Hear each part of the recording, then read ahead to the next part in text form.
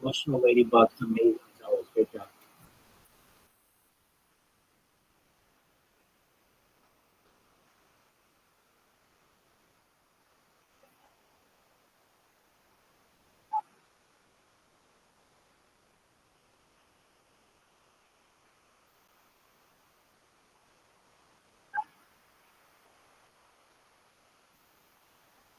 That's okay. This is great. It's your turn.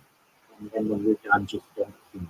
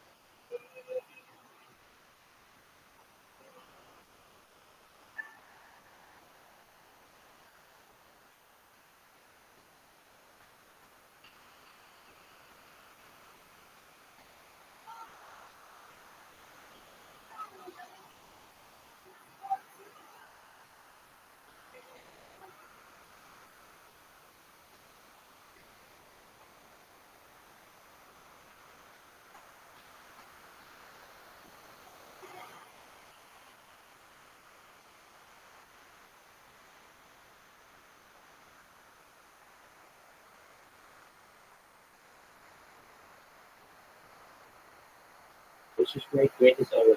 Beautiful.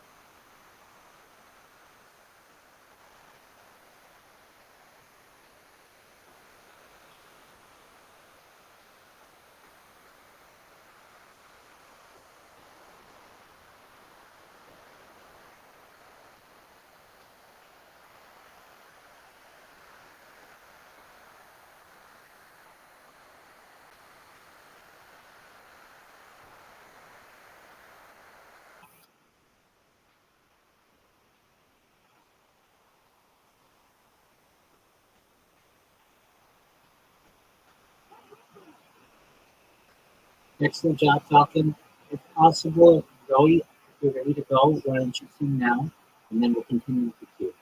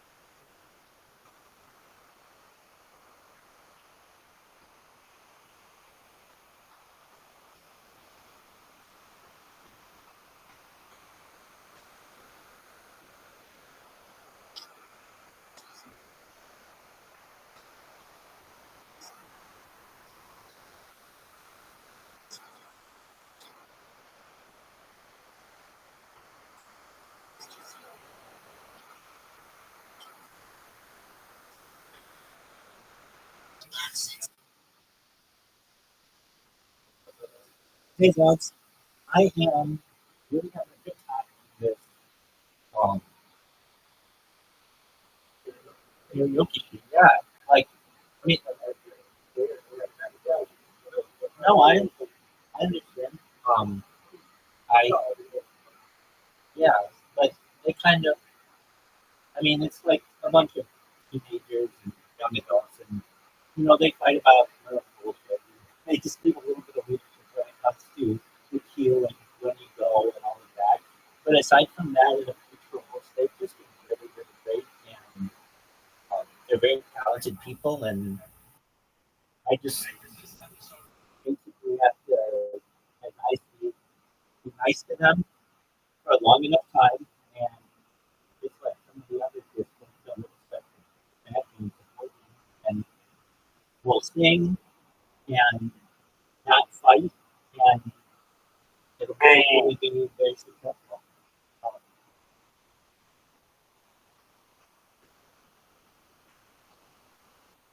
I'm just gonna have to listen.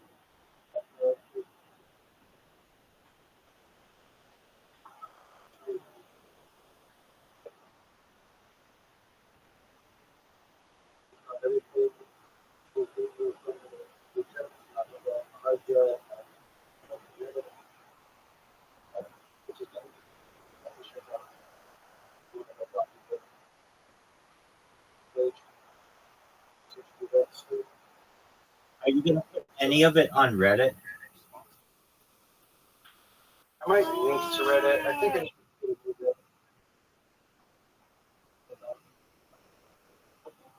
So, like, I'm telling you, if you what you do with it, especially with uh, the Reddit, I think it'll be very popular there because it's you. It's like we've seen all the same pictures, things, but if you have new content, you do. I think people will eat it up. But, and sometimes on some of those Discords, not Discord, Reddit, they don't have a new account. And they might not like posting there.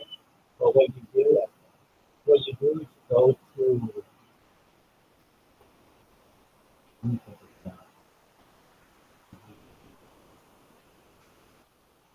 it's like explain to me like a guide or something like that. Um, and or one of those that's very popular uh, subreddits, and um, you filter by new. And so somebody will be like, hey, explain to like a guide why um, I don't know, why you should wash your hands after going around. Okay. And so if you notice what happens, no one will have answered it because it's a very new question. So you go in and you just be like, the reason why you wash your hands after you brush your teeth is to ensure that you clean off. Let's just say, fewer people know about what takes 5 days. Just make sure that the hands are clean and not a bad idea to make sure that the team is clean. And while that may not seem like the most amazing answer, the fact that you're first means that everyone will see your answer. And go, oh, yeah, that's the one. And then they upload it. And you have like 600 upvotes, right? Like 2 hours into it. When if you were to go to one of those questions that already has answers to it, nobody's going to scroll down all the way to the bottom of the board. And yeah, I find that that's what I've read people do, and I do that as well. And you'll get like sometimes you just need like 100 cards to be able to play from some of these, and you'll get it in an hour or two. Just answering like simple questions for people, or um, even sometimes people will already have asked that question earlier. You just look what the top comment is and put whatever that is. Then basically you have a usable Reddit account. You have a Reddit account without any comment. It's not a lot.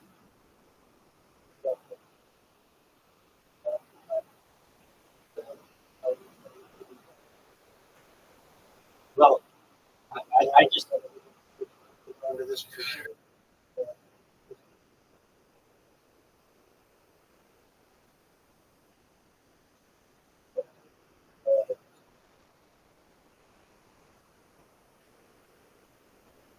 When it comes to that kind of stuff, I think Reddit works out.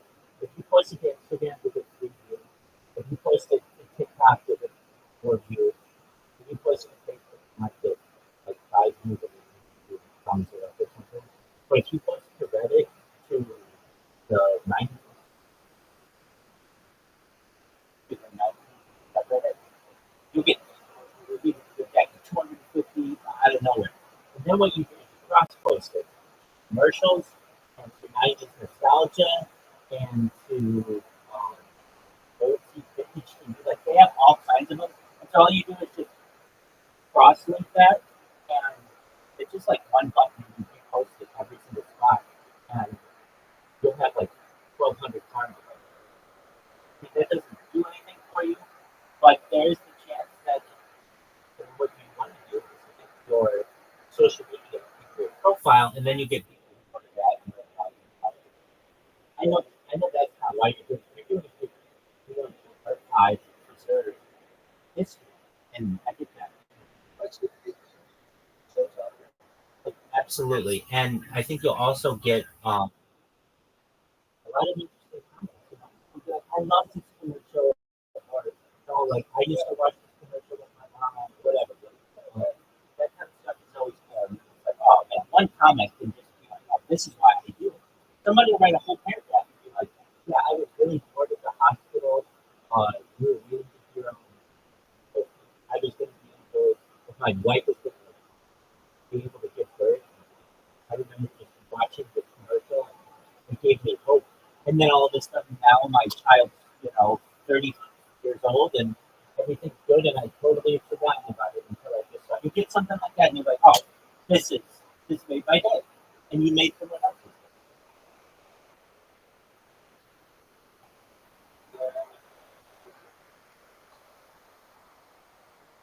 I mean, I wasn't a big I'm not still not like a big, but it is the whole app of the website that they're really um, I I mean I do literally like I'm entertained all fucking day, 24 hours a day basically.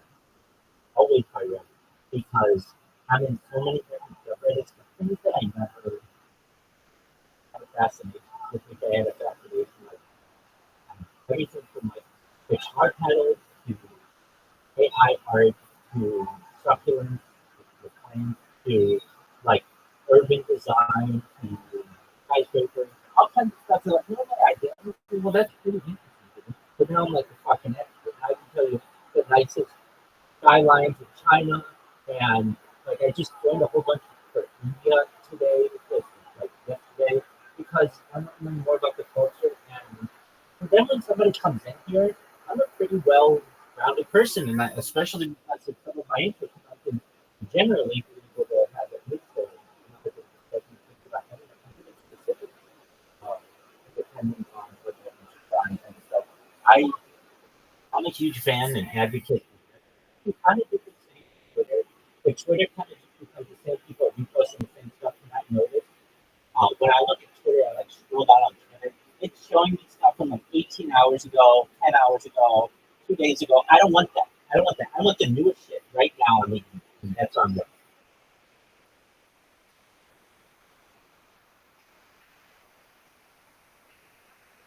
In fact, let me see. If I go to like commercials, like, where just there, I think there are things like let's just say you said you had like a spring commercial with Guinness. So that would work for telephone. Um, and they have like vintage telephone. So like people who are into like television, telephone collection, they do that. But when it comes to like television, um, it would be good for television. It would be good for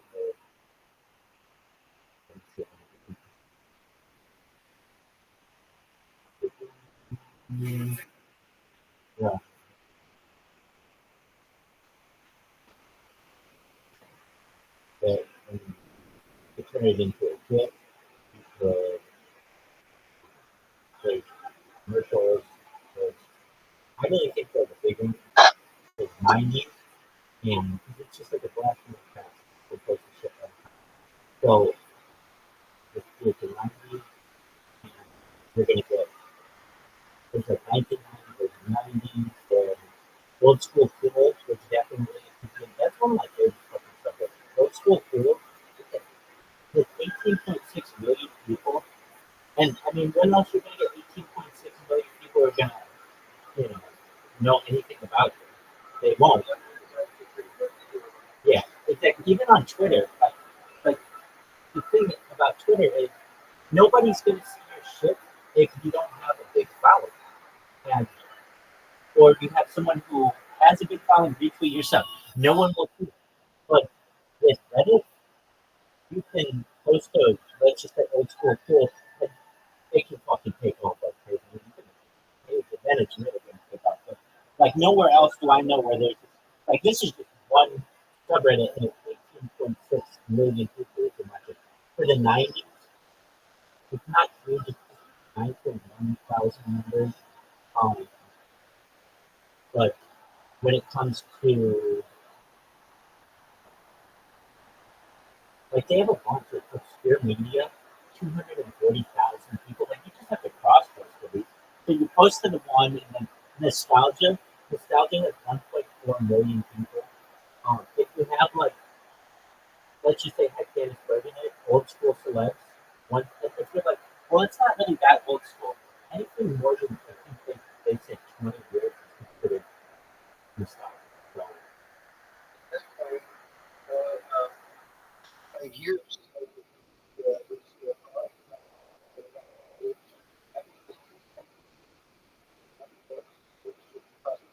like, oh, Unless that rule has changed, I think that rule should change to at least 30 to 35, but that's just me. right. Um,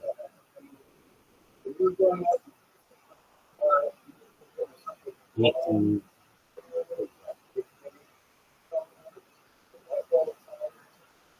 right.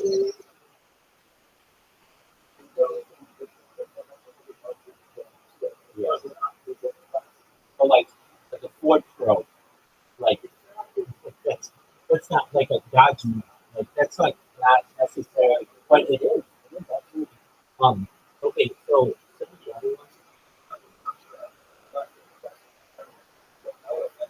there you go. So like the '90s one has 299,000. So there's 300,000 members, and they'll eat the shit up. They'll comment on it. They'll share it, and they'll even cross post it. So I mean, you can. I would use this. I don't know if you want to but okay, so you get your commercial, whatever, 30 seconds. Then you just put your whatever. Uh, and then it's on there, and then if people share it, they're gonna your shit goes with it. They don't really and if you don't want to do that, if you just want to your media, then they're still gonna really share it. I think that's really so there's a good support.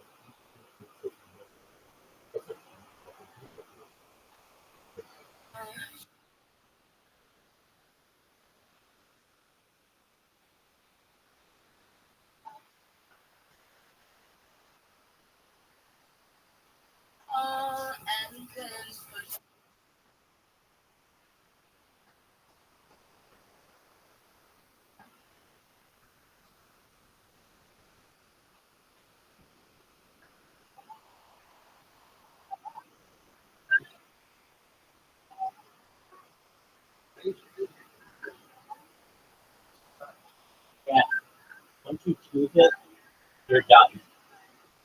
What if you didn't? Oh wait, then you have one chance. Hold on. Then I believe you have one chance.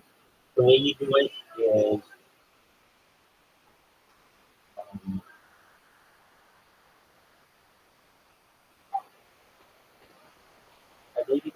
file? Are you on the app or on the computer?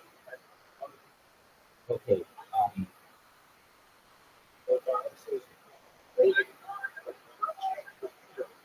yeah. Um, I think I remember using this at the time, but you can. Once you, even if you take their default name, like, great, this is your name for life, whichever. Like, let me that you can do.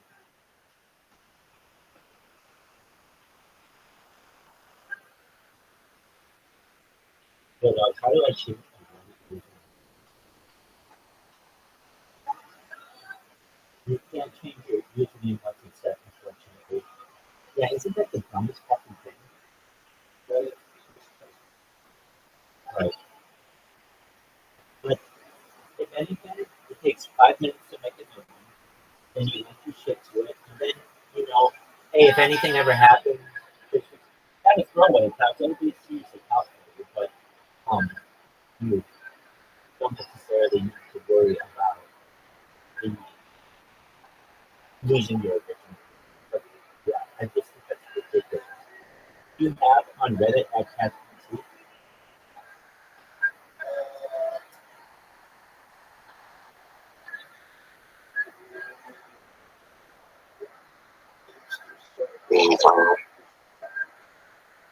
Did you lose the account? Yeah, that's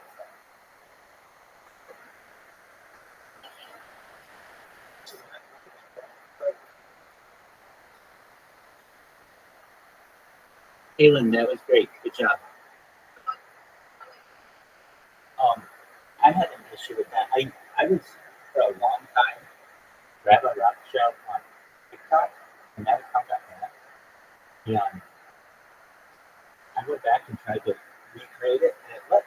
It was like after 2 years of being locked out, they gave their name back. And so I was able to get it again. If I were you, I would go, I think what you want to do is go reddit.com /r no, reddit.com /news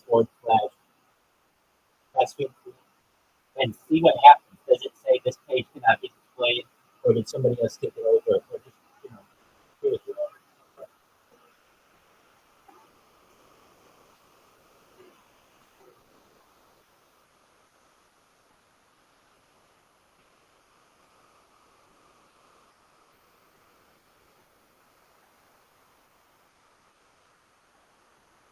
It looks like the users deleted their account.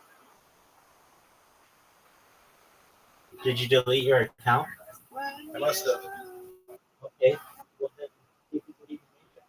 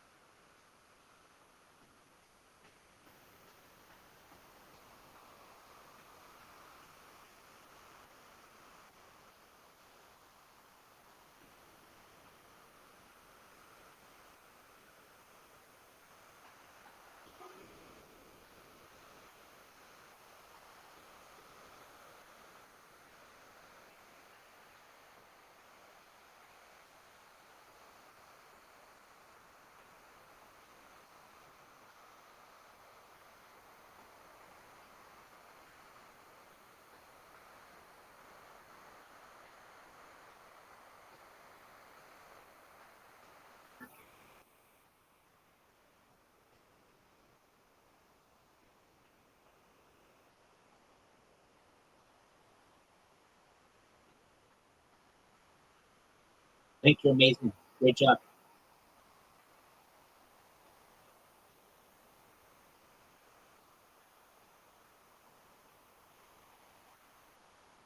looks like bow arrow is next, but they are not here. So we can perhaps keep it in for the next person.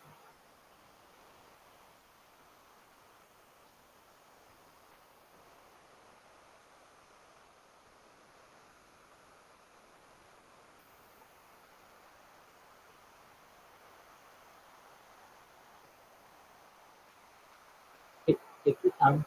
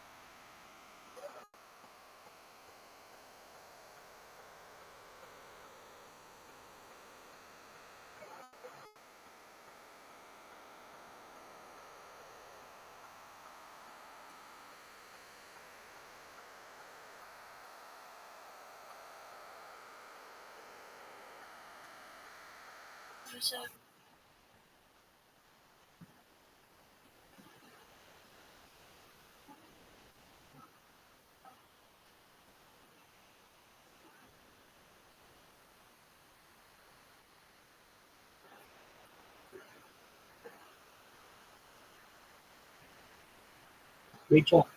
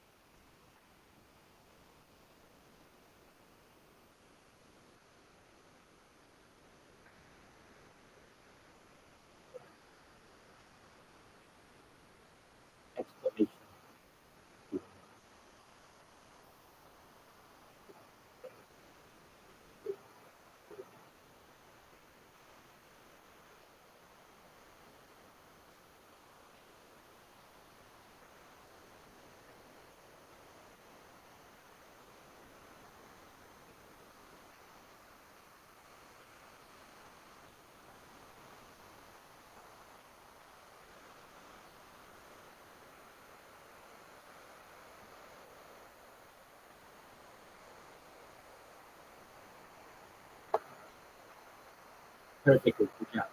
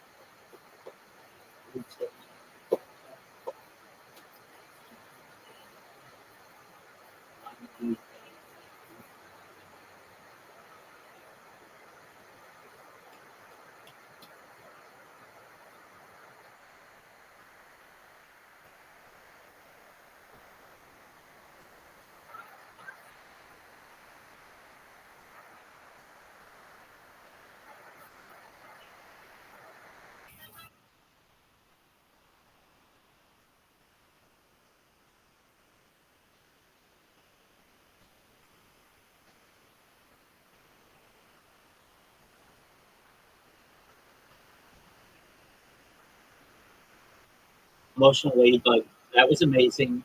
You did better than Nancy Sinatra. Love the song choice. Excellent.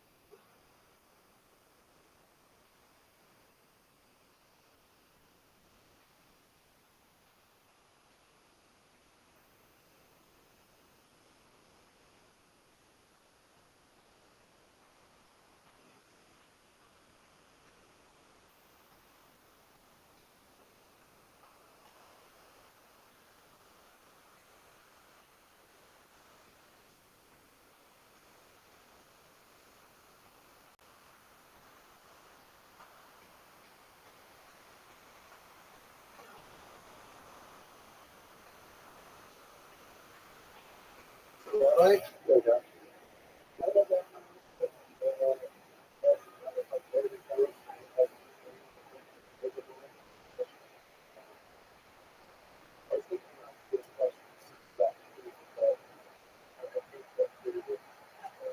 Why don't you do? Well, I don't want to have to start all through, but you're tasking C in the capital DOT.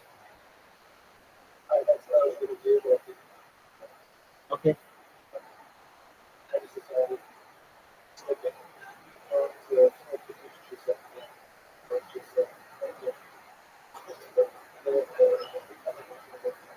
There you go.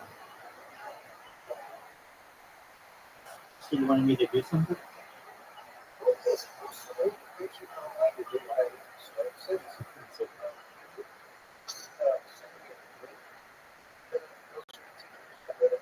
Excellent. Sure. Um, I'm gonna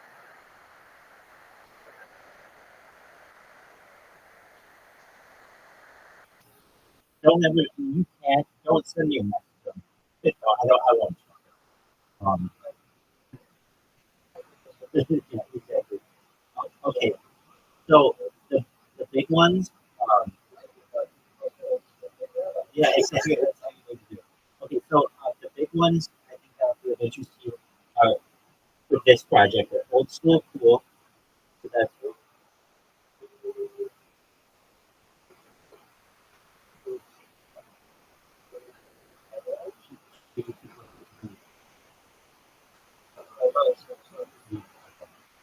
and then another one that's actually like three of them. Okay, type in 1990 S. 1990s. That one has 9.1 members. 9.1 thousand members. Sorry, I did the same thing. Okay, then the next one you want to do is just 90s. Uh, 90S.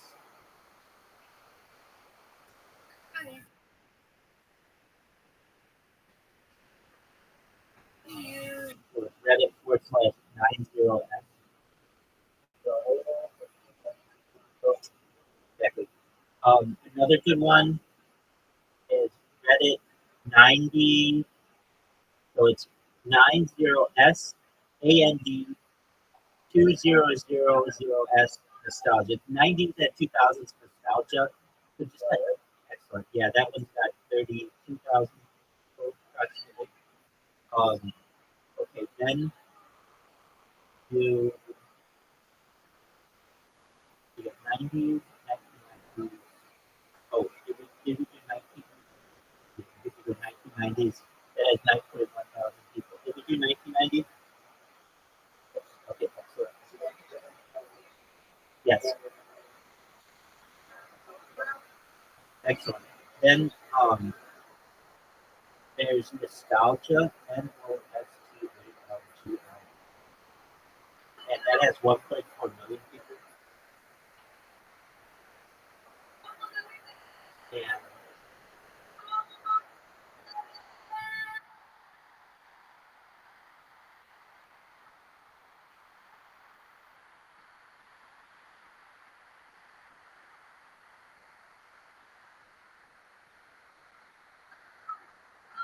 there's another one. It's 90s nostalgia, 90s nostalgia, NOSTALGIA. That's 3.6, 3.9 million people, like 3.9 thousand people. But you can cross post. So like once you get your post up, then you can cross post to a lot of these. So some of them don't accept it, others do. Just kind of depends on how it works, how it was created. Okay. Then there's television.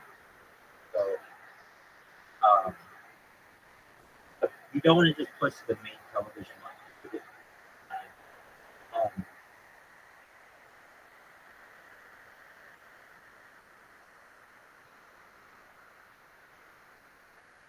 so I mean, they're actually a bunch of that you can do. Videos, it's just Reddit forward slash or r forward slash videos. That's 26.8 million people.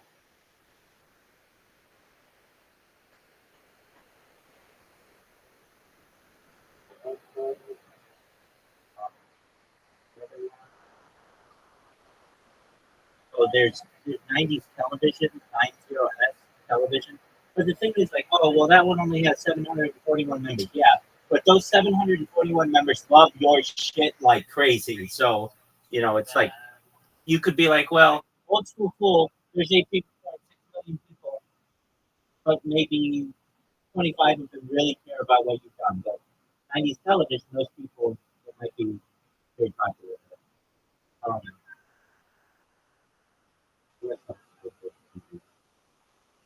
well, without knowing what it is, that's that's a good start. Um, yeah. Now, what you want to do is just like let me look at old school food. Old, okay. Um, if you wanna be able to post it's okay. So you must be. It must be 25 years old. Everything from 2000 after let's have a year, a decade, and a half. What I'm trying to say is you have to be very specific. So fucking specific about what their rules are. So you would say like, I don't know, we're gonna use Candice Bergen as our example. Candice Bergen 1990s, 1992 or whatever commercial, whatever. No offense on the time. Don't mention the death of relative entitled. A repost less than 60 days. Must feature a person. So if you were gonna do it, it has to be like Candice Bergen or whatever. Um, no publicity photos of celebrities. Uh, and oh, interesting. No TV clips, movie clips or stills. Videos of live performances plus home videos are fun. Old school cool is real life cool is not fictional cool. So that one, like, I don't think you would want to push to there exactly. But for 90, it's just commercial.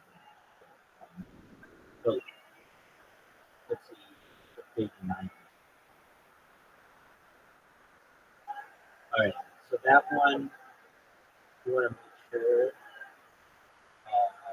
post must be related to night. There's no law for post. Self promotion is allowed once weekly with community participation. So just be careful of that. No not safe for work, no gatekeeping.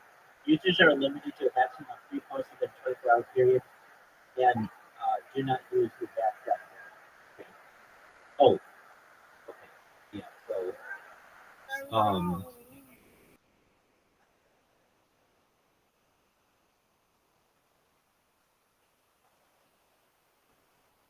now, well, also you want to be careful too. Let me see. I don't. I don't, I don't know how to check about how old your account has to be or anything like that. And I don't. Sometimes you just might not know until you post it. But um, I mean, that's 300,000 people, and then you can cross post it to whatever you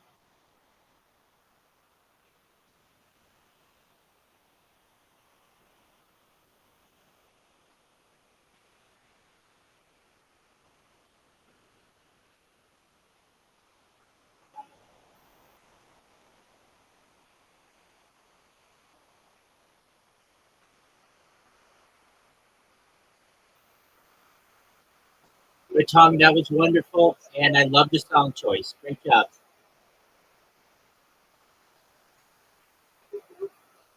I was stopping thinking, what did it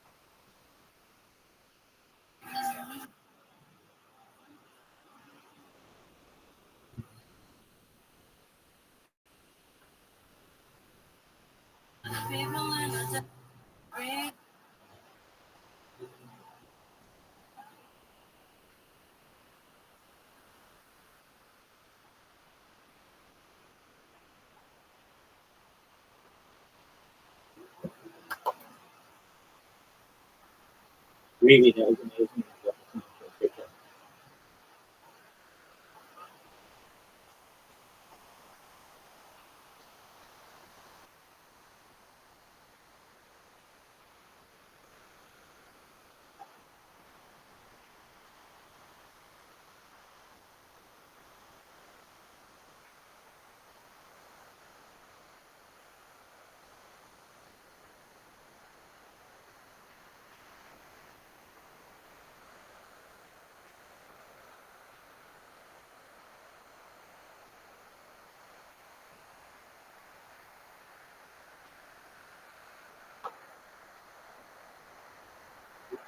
Exclamation point.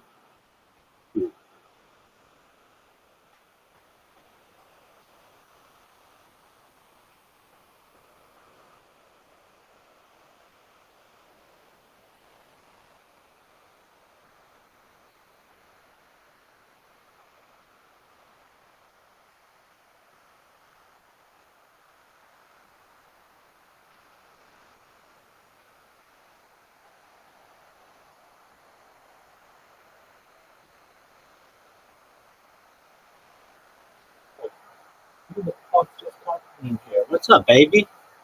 2 minutes ago. Yo. Hey, how are you, dog? Welcome. Hi. Come to my Discord.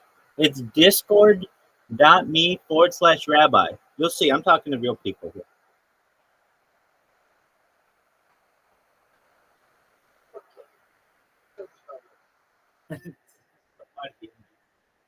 Which is cool. I mean, hey, oh boy. It's the second one. Oh, what is the name of it? Um,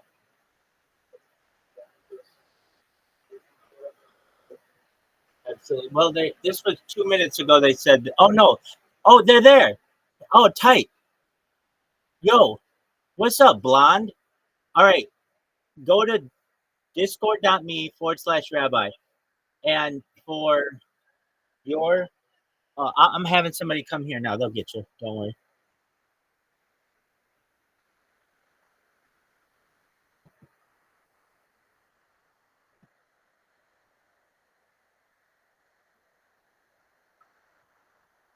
Go to Discord.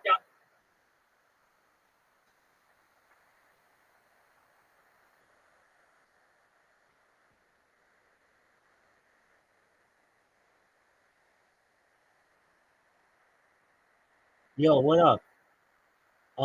Just one moment, friend. Oh, Caspian, so you found it. Good job, big dog. All right, get them to the Discord. Go to discord.me/rabbi. discord.me/RABBI.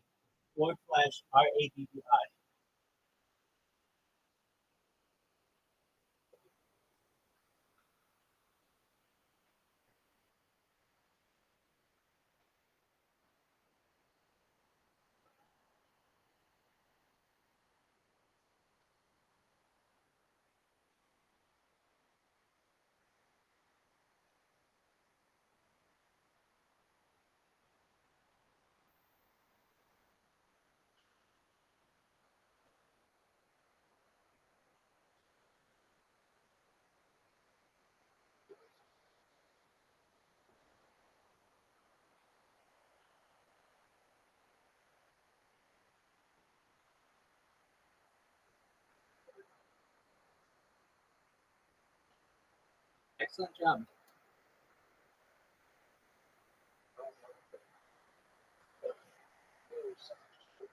No, it's just small. What up? What happened?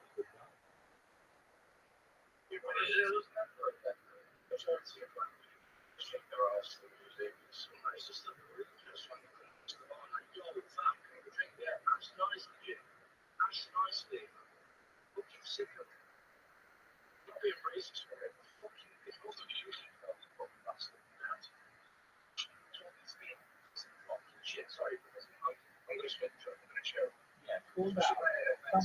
Calm down.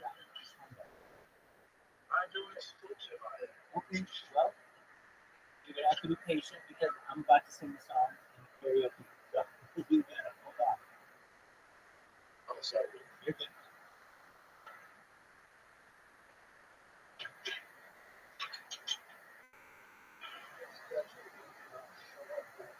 Yeah, dude, it does. It stops it. So what you do is you have to put spaces in between Discord and then space, then the dot, then space, then me, then space, then a forward slash, then space, then Rabbi.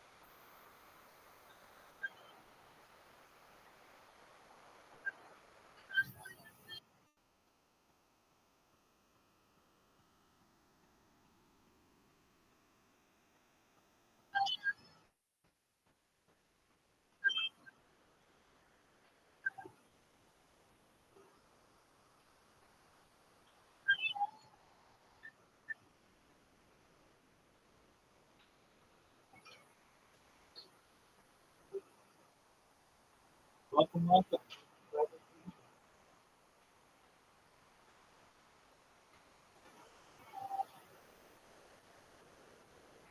Got it.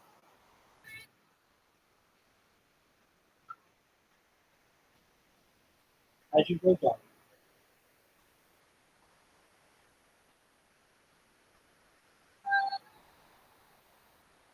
Okay, well, not a surprise. I've always wanted to basically.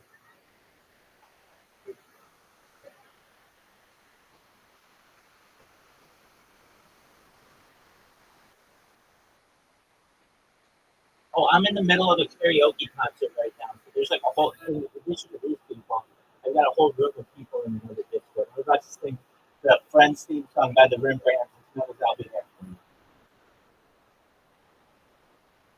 Yeah, I'm very well aware.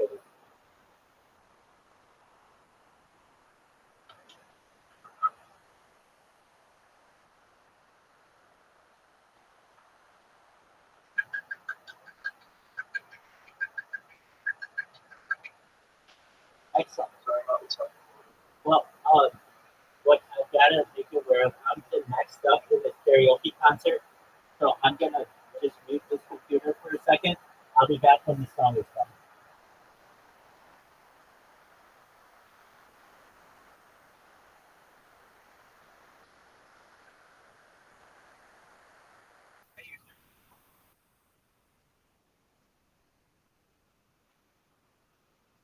All right.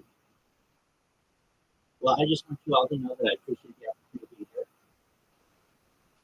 I am going to be singing Friends theme song. It is known as I'll Be There For You by the Rembrandts. If you don't know who I am, I'm Rabbi Rothschild. Here we go.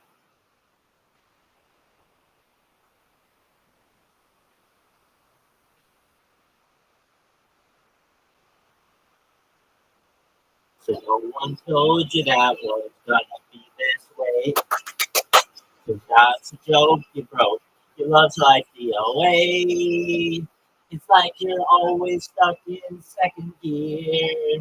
Well, it hasn't been your day, your week, your month, or even your year. But I'll be there for you when the rain starts to pour. I'll be there for you like I've been there before. I'll be there for you 'cause you're there for me too.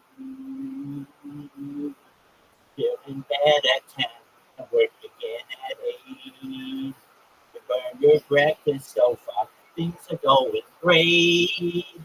Your mother told you there'd be days like these, but she didn't tell you when the world has brought you down to your knees.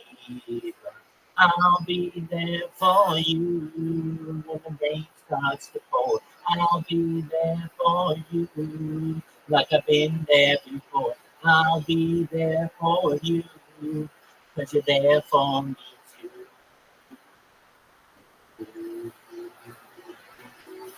No one could ever know me.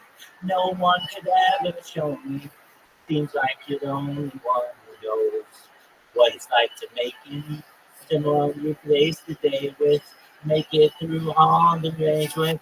Someone I'll always laugh with. Even at my worst, that's with you.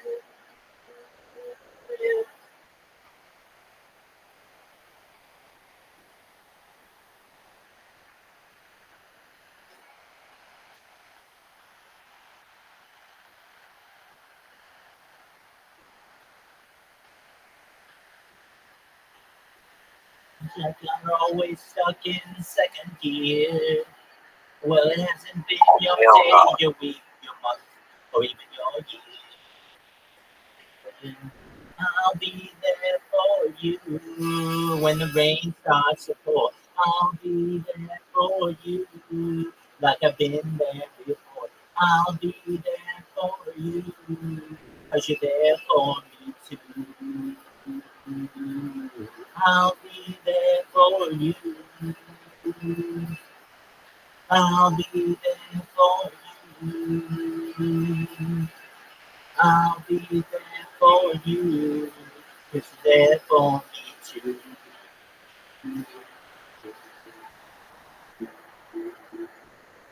That was my birthday. That was cute. Thank you for that.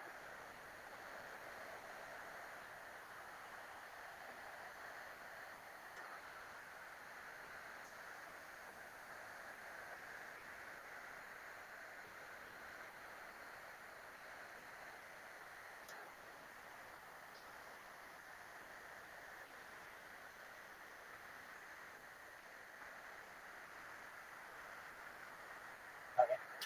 What's that? So done. Yeah, good.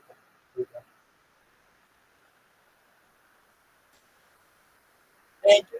Look, man, thanks.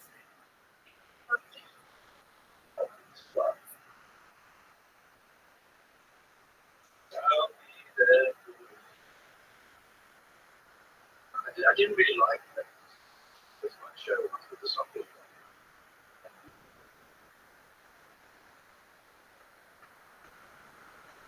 That's all it. That's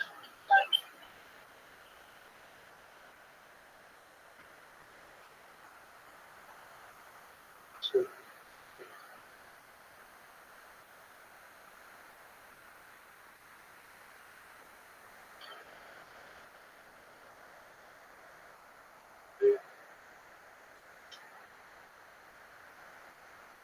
I really go for that. I was just going to say, you weren't gone long at all. It wasn't that long. It was 6 to 11 East. But Did you have to confiscate all the stuff?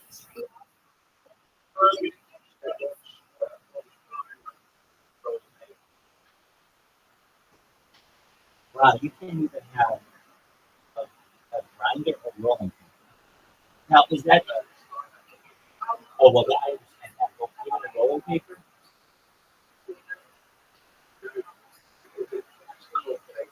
if it was legal, right, yeah, which is what I stopped and stuff. I told him, I building my house. Like,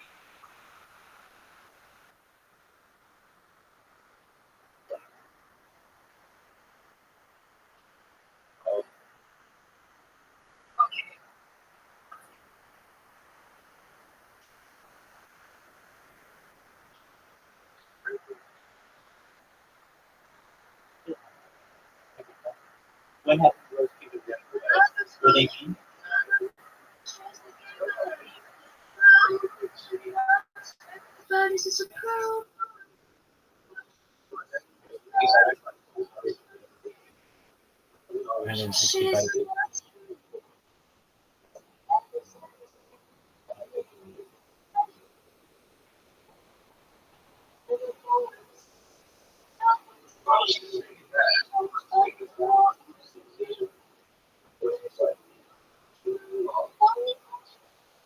Well, feel free to. Just find out what questions they are okay.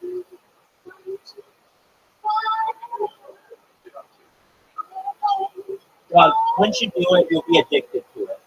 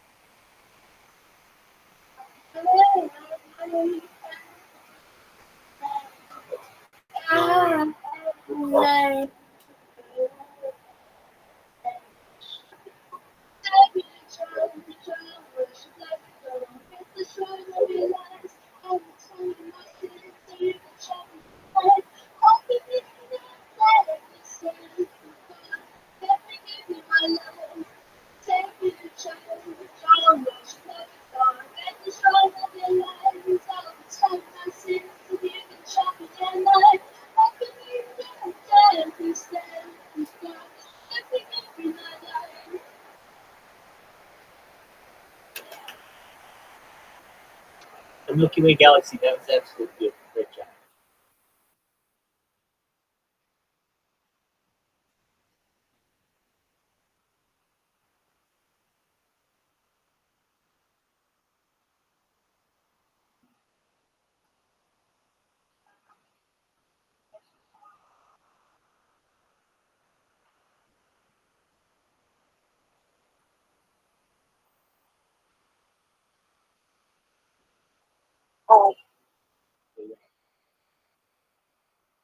I just want to say, it's been an absolute pleasure to be here. Take care, guys.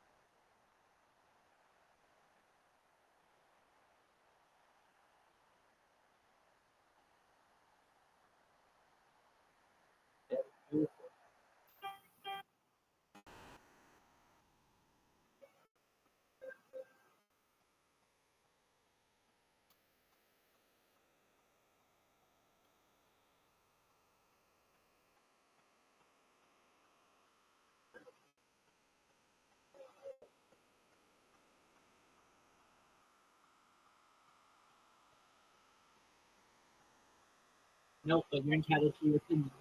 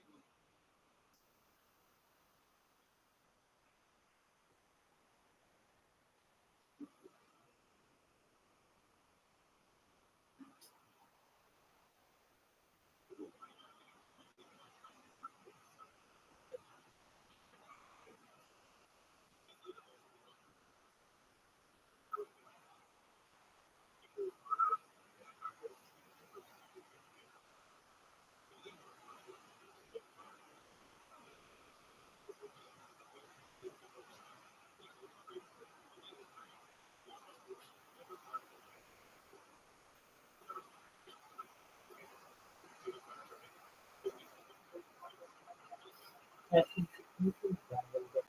My bad, I'm sorry.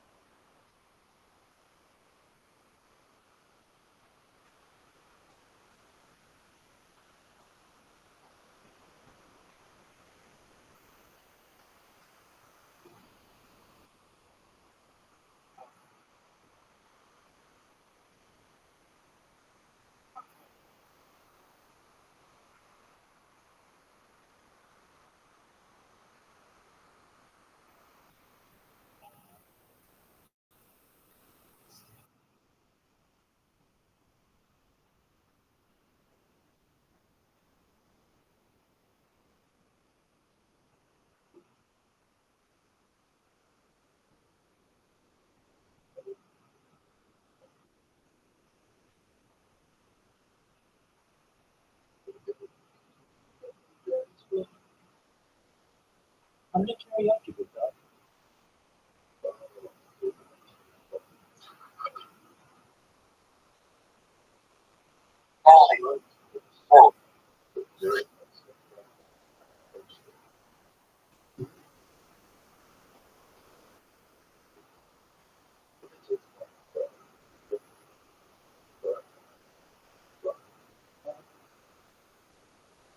Are you gonna play your game? Are you gonna play your game? Are you, are you going to play your game? Yeah.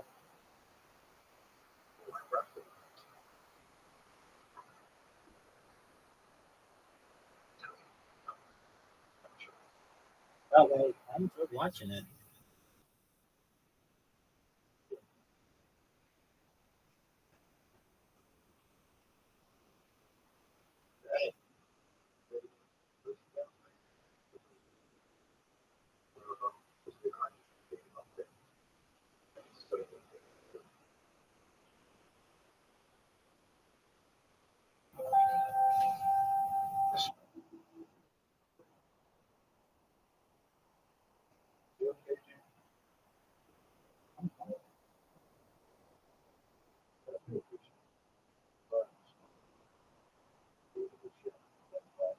Yeah. What's important is that you're doing that.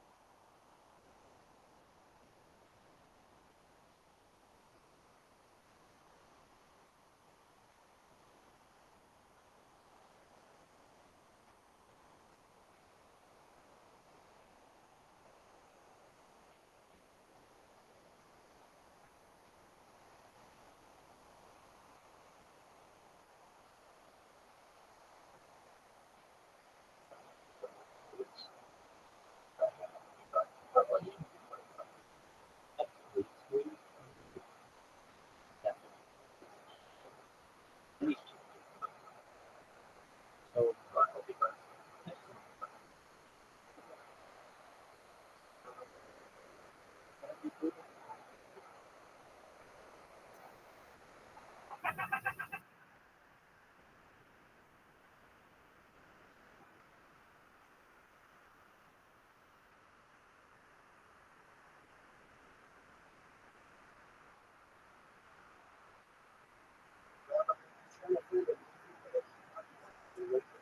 all right. Hold on a second. Hold on a second. Hold on a second. Okay. Okay. Tell me everything about it.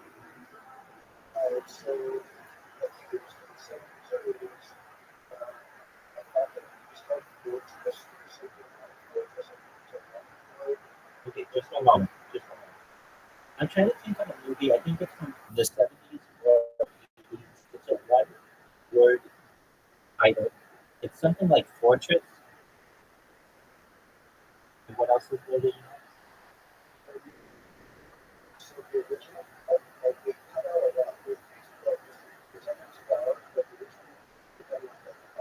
Okay. Just one moment. Just one moment.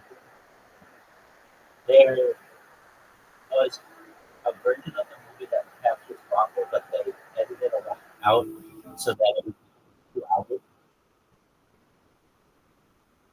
What else do you know about it? What was the set?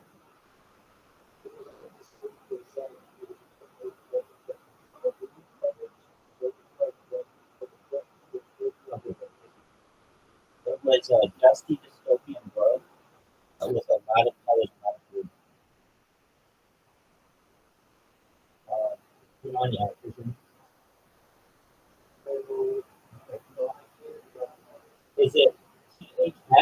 11:38. Give me 25 different gems that could have been.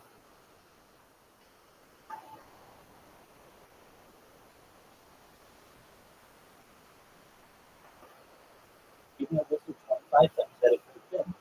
Please.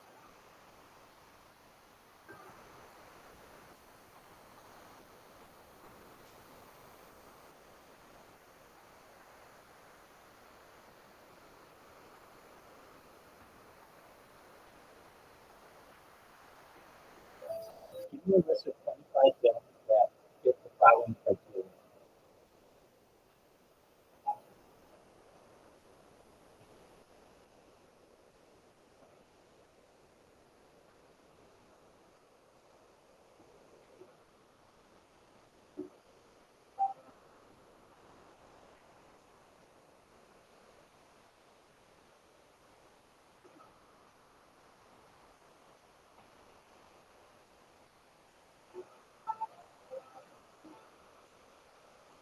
All right.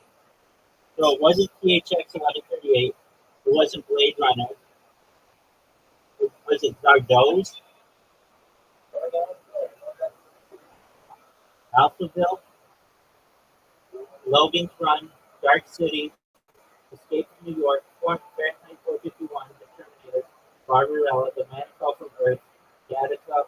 Videodrome? The Omega Man? Soylent Green? The Running Man? Altered States? The Ways of Heaven? Mad Max? Robocop? The Quiet Earth? The Final Countdown? Total Recall? Westworld. That was 1985.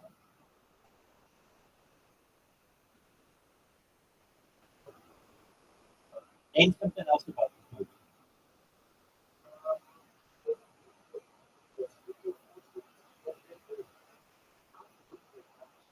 Okay, stop.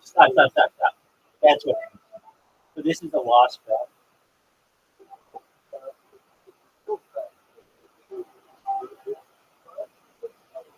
Okay, hold on. Half the movie is lost. There is an edited version, but a lot of the video is lost.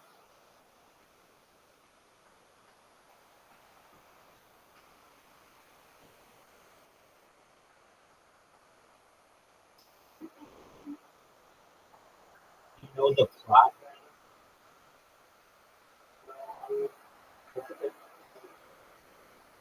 Okay. I did this the other day as a slot, and I did so. Okay. Dark Star, A Boy and His Dog,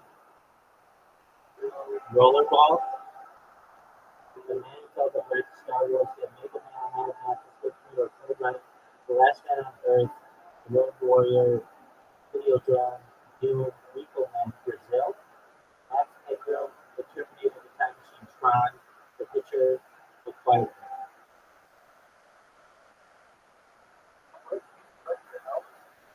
Who? Rutger Hauer? Rutger Hauer was in it. Yeah. Here was your football, and it just put everything in my.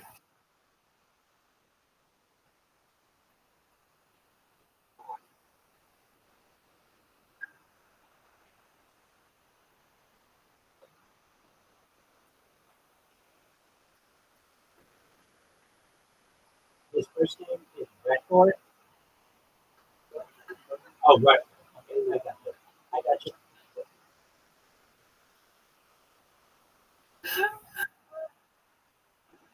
All right. Um,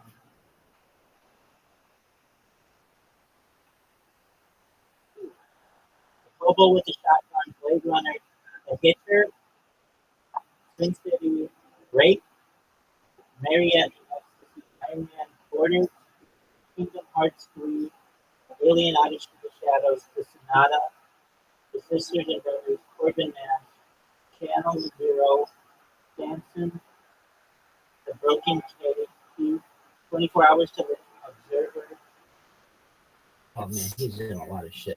Okay, Yeah. I'll just do it.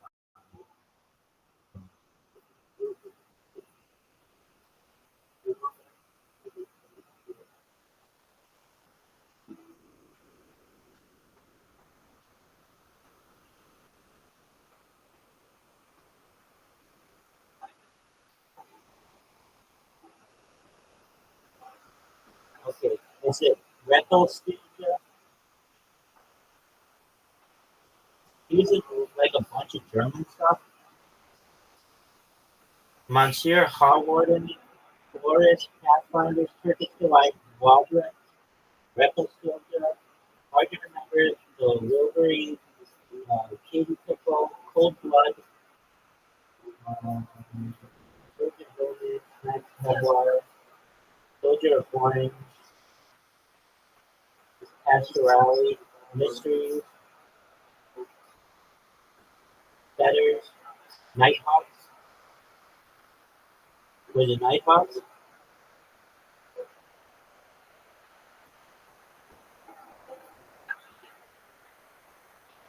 Okay, was it a British film or an American?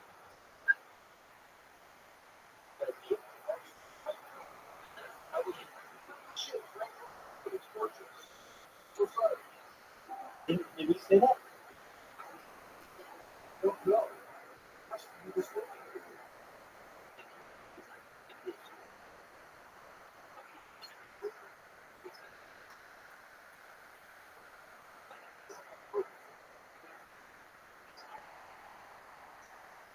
Somebody said Fortress. Did you say Fortress earlier?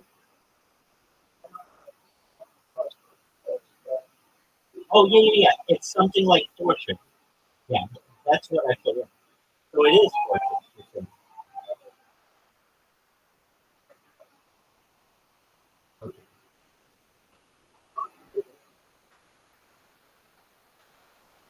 Was it produced in theaters or was it shown in theaters? Okay, so that's the name. Okay. Okay. So I think it's from the 78 or 90.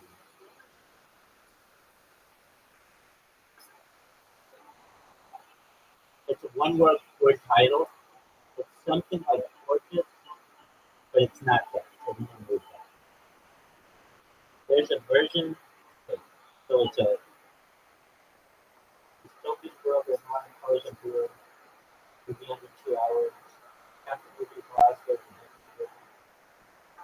It could be a European film. I believe it was released in theaters.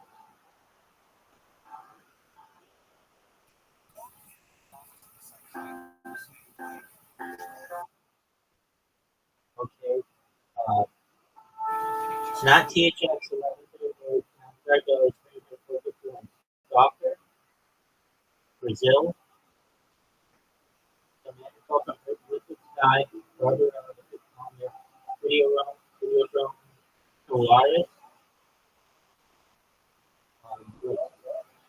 Barbarians at the Gate, Akira, The Holy Mountain, 1984, The City Boss Showing Doom, Dark City, The Last Emperor, The Cube, Eraserhead, Repo Man, Bando Elite, The Navigator, A Medieval Odyssey, Les Jetés. Name something. Name something else about the movie.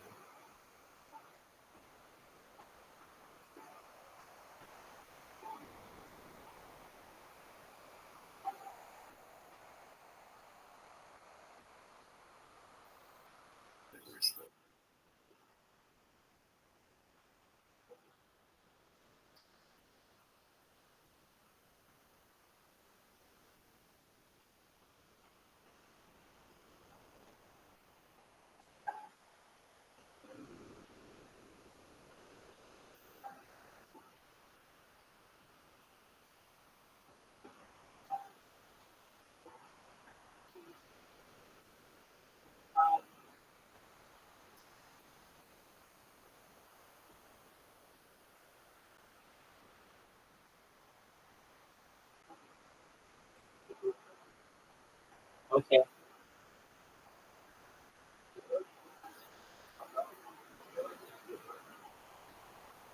Infringement of actress.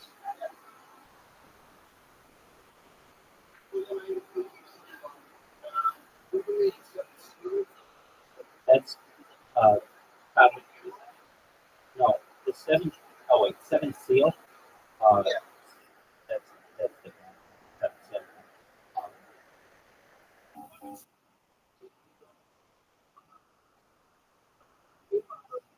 Oh, Ingman.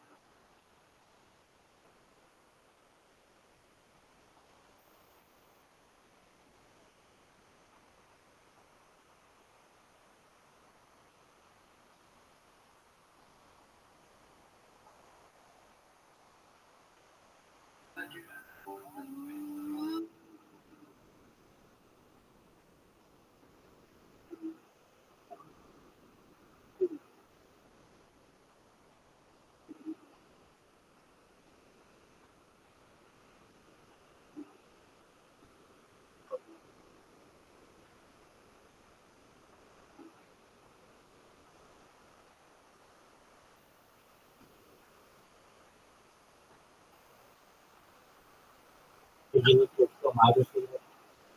Yeah, I did.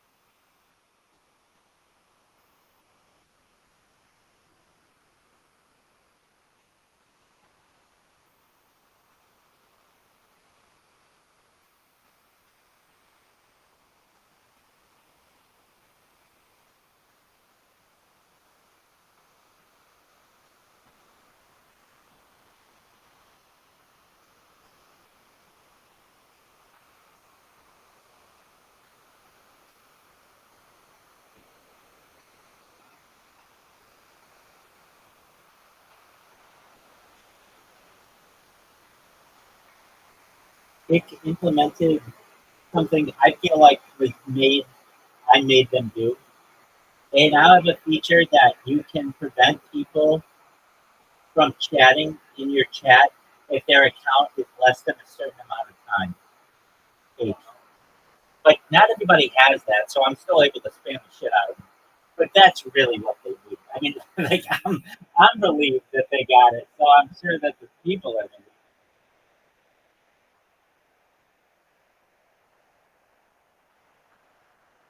relieved. But it's still, I still have free reign on most everybody else's chat. I mean, I'm spamming the shit out of this guy right now. He's got a ton of people watching, and then um, I make all these clips of people. I bet you half the clips of the entire website have been made by Rabbi Rothschild. It's incredible amount.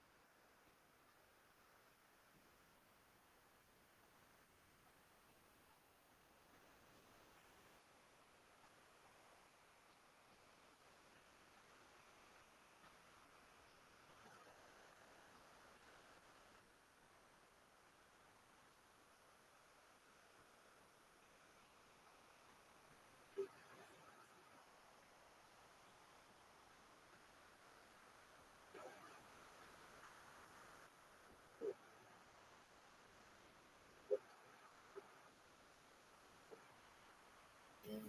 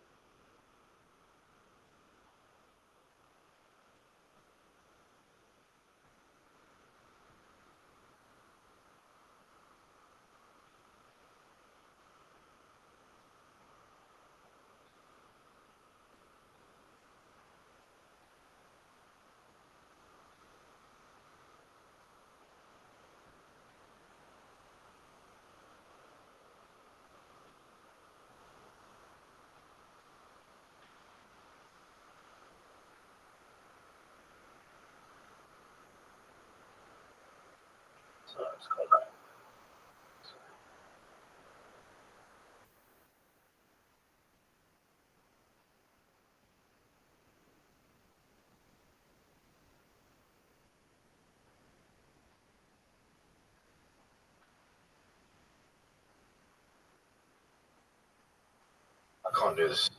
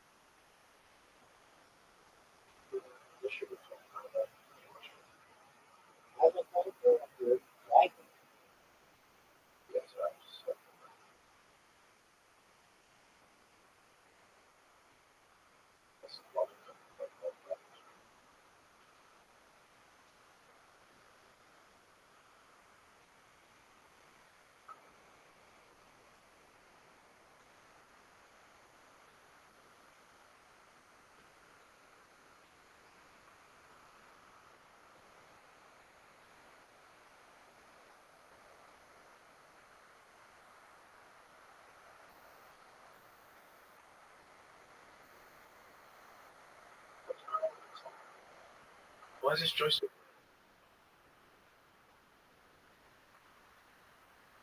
Oh, come on.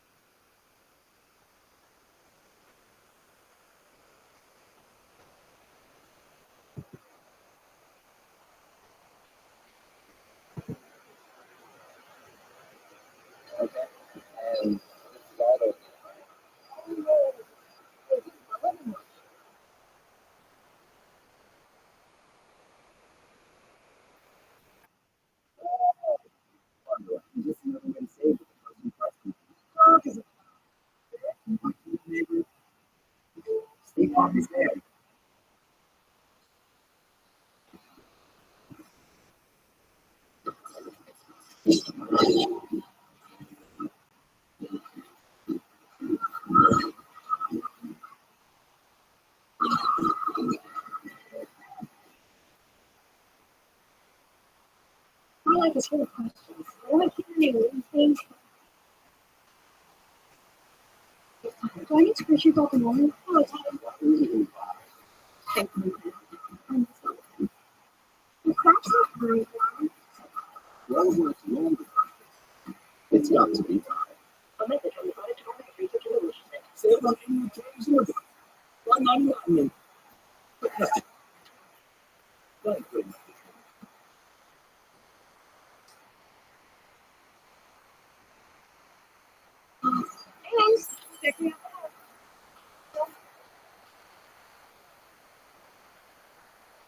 forget the big. If I try to say this now, All eyes will be on Texas and Texas A&M to determine show the march in the SEC. 14-2. And the movement is going to back them up. That's a good shape for the first switch.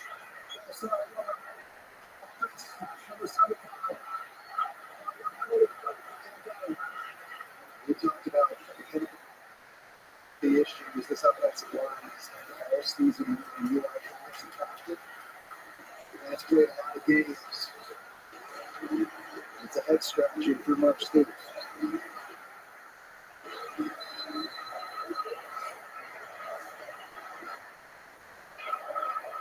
So now 4th and 7 with the 2-minute timeout.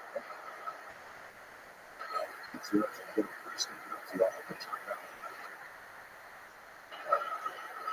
On the 17 goal is the true freshman.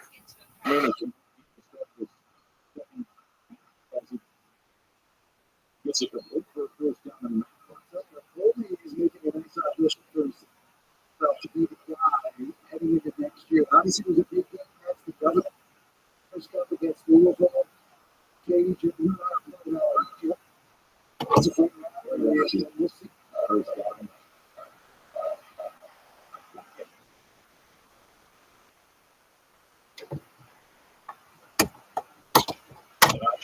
And running out of options, all this 10 yards, which is just away. That was the count. What's your phone yard line? You hit us that real behind. We got that. What's that time? This has Samaria against the Turtle. Like it's hitting the head there.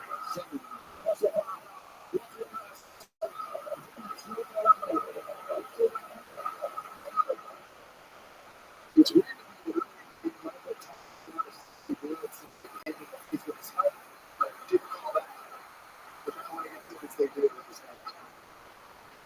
Again, you just look at the consistency.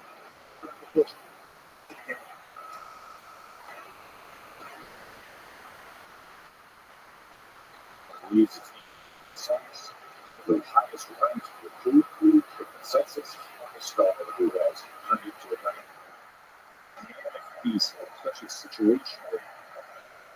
Keep the Bowski's defense. The first down for the penalty. And wide open and complete to Willie Rodriguez. True freshman to true freshman. And it's small window. Anticipated throw inside coverage. You got to put this between three defenders. This is tough. Straight set. But it's recovered by Kentucky. That was not good. The only tackle who's in for Gerald Mincy. Right now, what you ended is stop checking on the edge to hold up the quarterback, and you're starting to see the results of that. Just way too much speed. Let's see what's off the edge. And with the time, we get a chance to check in with Oklahoma to Oklahoma. Holly. Oklahoma, the biggest key is getting to the number on the ground. He's been unleashed in the last 3 weeks, really using his legs, averaging 9.6 yards per carry. Jesse, but Vanderbilt told us that he just set the edge. He doesn't lose roll between the tackles, but if he gets on the edge, he's unstoppable. What kind of steps tonight? That sounds enough for it. Yeah, that's a great point by Holly. I think it's easier said than done. It sounds great to say, let's look the edge. Let's draw it up with a block for keep him inside the tackle box. And he's got so much speed. When you've seen time that's all we do. His ability to get out. Oklahoma, defensively, on Mason Thomas, they've got some ideas up front that might be able to neutralize something. But that speed for Jalen Miller. That's what I'm really excited to watch this game. Yeah, look at Burton space on defense. They can run. But it's such a challenge, obviously, against Oklahoma and some of the issues that Oklahoma's had on offense. But that is not up next. As Kentucky off the timeout. Unit 4 remaining. Oklahoma getting significant experience here. Texas, and he's driven instead of getting trained with another shot. Watch the speed to power rush. He literally pushes a 6-foot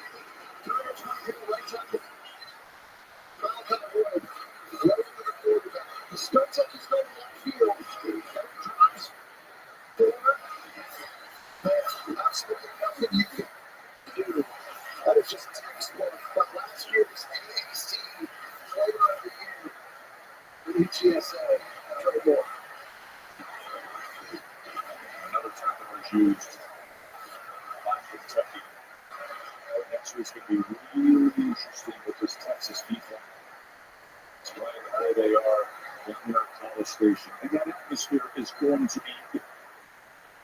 Also, the third down packages that Mike Elko shows you, all the exotic routes and the pressures, and you're dealing with the crowd noise at Cotton Field. We've seen this Texas offensive line play phenomenally well here tonight. They're going to have to take it up another level. I think a big question is going to be the help recruit viewers at the end of that. Well, after the sack, it's 30-42.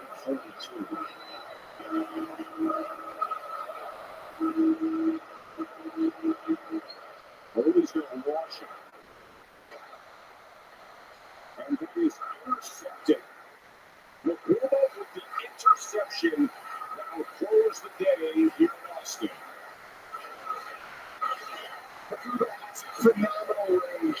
And he's already playing on that half of the field. But we talked about his ball skills. This is a great shot. Always trying to hit a goal down the right sideline. And the Cougars able to just go over and track it.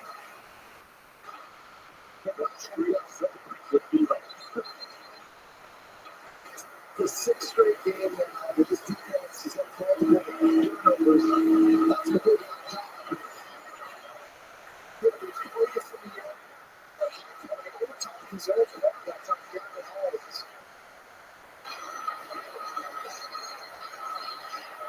The defense with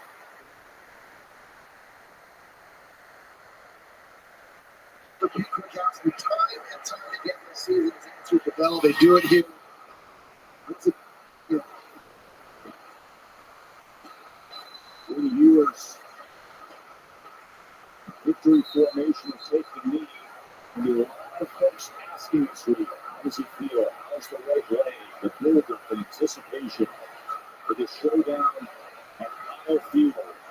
This thing got a little sloppy and choppy in the second half. But Jesse, it was that 15.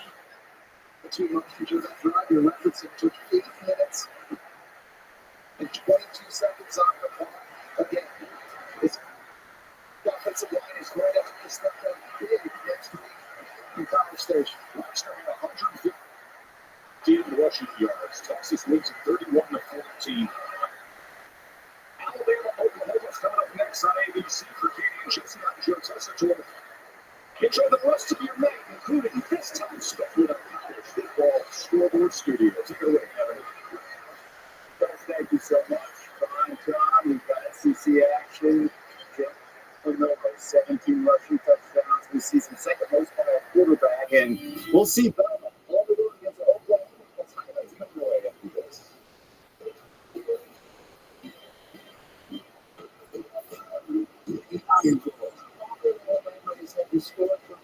Texas and Texas A&M. It is rivalry carries great significance. The SEC WBC next Saturday at 3:30 and 7:30 p.m. Eastern. I'm a dreamer.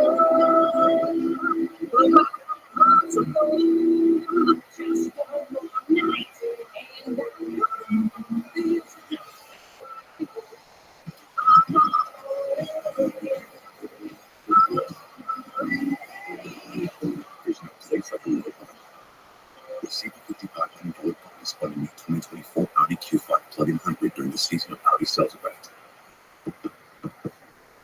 You want to bet? You just need a phone. Maybe some more. Lucky seat starts again. And if that's not your thing, you just need a phone. Oh, you got this. You don't need to know every stat. No, you don't. You just need to know the games and however you bet, you can roll with us. Start not to bet. Your sports book for every time. Welcome to Nissan. Are you interested in Just released in only for the spring. The E6 powered Frontier and the Nissan Rogue. Consumer Guide's Best Buy 10 years in a row. Thanks for your holiday shopping.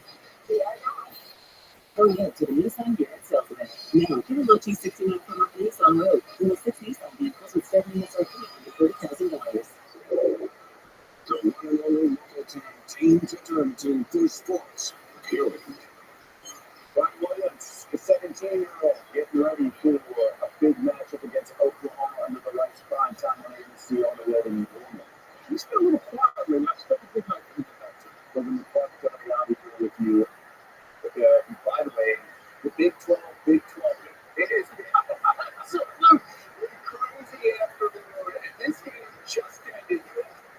See how it ended. It is Arizona State. San Diego State get over to 61 yards, and Arizona State, what a season. 8 weeks undefeated at home. People are coming off the loss, but you see Arizona State, they're up 28-9. Here comes Jake Retzloff now. Long coverage there in front of the corner behind the safety of the club. Jalen Marion. Oh, that big lead now. Shrinking.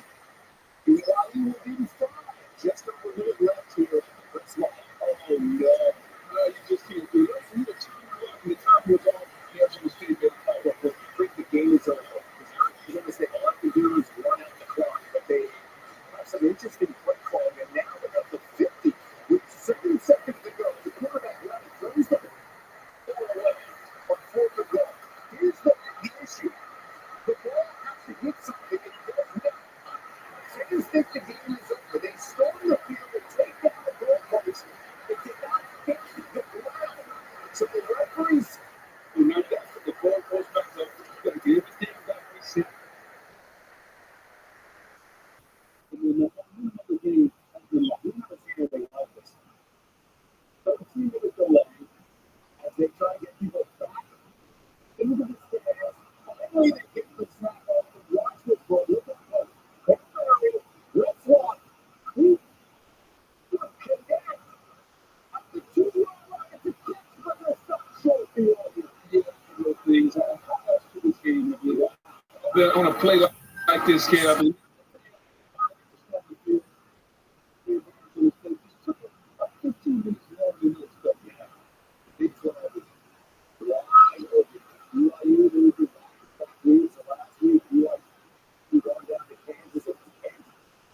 They're healthy and they are dangerous. They knocked off the Iowa State. They knocked off people.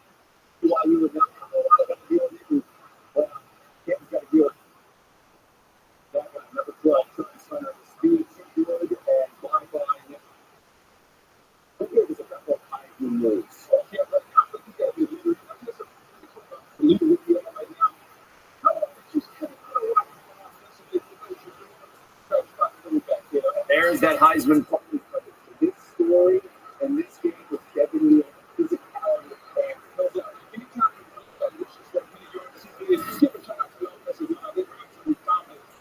so here's a look at that chaos now that Kansas knocked off Colorado, and you see with a lot of teams tied, and this gets left to Iowa State back in the conversation.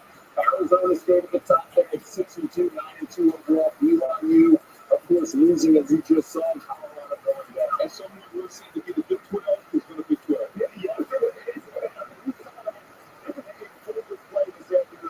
wide open this race, as you saw at the top of 4 teams in contention. Meanwhile, Penn State number 4 in the country, in some trouble against Minnesota, but drew out of he has to play from a little half roll to the left or all the way back to the right. Really good comeback through Allen. Massively special teams kept them in the game here. We got upset really. I believe it's he called that once the Philly special. I guess this is the Gopher special. One helped you win the Super Bowl. Drew Allen for the score here. Allen, the maturity that we've seen on the phone, getting a touchdown. All right, they're within 1 extra point. We talked about one block from Minnesota special teams. Here's another one, and there goes Ethan Roberts to the other way for 2 points. Yeah, there's always 3 phases of football: offense, defense, and special teams. And how about this? How about 2 points on special teams? What was that? Down the field there. Nicholas Singleton going in. Their backfield so talented. Let's say they're 23-22. And again, 4th and 1 point game. All the tribulation there. They're the blue one that's 2 yards. Let's give a shot to put it in for the keeper. Hopefully some of the coaches will probably football to play defense. He said, you know what? I'm going to take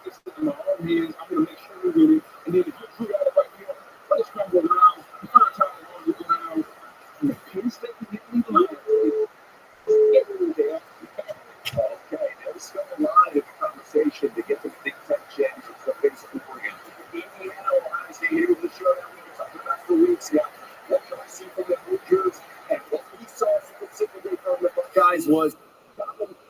After he had scored the first touchdown again, and after that, it was special teams taking over, kicking down to the house. Look at the house, they got 15 points to 60 yards special teams.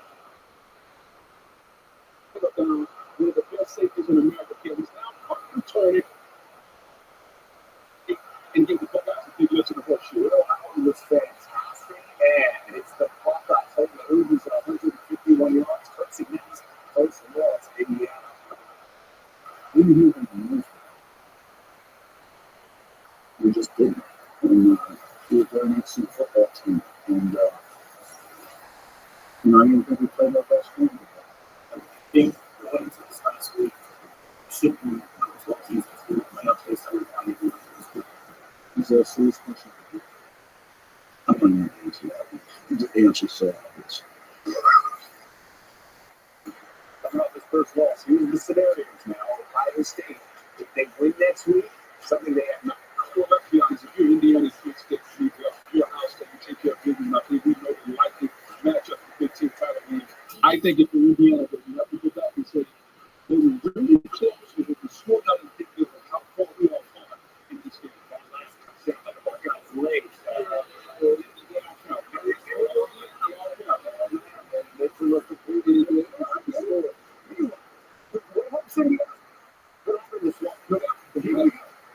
This is all this team coming off a bye and a dominating performance against Georgia, taking on a Florida team that just beat LSU. And Florida was completely different in the second half of the season. Jaden Ball, then Montrell.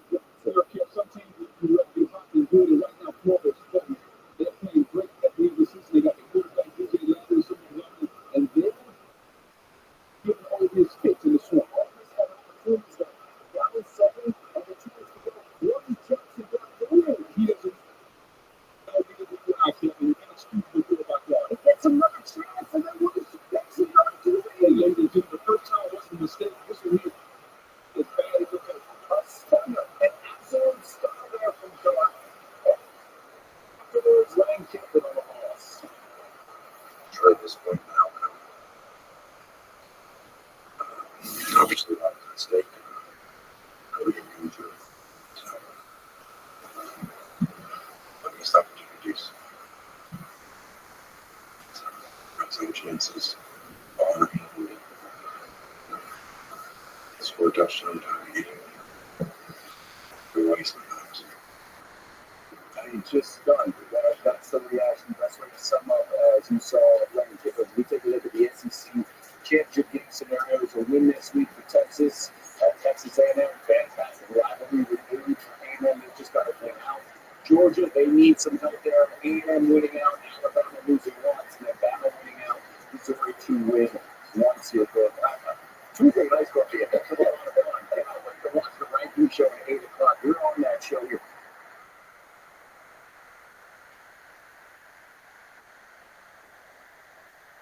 What's your biggest takeaway watching the Ole Miss go down and down and go down? Well, Ole Miss goes down. Ole Miss is a three-loss team. Kev, I said it from the beginning. I do not think a three-loss team is going to get into the college football playoff. I think there are too many good teams around the country. So Ole Miss, I think, may have just written themselves out. That's not for sure, but that's in my opinion.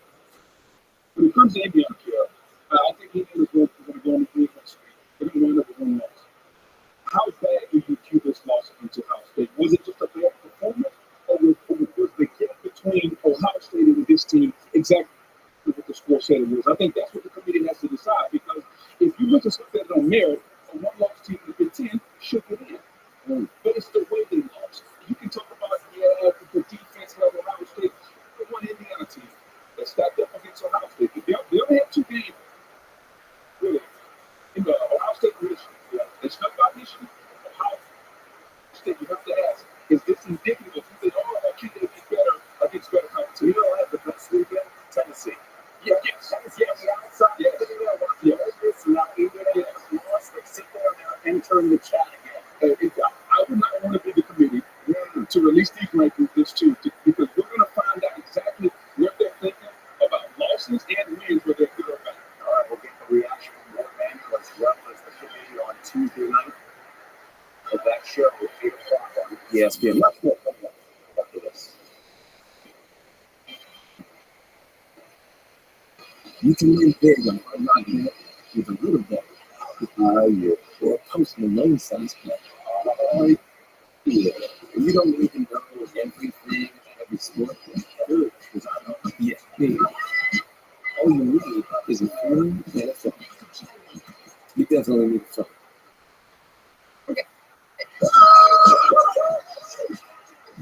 Big brands, every kind of play.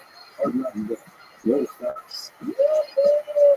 Everyone loves Black Friday savings, so our nation's holding Black Friday month long.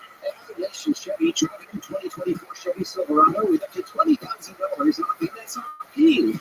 Visit our nation Chevy for Black Friday savings now. At Papa John's and Shakaroni's Bet is our extra big and ultra boldy super pepperoni pizza, the biggest of the big, with more cheese, more pepperoni, and more shack. Get the Shakaroni for $12.99. Only at Papa John's. Order now for rewards. Just explain what warranty. I know, but he's got that stare. This is good for you.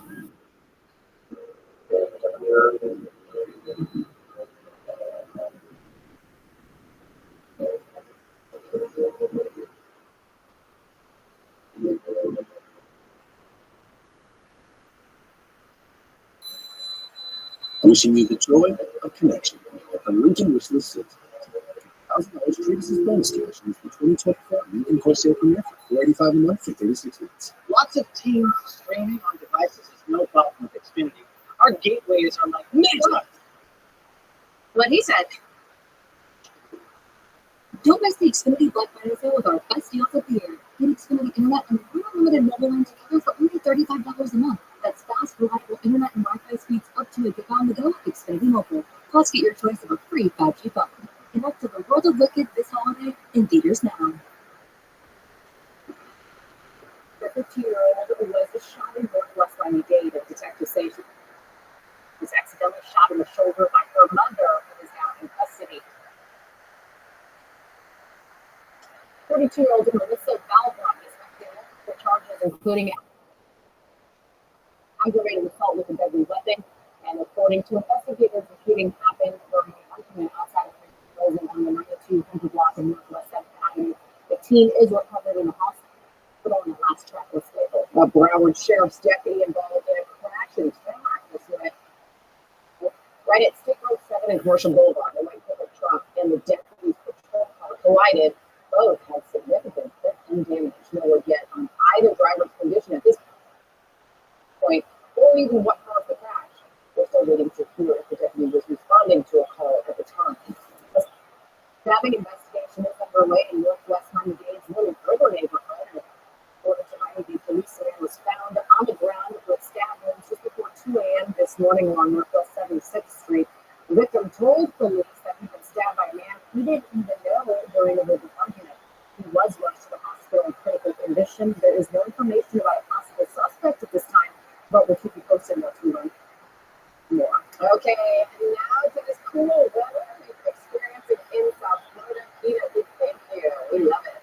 You're welcome. This autumn chill is fancy. It's the first episode so far. It's been about 9 months since we've seen those temperatures down into the 50s. And this morning in Miami, we woke up to 55 degrees in Fort Lauderdale, 54 was the temperature this morning. And as we head into the rest of the evening, we are going to see now winds moving in out of the north. That will allow cooler air to spill in again as we head into the night. We're expecting 61 by 10 p.m., midnight around 59, and then early in the morning on Sunday, this is what we're waking up to. Again, 56 degrees in Miami, 56 in Fort Lauderdale, 55 in Homestead, and the 60s across the Keys. So tomorrow, we are going to see our winds switch directions and move in out of the northeast by the afternoon, according to 78. All right, that's it for now. You can always stay updated at RoboChem.com. We'll see you again for 10 news after the game.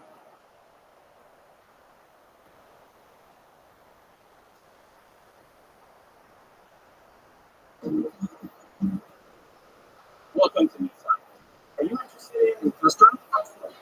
There's the all-new kit.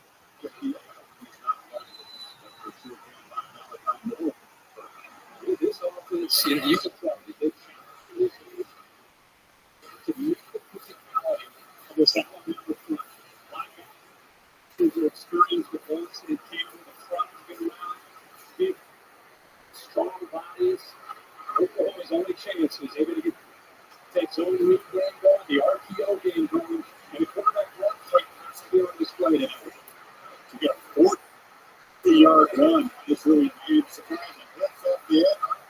And escaped it. And he'll scramble the ball. That's about a yard short of the mark. But Monty Jackson on the corner gets good to get him. Now he plays a good team. I mean, I think he does a good job of sensing this is going to potentially get to him. Nobody picks it up, just steps up. Did not panic. I tell you, this guy is a much better athlete than any. People realize you're right. That's not necessarily a runner, but he is a dual threat. And I think the Oklahoma defense, the Alabama defense, as this game goes on, they're going to be more and more aware of his ability to create because they're going to have to stop it. All these injuries are going to hurt his legs. All right, big factor. Big two, third down. Taylor snapped it left the ball. Bengals have a huge problem all season. Deontay Washington recovers that. Exactly what has been sort of the nightmare for this team. That's the 14th fumble loss. And how about Bray Hubbard? He came home back, bringing some pressure these last few plays. He saw a quarter blitz. This time you're going to see the safety here kind of cheat down, and get involved and make it right there. Ball goes down. He loses it. Realizing get on that, but get quick square makes a lot of credit there for diving that pressure up. Nobody picks up. Hubbard comes straight off the edge, and the ball comes out with a big hit against the true freshman. That's Stephen Guthrie, 25 takeaways now on the year. That's the third worst in the country. Exactly. That team is great at creating offensive one that has lost more points than anybody in the country. And Alabama, that's the number 2, that's 21. Incomplete pace. He's running a pass there on Mason Thomas, which was a football flag now on the field.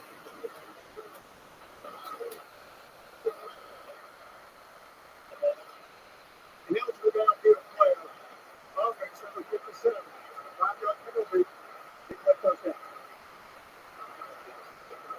Right tackle. Sometimes on these stories are designed to come out quick. Got to be really careful. You see right here, offensive lineman just to around 57 yards downfield. He thought that ball would have been out a lot earlier. You use your best foot as an MP4. On the defense side, I can play here as a deflating establish himself in the senior offense. Right. You can change that though. Well, it's been a long time since I decided, but I do remember when you students and output format, it should not be a first-time movie.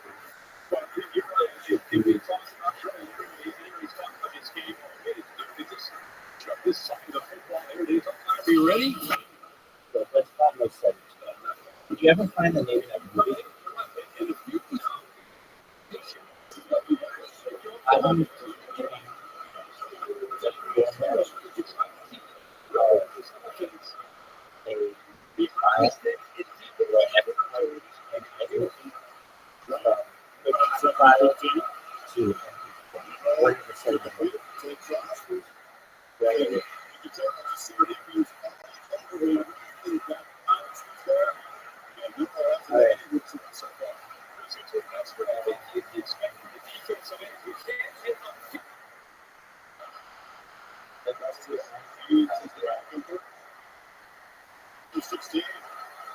Okay, so do you see where you export your IMDb project?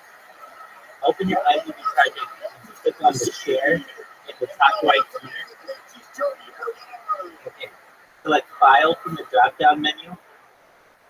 Just hold on. Okay, so click on Share in the top right. Select File. Choose the lower quality setting instead of best. Select high, medium, or low. Go high. This will export your video as MP4 file instead of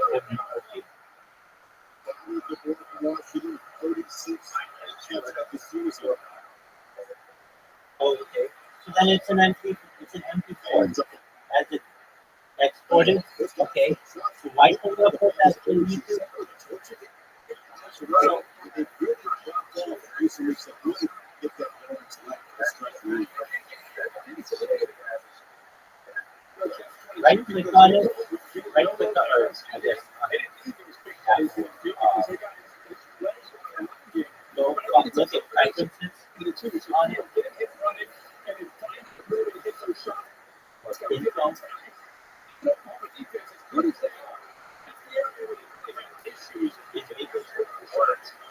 Okay, that's what we wanted. Yeah. Okay. Get into that headwind tonight after. And you're trying to upload it to YouTube? It looks like he made the trade. It's really about people like, it's getting into that flow. Getting into the rhythm. He talked about this week. We got to get into the rhythm. We heard the whole lot of that. Everybody's listening said we can't let him get into that rhythm. And how many times he said that? We do everything we can and let him indecisive and uncomfortable.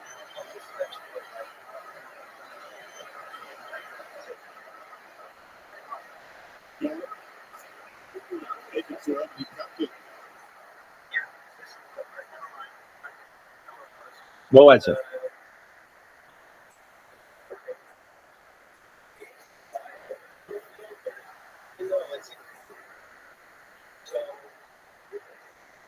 Oh, yeah. I get it. Most computers do that, though. Yeah. Most computers do that, though. Most systems. Basically, it needs a placeholder, and it hasn't built that file. Yeah, now that's the confusing part.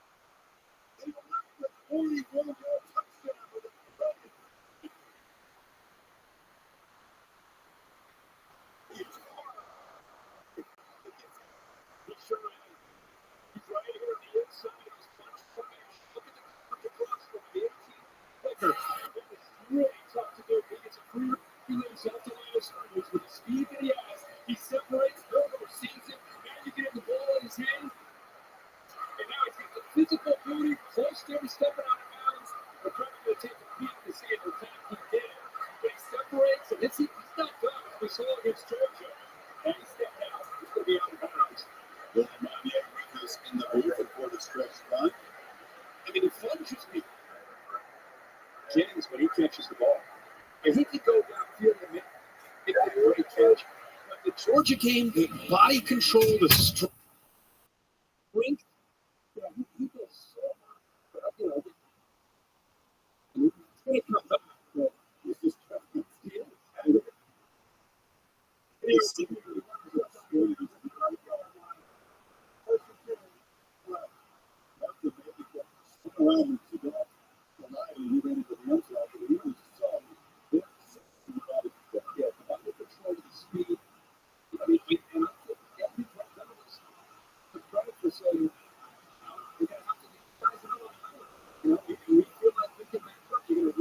You're going to lose some. It's really what you do that.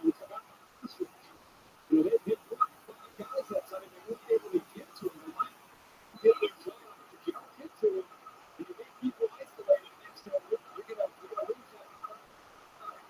That would be 11 to 30 yards. Birds for number 32.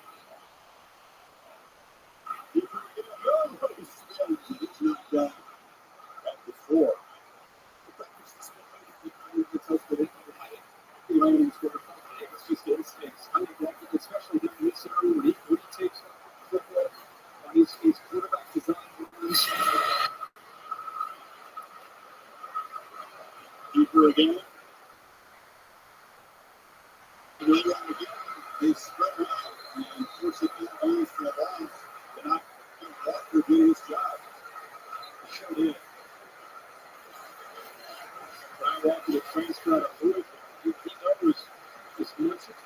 to get inside and help out. You've got to be disciplined to keep the edge to the defense, especially when you got that builder and he can bounce it outside. So keep the edge to the defense and prevents the touchdown. The great red zone team mainly because they're 27 red zone rushing touchdown. They're a huge part of that. He did 6 here. He did a touchdown. That's good. Remember, that's a good. He does not get the first down, knocked down at the 5.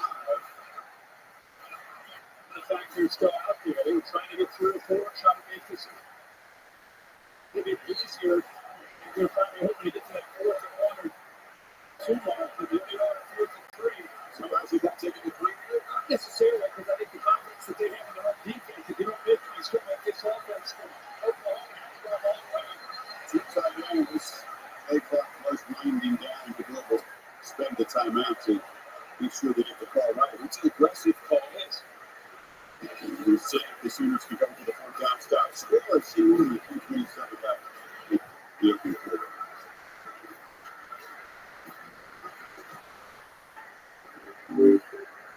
Hello? Hi, I'm Jimmy. How can I help you? So I just talk. Yeah. We can have a conversation about anything you like. Anything? I'm looking for a small round boat somewhere on the earth. Got it. Does the child seem ready for both of us? No. Well, in dreams, news can sometimes represent creativity. Shop Pixel's best holiday deals at googlestore.com.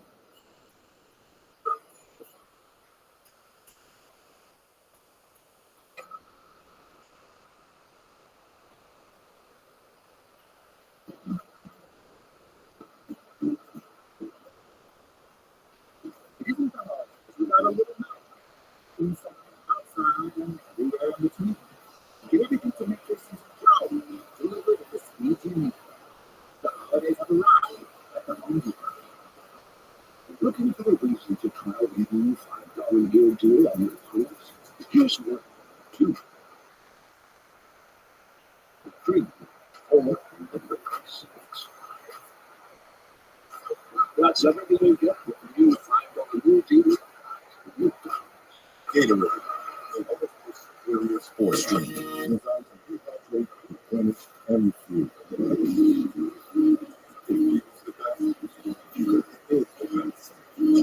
Gatorade, and looking for a board for a daughter. Amex founded Small Business Saturday to make an impact. Because for every dollar you spend on small business, an average of 68 cents goes into making your community better.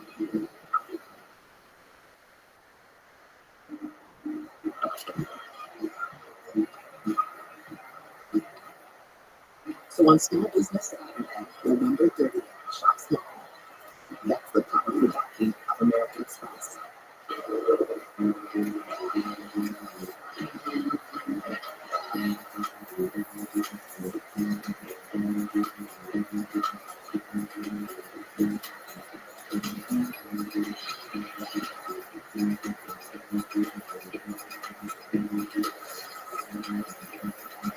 Texas GB70 and GB80. Eligible owners can receive up to $2,000 on a new GB70 or GB80 exclusively at your local Genesis retailer. Capital One card holders can get their own rewarding performance when they redeem their credit card rewards for tickets to exclusive events and experiences on Capital One Entertainment. Scan the code on your screen to learn more. Capital One, what's in your wallet? Now, on further review, the accept the field goal. Grant Nicholson and the closer were provided. Wow, this only is 8 field goals. You see that kick out. Field goals. But DeBoer decided to jump in front here after 12 play, 75-yard drive. It's a chip shot for 22. You get the field. If you don't make it, defense is good. A struggling offense back, but the offensive offense struggling in the future. It's a great.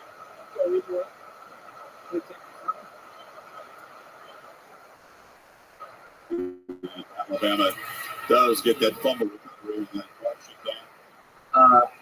Jacoby, get one. I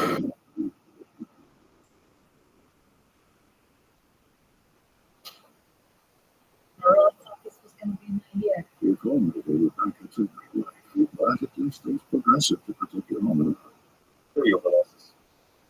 Where's your phone? There it is. How long, friends, with my daughter family.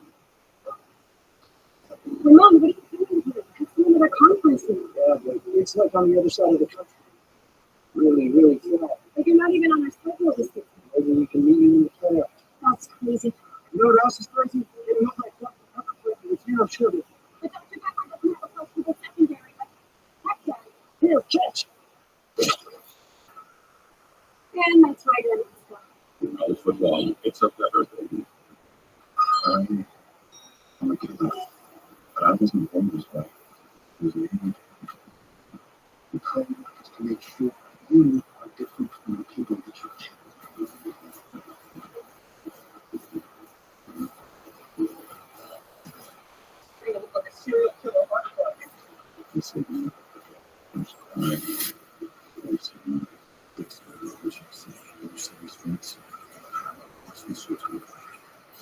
Today, let's take it. We don't have to. Well, what do you have? It just says 8. We're all 8s the same. No, we're not. Get the most trusted paint brand in America at everyday low price. Only at Home Depot. Soft drinks are just a bucket winners. Any size, any time. 3 p.m. Dollar Fanta. 10 p.m. Sprite. 7:46 a.m. Coke. It's so free. Dollar for soft drinks, any size, gotta be Bookstores. I read that one. I read that one. I read that one. Read that one. Didn't read that one. Can you get this? Because I left my wallet away.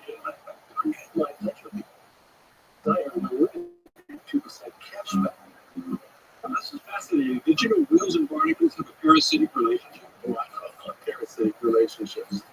Let's go. Off you go. 2% cash back in the Wells Fargo Active Cash credit card.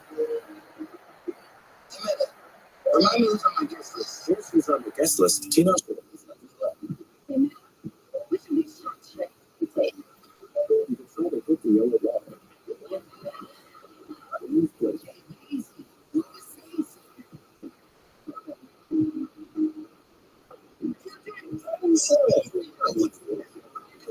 The Free Nationals. Yes, Lord.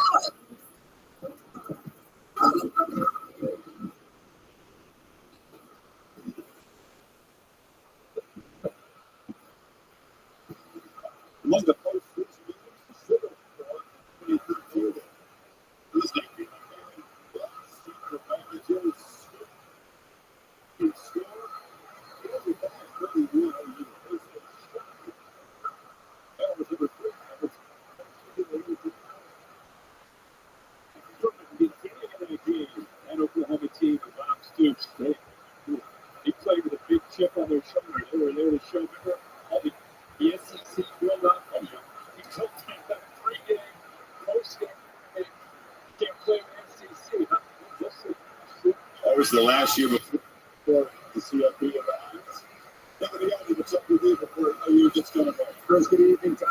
About the Painesville studio update, Shamrock Series, Yankee Stadium. No names offense driving, Jeremiah, look at this play. Yeah, there he goes. 14-0, and then more love on the ground. Right now, 21-7 Irish over number 19, Army. Back to first and third. Kevin, keep an eye on that. And the play is offering a 14-0 lead over the Fucking Texas Aggies. I'll be taking a peek at that. How are you? Been get Arnie Lewis on the screen. He takes a good shot, but he's going to block himself far. Except for first down. He did a really good job of feeling at loss in that time in coverage. He's looking around him on the swivel, trying to find crossing routes. So gave him room again to be able to extend and pick up first down yardage. Protection is what it's such an issue. This offensive line. It's a shuttle pass inside.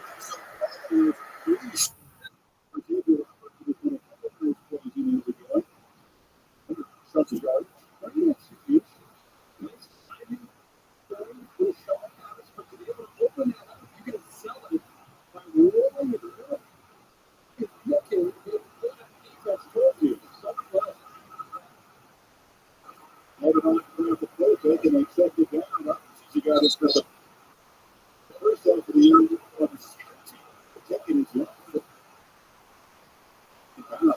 Physical game, quick vision.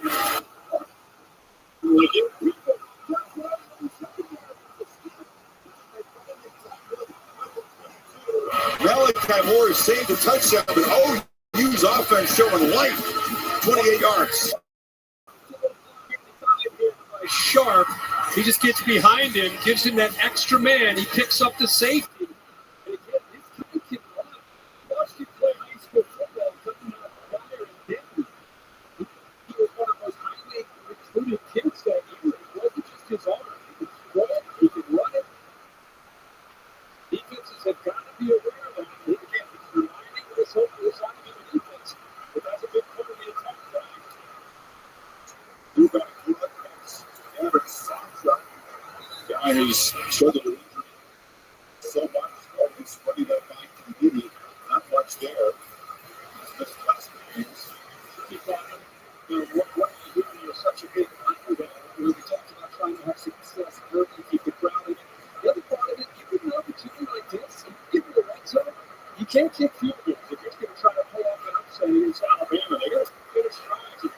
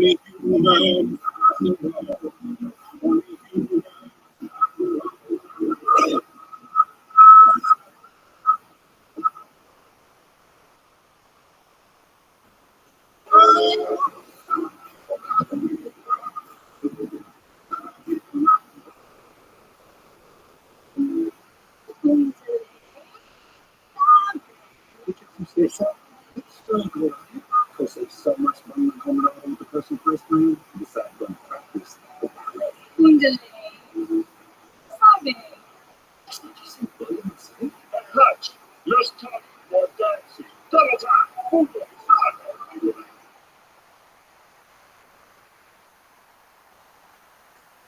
What do you say to the person first time? I want to say that. What do your neighbor State Farm is there?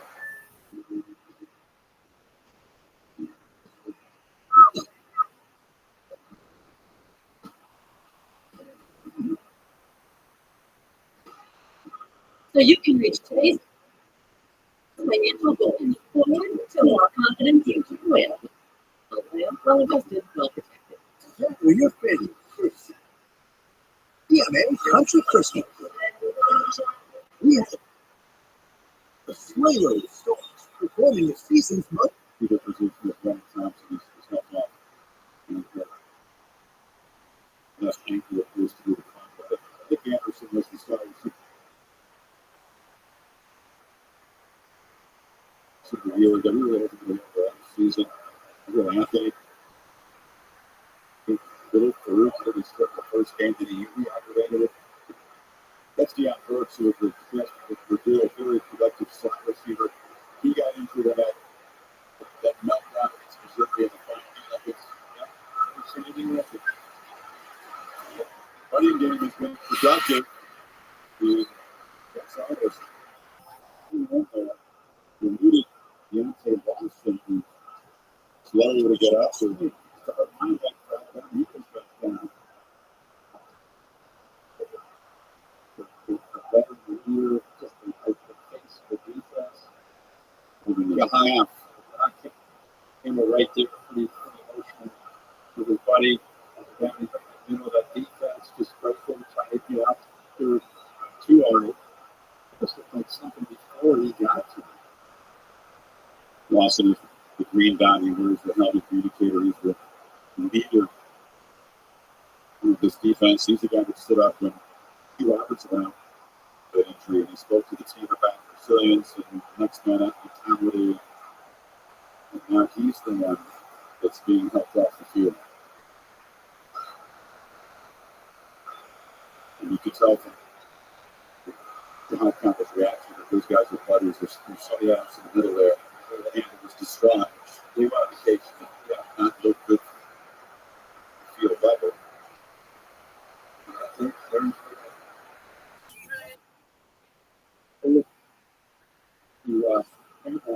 that defense. Jefferson, a senior, transferred from River Community College in Mississippi, but a huge experience and productivity with Jefferson into Boston. So that's how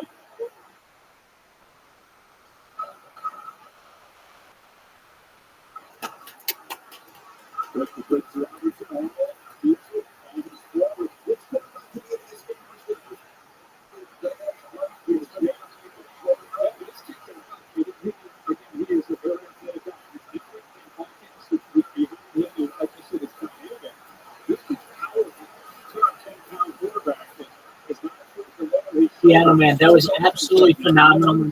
That's the best performance I've ever heard. That was amazing.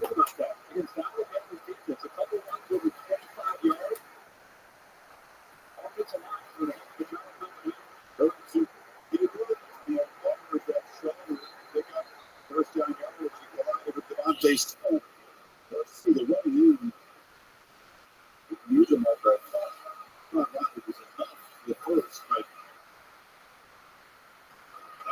It's that spirit that keep you just feel, yeah, this is the third time that Oklahoma has been able to move deep into Alabama territory that you see. They don't have anything on the board. Here's the first down. So they have another chance. Talking about you get that winning shot. The wide receiver pass for a touchdown. They had a turnover down on this area. Missed the field goal. Now they're back to the red zone again. Well, you got Rothschild, the tight end, and two tailbacks joining in the backfield in this first down play. Deeper again, and this time we try to find the block, but obviously nothing doing behind of a big Tim Smith. 14 yard. That would have been nice after the fake, and it was a but maybe the inexperience right here. After he takes his fake handoff, he'd love for him to get in there and get a hold of somebody, but instead he just kind of took these again on the scramble.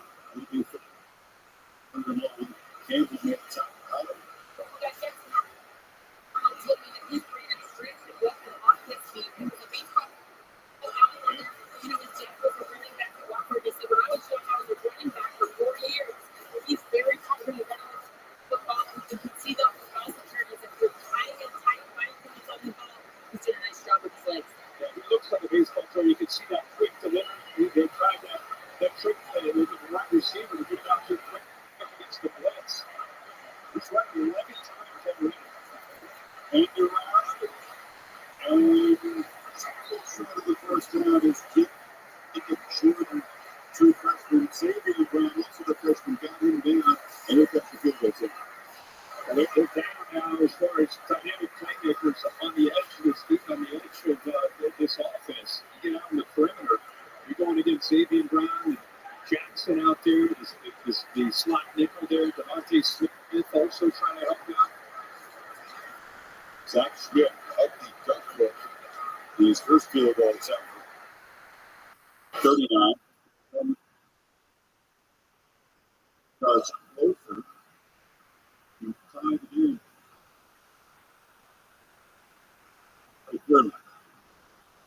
Okay. As that nose couple reading the football, and well, and it's 3-14 to go. That time, it's a ball, the other one can get the side effect on it.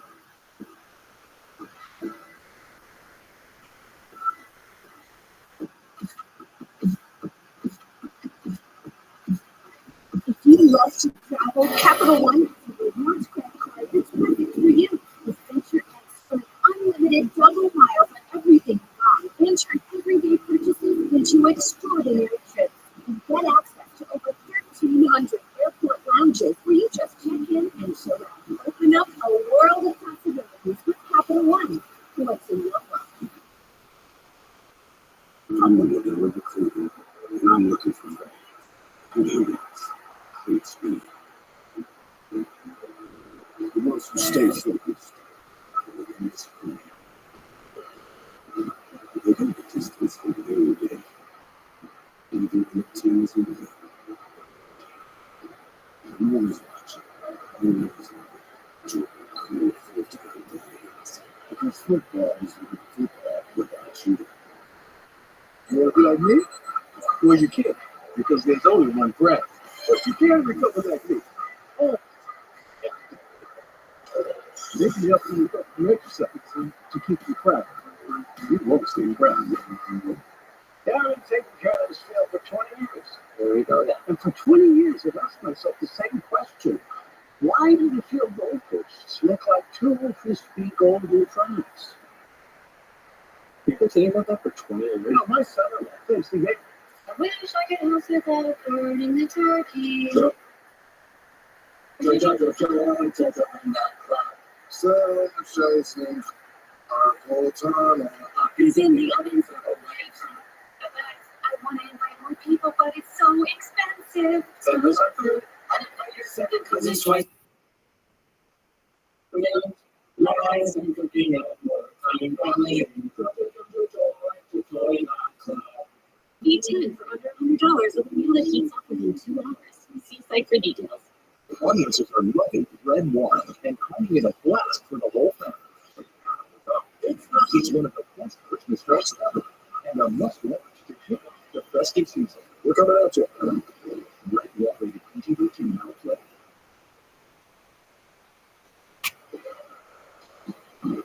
Saturday Night Football is presented by Captain One. What's in your wallet? And to play by Guilty Neck Subs. Just set it up. New house been prediction that they just down the road in Gulf City, Oklahoma for the last 20 years. Yeah, on a month, I've shown great hospitality to visit the MTN plant. And that's the house on the left is actually going to go to this season's winner. I'm not Green Gates in New York, and no two trophies are the same. By the way, some manufacture the Heisman statues here. The Alabama championship coaching statues. What a tour you have here, too. But not only the face of Heisman statues, but now you're going down and manufacture the trophies. So you're 31 years of difference. But it's fun to see where these things are made. You get the coach trophies there, the Crystal Ball National Championship. Here's the Modelo. I love it so far. Yeah.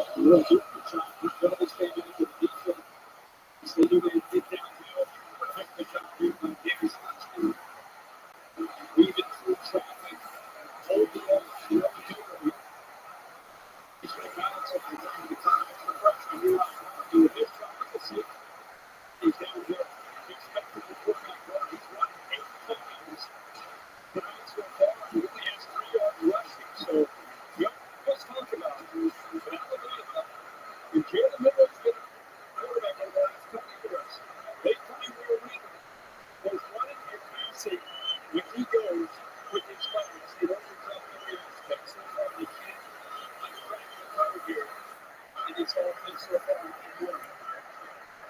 There's Jam Miller.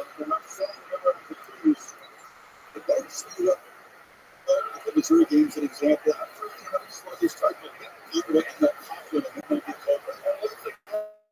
Share the same. Let's coach. It's got to get this Oklahoma defense on his feet. For first down. Be able to upload it.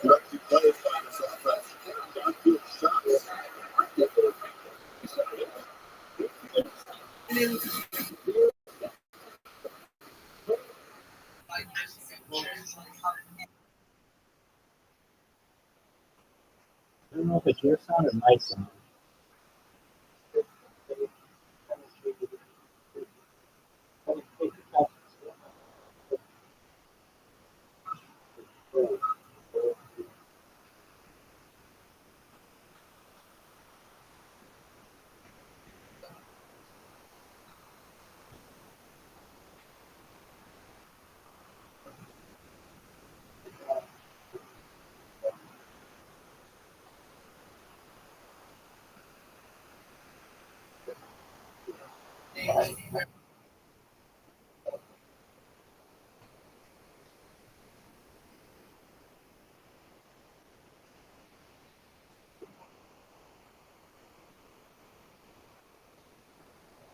Yo.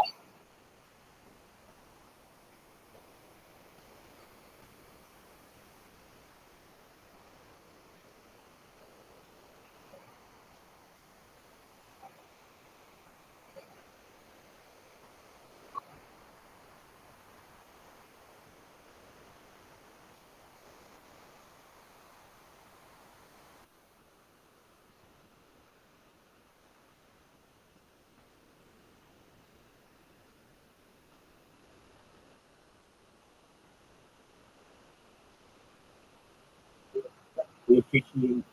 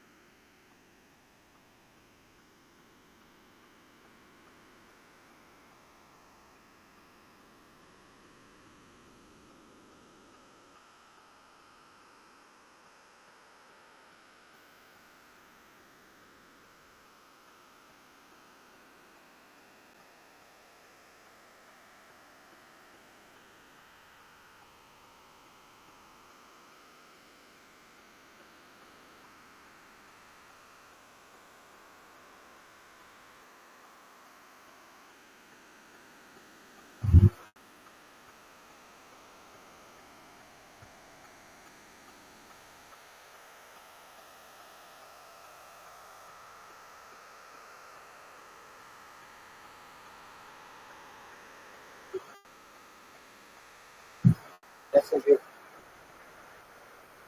Can you hear me?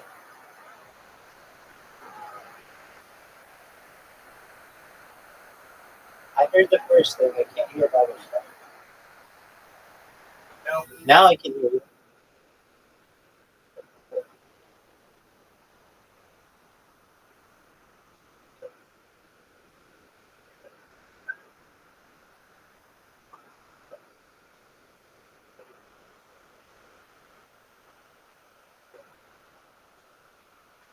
Yo, dog. I got a suggestion for you. This happens to me on like all my devices. Discord has a pretty nice web application. So you go discord.com/login, and you just log in there. Then it just runs the browser tab, which is a lot smoother. Now I don't know if it'll work for you, but it's not a bad test to try because it could significantly free up some resources for you.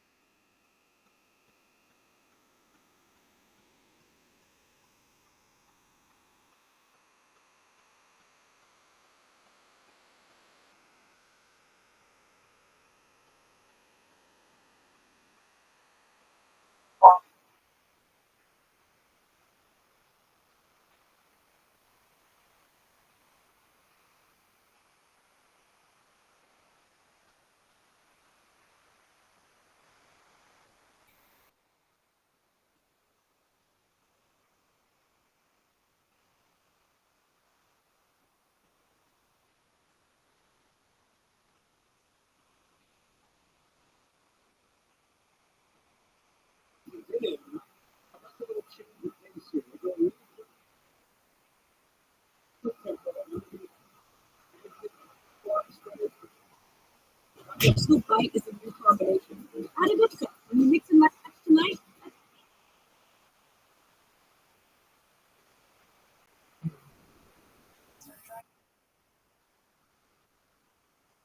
stop it.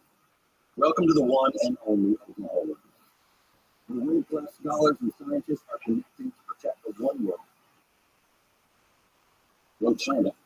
That's us all. Great scholars? Check. Largest research engine in the state? Check. The next generation realizing a new American dream? Okay. Actually, it's better than okay.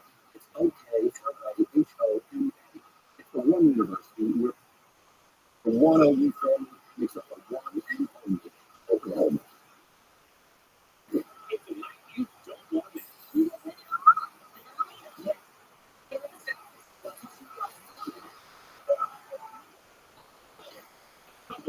Watching the race is on.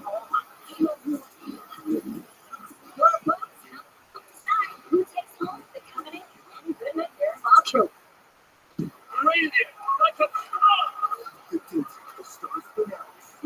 Tuesday, 8/7 Central on ABC Disney Plus. Next day on Hulu. You're watching the Capital One Time.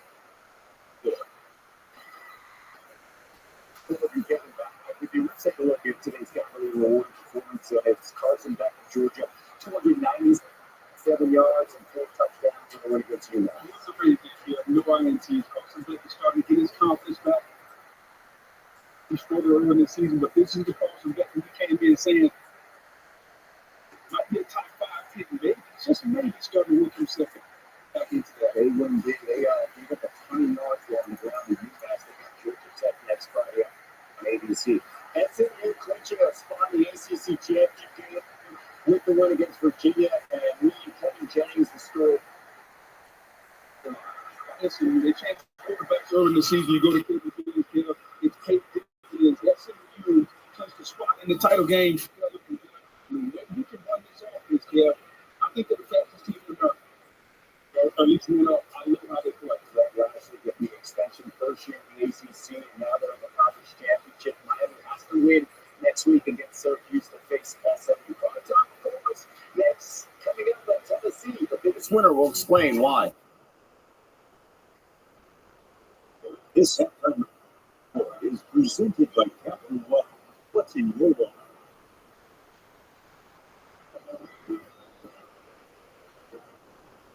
Looking for a reason to try the new $5 beer deal on your produce?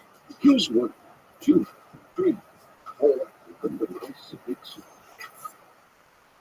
That's everything you get with the new $5 deal. Amazon Black Friday week is here. With deals up to 50% off. Wow! Shop big deals all week on Amazon.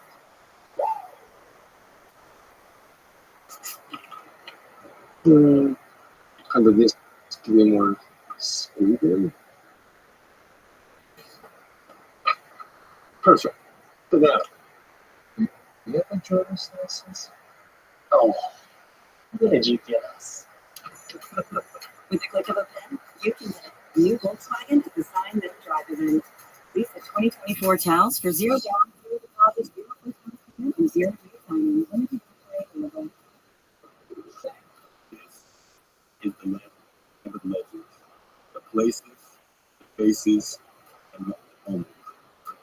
We seem to be fed for again and again, but we're not done. It's time for the next generation to make their mark and go from 14 deep to 16 strong. It's a whole new ballgame in the SEC, and it's just me.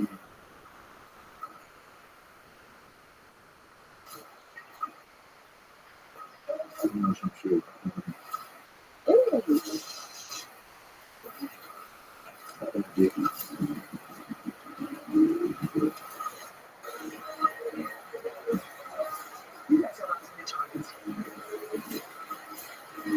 Should we start a job? No.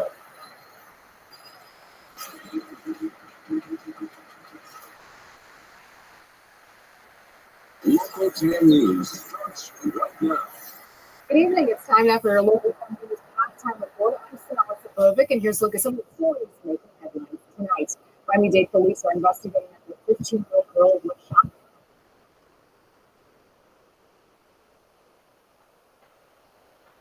What?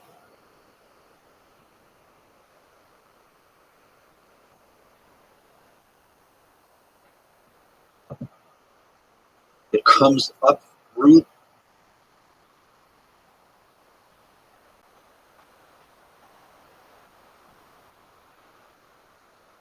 the floor, through an iris, like the Stargate iris that opens, and then this sphere comes up into the room, and there's an observation deck and a gantry-way, and you walk. This sounds like Stargate. It sounds like we walk the gantry-way with your suit on, your gear. Wow. They did with him down there, he didn't say, and they didn't tell me. There was not a need to know issue. Apparently, they dealt with the cleaning of the sphere and all of that. The regular housed animal maintenance as the cleaning. We would be led up the entryway. The hoses would be hooked into an interior system inside the doorway, which is exterior to the cleaning sphere. And it was called the exterior system. In fact, we would be let in. The door would be closed, and we would be pressurized inside of the gantry-way. Following that was a drum system that was set up. Once there was an equal pressurization between the gantry-way and the cleaning sphere, we would then be told to proceed forward. I would raise a hand in acknowledgement. We were not supposed to talk at the time at all because nothing verbal around the why, I was never told. But we were not supposed to talk around the I moved the drum system, and we put a secondary set of hoses inside the clean sphere, checked the pressurization, and once that was done, the door to the clean sphere would be closed behind me, and I would presume that the pressurization remained the same in the gantry-way. Following that, I would do my business inside of the clean sphere while we contacted the J-rod and removing the samples. It's a lot of detail. For a made-up story, that's a lot of detail. We were removing samples to attempt a treatment, a full diagnosis and a treatment for a paraprotein-related monoclonal gammopathy of uncertain significance type disorder, which had various attributes to it, among which were a cocaine type presence to the neuron, cocaine syndrome type presence, and certain genetic issues involving chromosome 5 and 17, which led us to Charcot-Marie tooth disorder, and their glycoprotein, their antifreeze glycoprotein problems. They were essentially they were losing heat because of the problems at their axonal bridges. They were not transmitting the energy, something like a dystrophy. Can anybody check the nerves? Their action potentials were dying at the synapse. They were also losing energy because there was a demyelination process underway. That demyelination process was Smith's, the P94 document, was tied to a CMT1A-like problem with Charcot-Marie tooth. Problem called PMP22, which is a protein number 22, which an overexpression of that gene causes a greater demyelination. We tied that to the demyelination issue involving the promoters for the PMP22.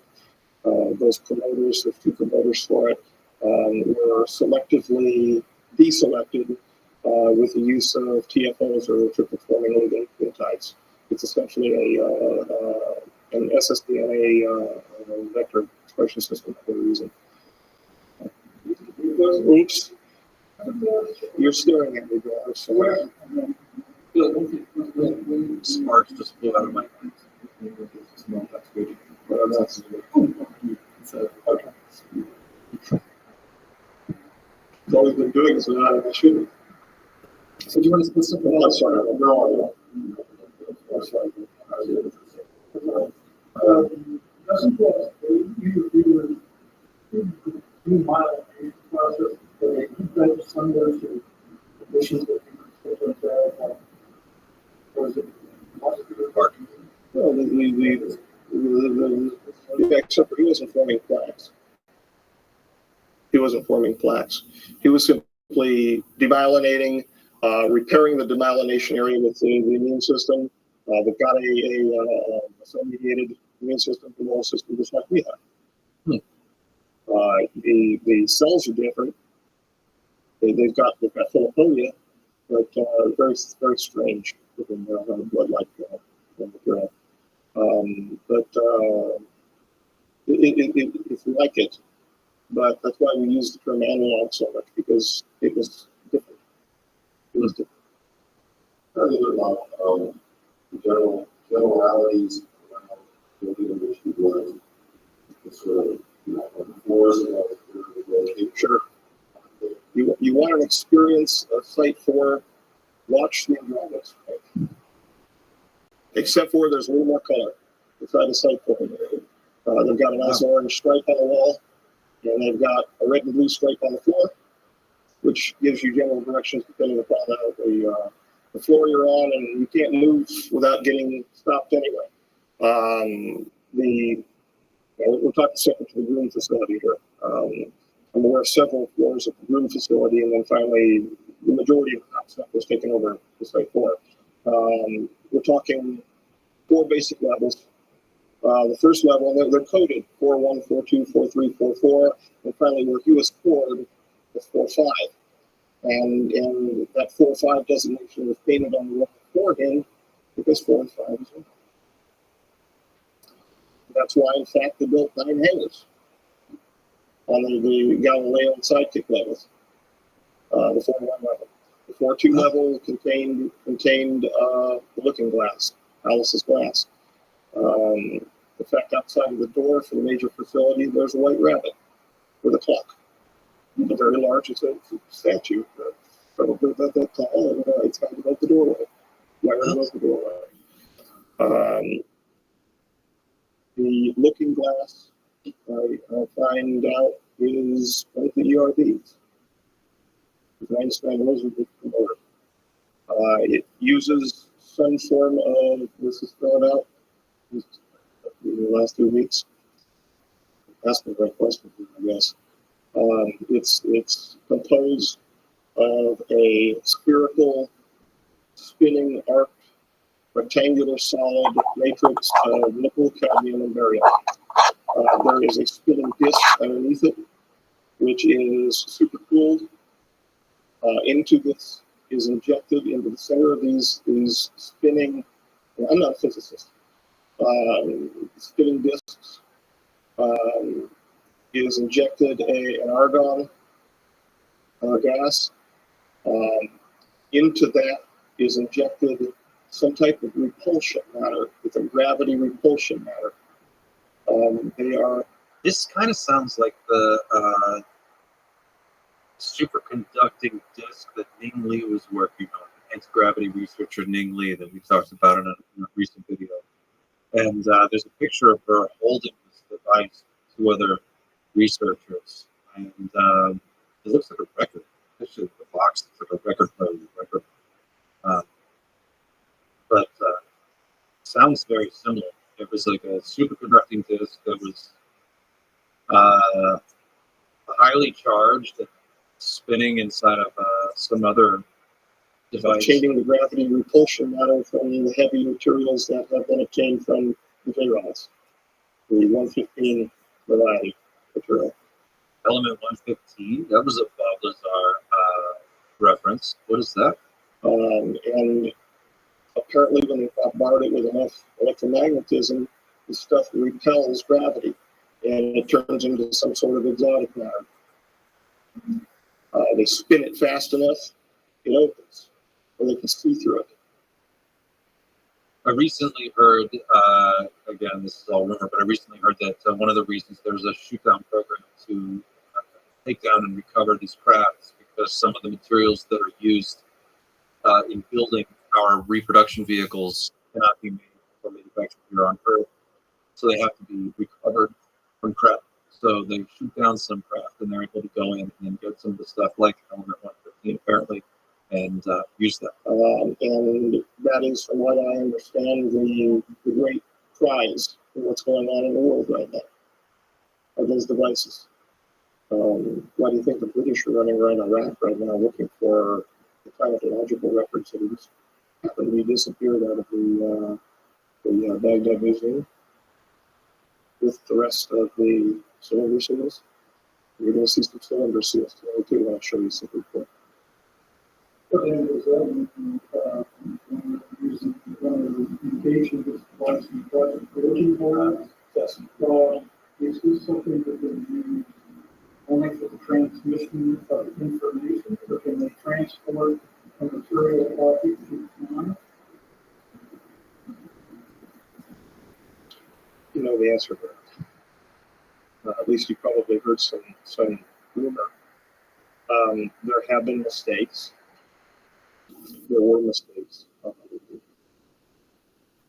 Animals were attempted to transport from one location to another. The production of two of the devices, they put them in resonance or something like that. I'm not a physicist. I don't know. But I was, in fact, present during a human attempt. The human did not survive. The human was not put in there under duress of any sort. It was a voluntary situation. And the human did not survive. Holy shit. You know what that reminds me of? In Star Trek The Motion Picture, there's a scene where they're getting the Enterprise ready to leave dry dock or space dock and go off on this mission. And they are testing out the transporters of this new refitted Enterprise. And they're beaming some people on board, and the people get like completely scrambled inside the transporter. When they come through the other side, they don't survive. It just totally reminded me of that. This sounds like the people who's describing this ERB. Sounds like Stargate. I know I keep beating this drum, like the Stargate drum, but there's so many parallels here to the Stargate TV show. It sounds like when they tried to send a person through it, this person didn't survive, and they volunteered. Can you imagine being a volunteer to go through an experimental portal? And it's like, you got a couple of eggheads, and they're like, all right, we've got these two things in resonance. We're not really sure what's going to happen. We threw a couple of pencils through, and it seemed like they were okay coming out the other side. Why don't you go ahead, Larry, and take a step inside this thing, and let's see what happens. The human did not move. The human stayed where the human stood. But the human changed, and I'll talk about it. It was an attempt at well, in essence, yes, it was a linear. It was a attempt to transport an individual over linear distance, which I understand is the same stuff. Whoa. If we're talking purely from the outside, it sounds like this has got messy. Distance is time. From what I understand, they've only used it for information purposes. Aside from that. How they get the information out of it, no clue. I don't know what specific information they've obtained. I only know one piece of information, and that is the rush. Why the rush is underway to get Lotus done by the 2005 deadline. But in fact, this group of J-Rods that are not complying with the wishes of the committee and the wishes of the rest of the J-Rods and the associated brothers, to put a clamp on them so that they stop the influence within the political structures of our government, including the financial structures. Okay. Whoa, freeze.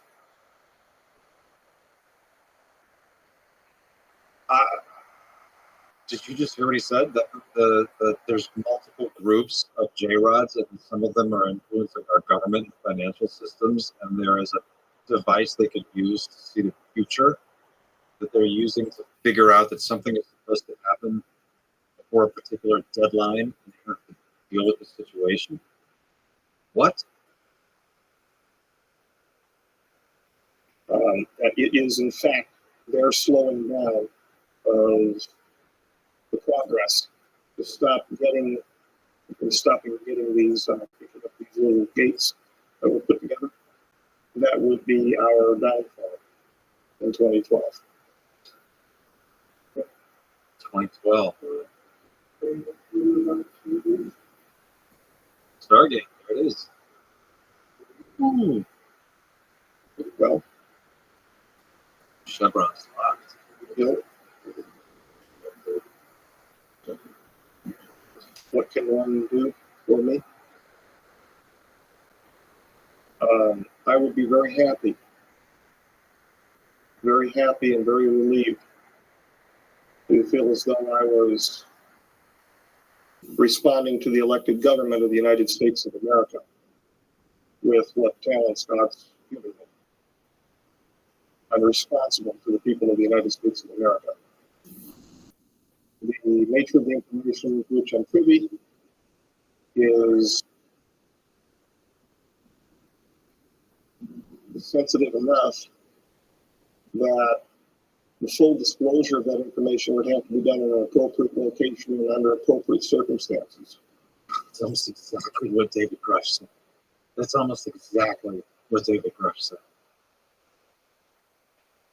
It's weird to see these guys, like, sometimes, look, there are people that are complete bullshitters, and their stories don't make any sense, and it just sounds like, I'm talking about the guys who are like, I served in the secret space program, I was a space marine, whatever.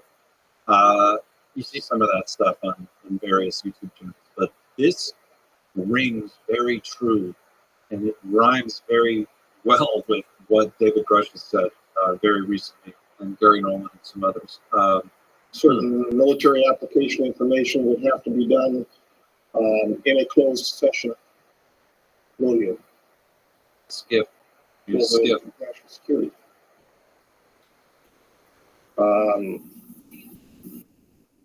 As I said to you at Rothschild, the Congress knows it's going, and they want that control back. They're not stupid. They know that there are things that are going on down the hall from them that they can't fathom. They deserve to have that back in their hands because that's what they were elected to do. And if we care at all about what's left of our Constitution, they deserve to have that in our hands. Aren't we the masters of our destiny in our country? Aren't we supposed to be? That's what we're supposed to be.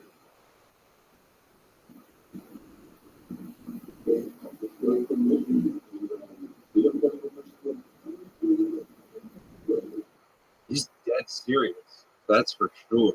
I mean, this guy is like 110% balls to the wall serious. We've heard that theme recently too. Congress isn't in charge. They don't have the control that they think they do, or that we might like them to have. Which is, they're bought and paid for anyway. But this is really interesting.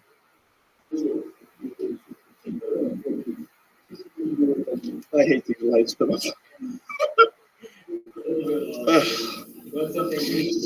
I expect, that's fine. I expect the largest light I would have would be a CRT. I was comfortable with that too.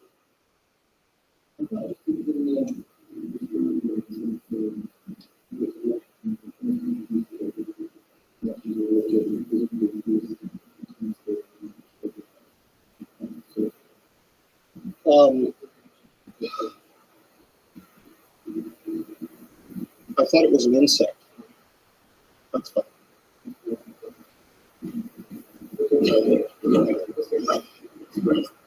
Wellington, I went to Dover Grammar School for Boys on the hill over Dover. Yeah, indeed. We were right about Dover College, and they had all the girls down at Dover College. Yes. We had Grandmaster, Headmaster Cole. Yes. Didn't want to call him anything else. He had a cane. Good man. Okay. Can you describe the detail of the best time? My original feeling was I was looking at a giant insect. It's the best I can just off the cuff. It looked like a giant insect. Being dark brown and pushed in a corner, very insectoid in appearance. It almost looked like an exoskeleton. I felt afraid inside because I was always told that monsters weren't real.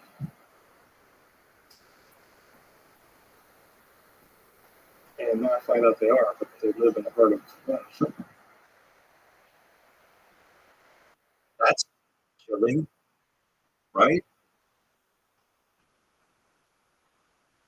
It's strange to me how many people who claim to meet a non-human intelligence or an alien being or an extraterrestrial, whichever term you're most comfortable with, but they describe meeting them, and it's sort of like the way they would describe meeting it. And occasionally you'll see someone like Dan Burrish here, when he describes it, actually talking about the emotional state and the sense of panic and the physical reaction to seeing it. That makes it sound, to me, much more credible. It just feels like a much more human answer, very honest answer. It was fear, excitement, complete astonishment. It was honestly, I thought we were dealing with some sort of monkey. I don't know the world ape or the world would like, but or an insect or a monkey. Indeed it wasn't. What my feeling was. Just, I'm not going to lay on and talk about how intellectual I was at the time about it. It scared the hell out of me. That sounds honest. I know it's going to be good. I'm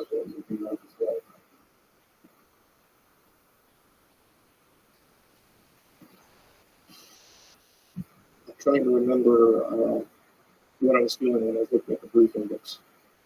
Because even when we were first introduced to the gay lab, they were him-hawing around as to its origin, his origin.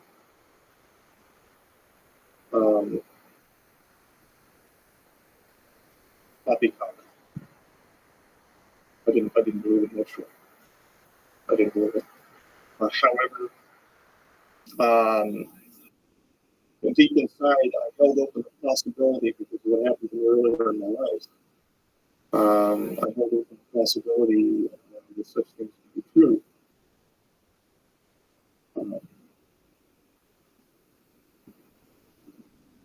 But it didn't happen. It's that old can't happen to you feeling. So to me, it was poppycock and rubbish. I don't know, guys. My bullshit meter is not going off at all. It's like body language, facial cues, eyeline, the tone of his voice, the way that he hesitates. I mean, this feels legitimately like something this man truly believes he experienced. Until I found out otherwise.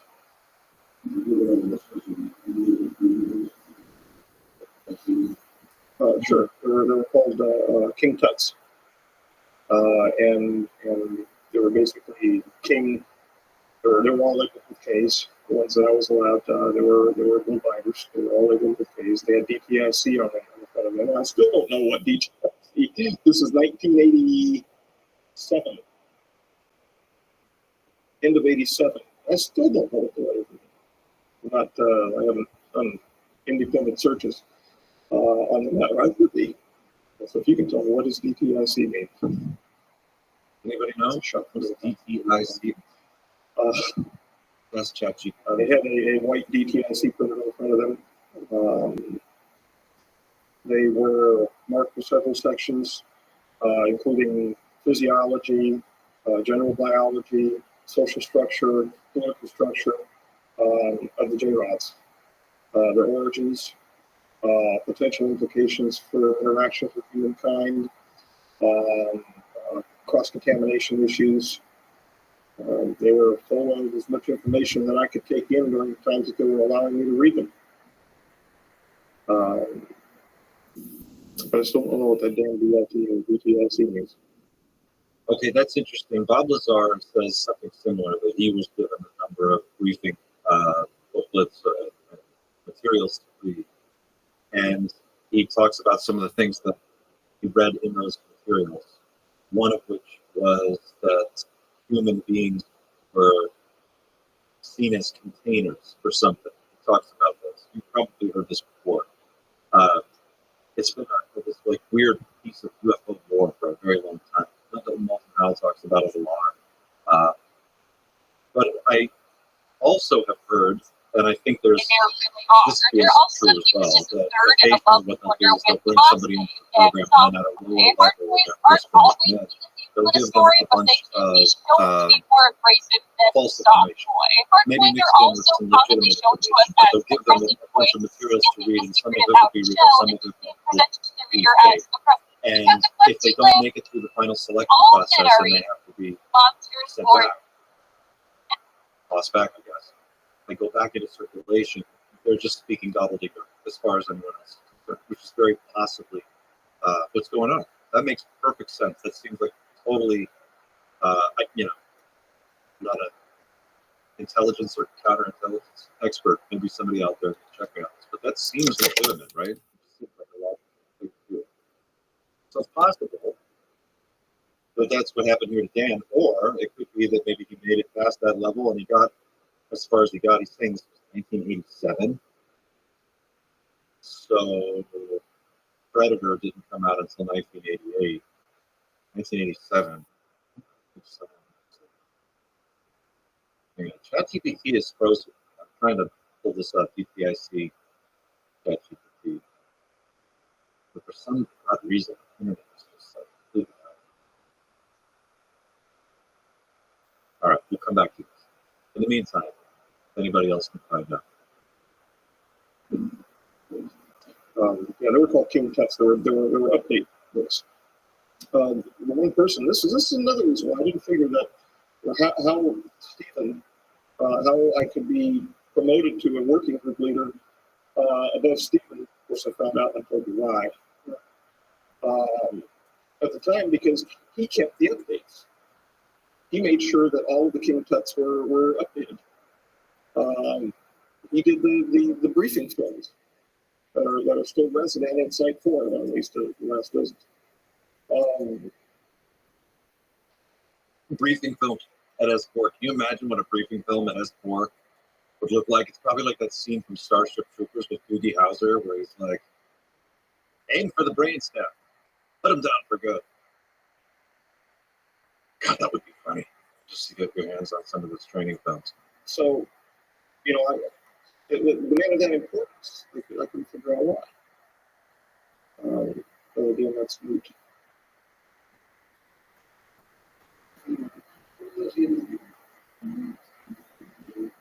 Sure. This guy seems like he's emotionally wasted. This guy seems like he's completely emotionally destroyed or resigned to some kind of final outcome that is beyond anyone's control. Does anybody else get that vibe? It's a very specific vibe, but he's vibing that vibe pretty hard right now, and it's a little unnerving. I would say this would fall under S for somber. I'm going to file this under S for somber. Close-knit, very well-ordered society, one which is numerologically based, one which speaks to others that were called brothers, that I now find out are those who left a spiritual path to another location, to the famed Duat over Orion, or the Epsilon Orionis area. Hepatophysiology, including real autopsy photographs, not the Santilli kind, but the real autopsy photographs. You can't sue them for that. They got raise the same probably. But that was disgusting. The Brookings Institute paper was present. He's talking about the Ray Santilli alien autopsy video that came out in the 90s that was widely circulated.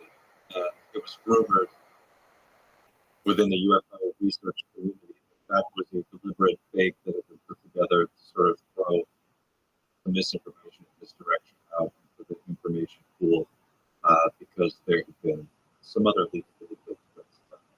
At least that's my recollection. As well as several position papers clarifying the Brookings Institute. However, each of these that I was allowed into, they had separate folders and they had separate kits within them, inside the 3-ring binders. And I was told which numbers I was allowed to open up. And they were going to give me my card. It was the ones that I was allowed to review during the times that I was allowed to review them. Most of the stuff was in. Everything from military applications, physics of the craft, and I couldn't care less. I was more interested in taking in the biology issues. Real quick, DTIC, all right, ChatGPT is down for some reason. I can't get it up, but I did find, I wasn't able to get it up, DuckDuckGo, DTIC Defense Technical Information Center. Oh, I just clicked that. I'm on a list. I'm on a list now. DTIC org chart, March 2024. Ooh, this is interesting.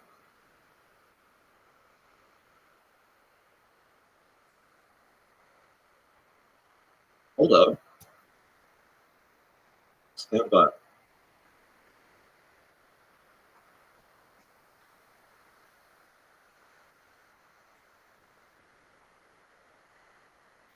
Check this out. DTIC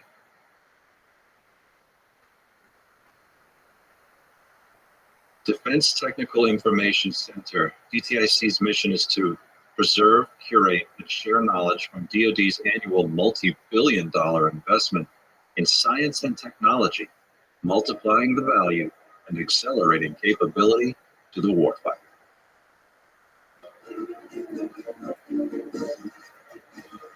The Defense Technical Information Center has served the information needs of the defense community for more than 70 years. DTIC reports to the Undersecretary of Defense, Research and Engineering, USD R&E. Our mission is to preserve, curate, and share knowledge from DoD's annual multi-billion-dollar investment in science and technology, multiplying the value and accelerating capability to the warfighter. More than 50% of the research records in the collection are available through the access-controlled R&E gateway, which is accessible to DoD personnel, defense contractors, federal government personnel and contractors, and selected academic institutions. The R&E gateway sites require Common Access Card, CAC login, or registration. We also provide the general public and industry with access to unclassified, unlimited information, including many full-text downloadable documents through this website.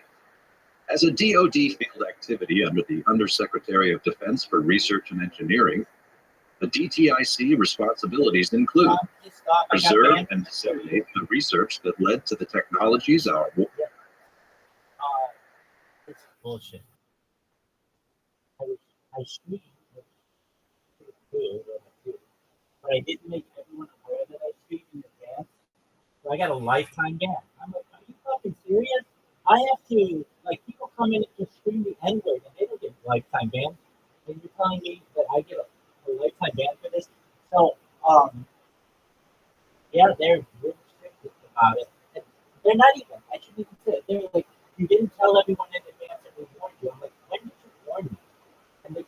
widely debate, but they just said that it happened in the past and that I changed my behavior then, but it seems like I went back to it. Like, no, I always been streaming. So I said, is there any way, like, so I'm banned for life over this? And they're like, oh, well, you can, at this time, we're not going to remove the ban, but you can make money. Okay, I didn't tell them to go pound sand. I was nice enough to say, dude, what in the absolute fuck? I cannot catch a break with these kind of stuff. That's it is what it is. It is I agree. Absolutely. But this is like, Our warfighters use today.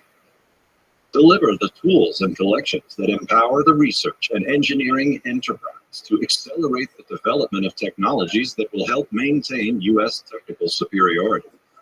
Stimulate innovation with public and industry access to DoD-funded research and digital data. Maximize the value of each dollar that DoD spends through the analysis of funding data, work in progress, and IR&D to identify gaps, challenges. perhaps in the future it can happen, but at this point, Excitement, they've been absolutely. complete astonishment. Because honestly, I thought we were dealing with some sort of monkey. I understand that people need to know That's where to going go. on World Aid for They got July. beaten up plus 100,000 people. Indeed, it was. What my feeling was. This, I'm not going to lay on and talk about. Hey, would you send them a message on my behalf?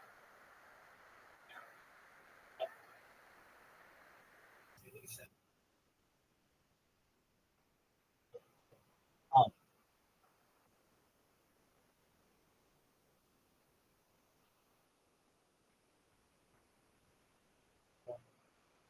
um,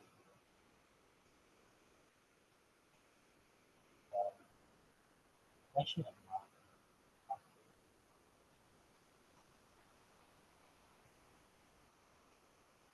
the guy,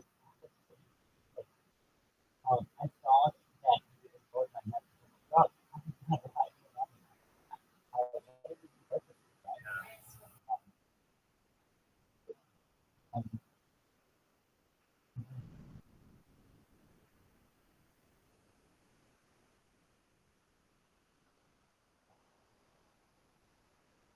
they,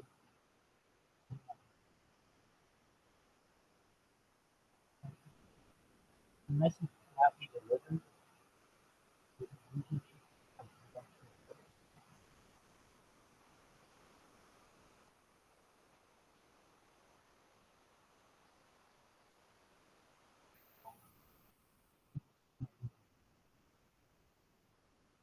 Oh, when I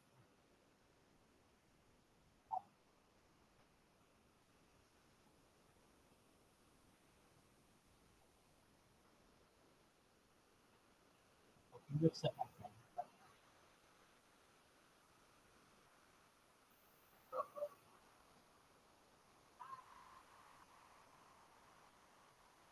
so you get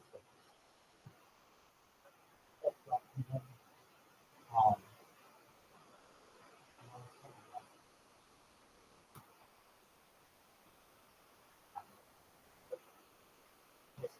I say, hey, I want you to know that I know Rabbi, and I know people this is when I was in another Discord with him. He's really, really good. With accident. I know you said that we apply in the future. That's fine. You guys just should know that it was an accident. Make a mistake.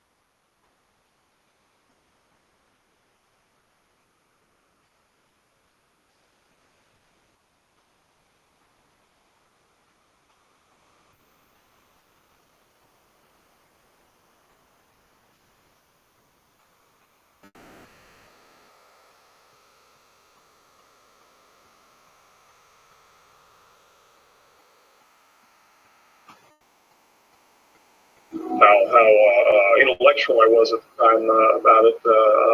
It scared the hell out of me. Welcome back to the night shift. I don't know if you've been keeping up with current events, but if you haven't, there's some interesting news. Looks like the movement towards disclosure is picking up steam again, gaining momentum after a little bit of a lull. There's some new movement in Congress for a revised disclosure amendment. Looks like Danny Sheehan is involved. And there's an honest push to get a question about disclosure introduced into the presidential debates by CNN. And this is something that the New Paradigm Institute is working on. If you want to find out more, visit their website and look at the email that just went out from Danny Sheehan talking about this. It's a really exciting opportunity for us to bring this into the mainstream and finally put this issue on the radar for so many people out there who don't know it's a real issue yet. So we're reaching out to CNN and just as a community trying to push them to get involved and mention disclosure. Ask the presidential candidates about this and let's put them on the spot and see what they have to say. Do they try to dodge the bullet, change the subject with some kind of a silly joke and a aside, or do they tackle it head on? Do they actually have answers? They should. So this is something that we really want to see happen, and I encourage you to visit New Paradigm Institute's website to learn more. But that's not the spiciest meatball I've got for you today. I've been thinking about some new ways to expand the content on the channel, and today what I want to do is something that I've been kind of eager to do for a while, but I've held off on it. And I want to reach into the vault, pull out some old videos, and I want to watch them with you and get your reaction to some of the stuff that I find really fascinating. And today's video is an interview with a guy named Dan Burish. I think I'm saying that right. Dan Burish, Bueller.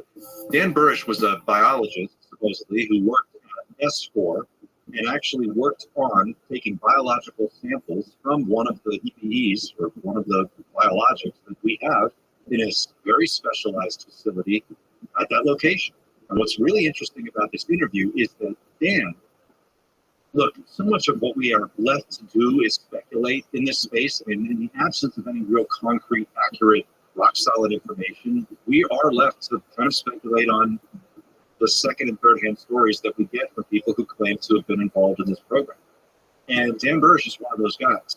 But I gotta tell you, the first time I watched this interview with him and observed his body language, I just can't shake the feeling that what he's saying is accurate and actually happened. It's a total gut instinct reaction. I don't have anything else to base this on. But I really want you to see this interview because it's spectacular. What we did is introduce the new members, myself amongst them, into the clean sphere area, and we were eventually shown the subject for which we were examining the slides.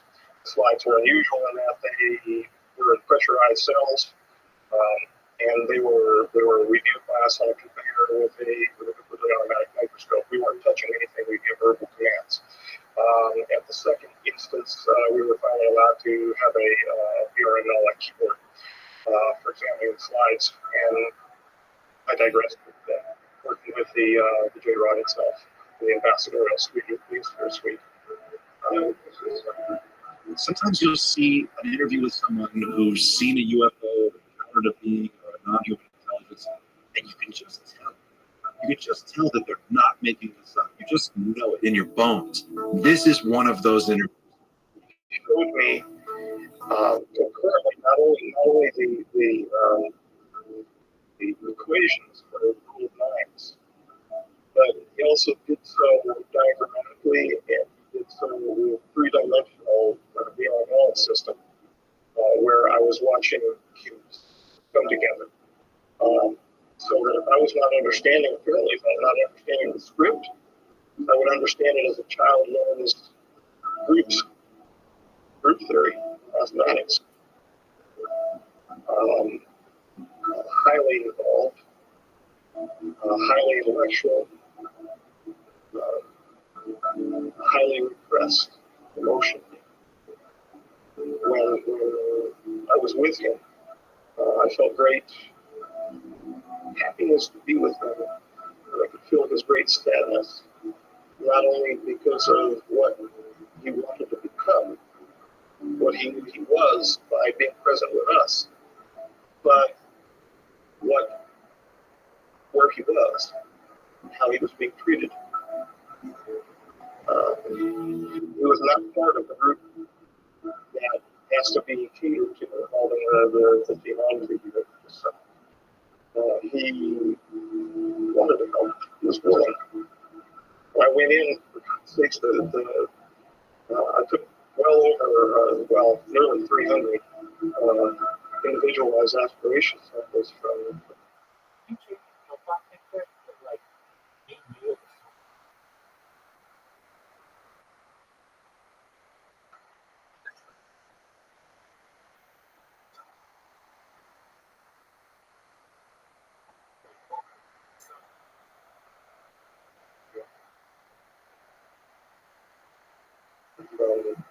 The neurological system. He would hold his arm out for me.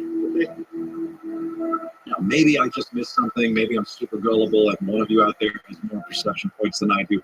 Please let me know. But we're going to watch this video. I'm going to give you my thoughts, and I really want to know what you all think. So what's fascinating about this story isn't just his body language, the eye contact, but it's the details, the little details. He talks about the facility. He talks about the room he was in. He talks about where things are in the room, very specifically. How many feet the entryway is to walk up. How do they go into the facility where this being is stored? What kind of protective measures do they take to keep themselves from being contaminated or from contaminating the being? All these little individual tiny details that when you hear them woven together in this amazing story, one can't help but walk away with the impression that this is an actual place. There are actual people working there, and this guy was there and did the things that he's claiming to have done. It's a fascinating story. It's really about an hour and a half long, but with the commentary, it kind of stretches out to just over 2.5 hours. So feel free to digest this in bite-sized chunks. But I encourage you, if you can, to watch the whole thing on the way through, because it is just astonishing. Thanks for watching. If you're not already a subscriber, please hit that button, subscribe, become a member of Team Nightship. We're going to be trying all kinds of new things here over the next few weeks, and I'm so excited. We're about to creep up on that 5,000 subscriber number, and I would really love to cross that threshold in the next couple of days. So help me cross that number. Help me get to 5,000 subscribers. You'll be doing yourself, the people of Earth, a gigantic favor, and you'll be doing a huge favor for me. Thank you so much for watching. Don't forget to like and share this video. Now let's get to it.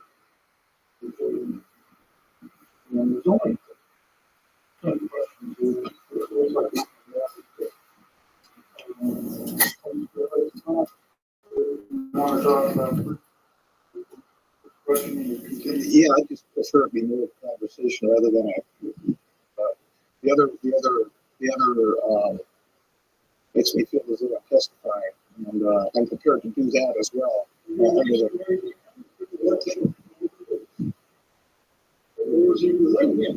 And as long as we're in a closed session, so help me God. As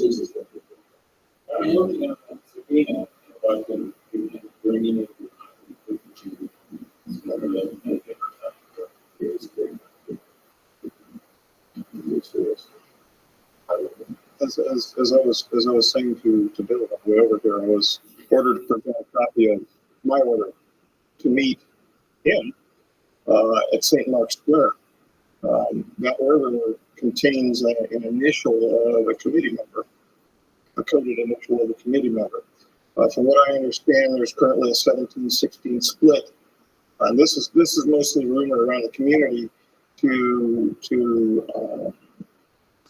for a public acclamation program having to do with the Majestic 12 and the Overseeing Committee, Rule 5412, which is now basically called the Committee of Majority, as far as I'm told. Yeah, that's fine. That's fine.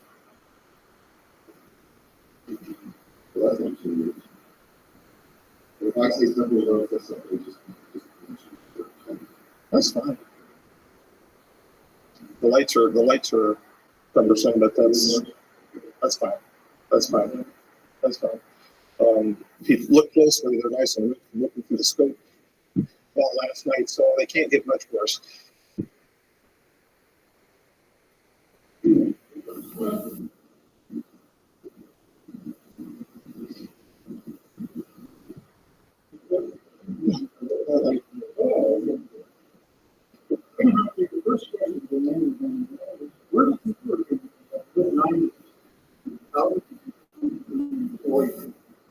Well, several locations in the mid-90s. I had some cover positions here in Las Vegas, which made me look like a good old-fashioned gentleman. In fact, I had some police experience at the late 80s.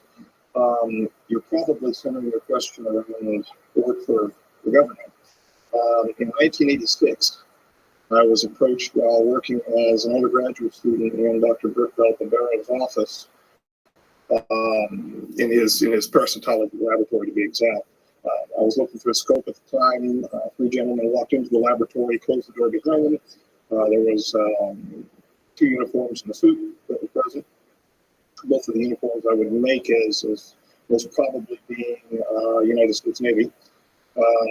My memory of that one event's kind of hazy after seeing all of those suits, uniforms, and whatnot.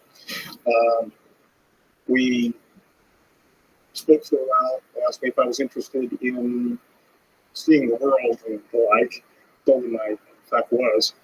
We went through several interview processes, not unlike this, and reviewed my background. I went through several background investigations. Finally, starting up 1991 timeframe, I was cleared for working past room to the Papoose Mountain facility, a place that doesn't exist at 90 miles north of here, the nowhere place. That's how I came to work there. My original assignment was at the Groom Lake facility to review histopathology slides. And I went through nearly a year's testing and was basically let loose for a year, and I heard no contact from them. After that, I was brought back in and shown some higher grade slides of unknown origin. Following that, I was introduced into a working group and subsequently brought into the Papoose facility, the Site 4 facility. We worked for well over a year on slides of unknown origin. After I took a minimum leadership position under several of the other biologists who were already present, most of which are now deceased. You know the names of those individuals.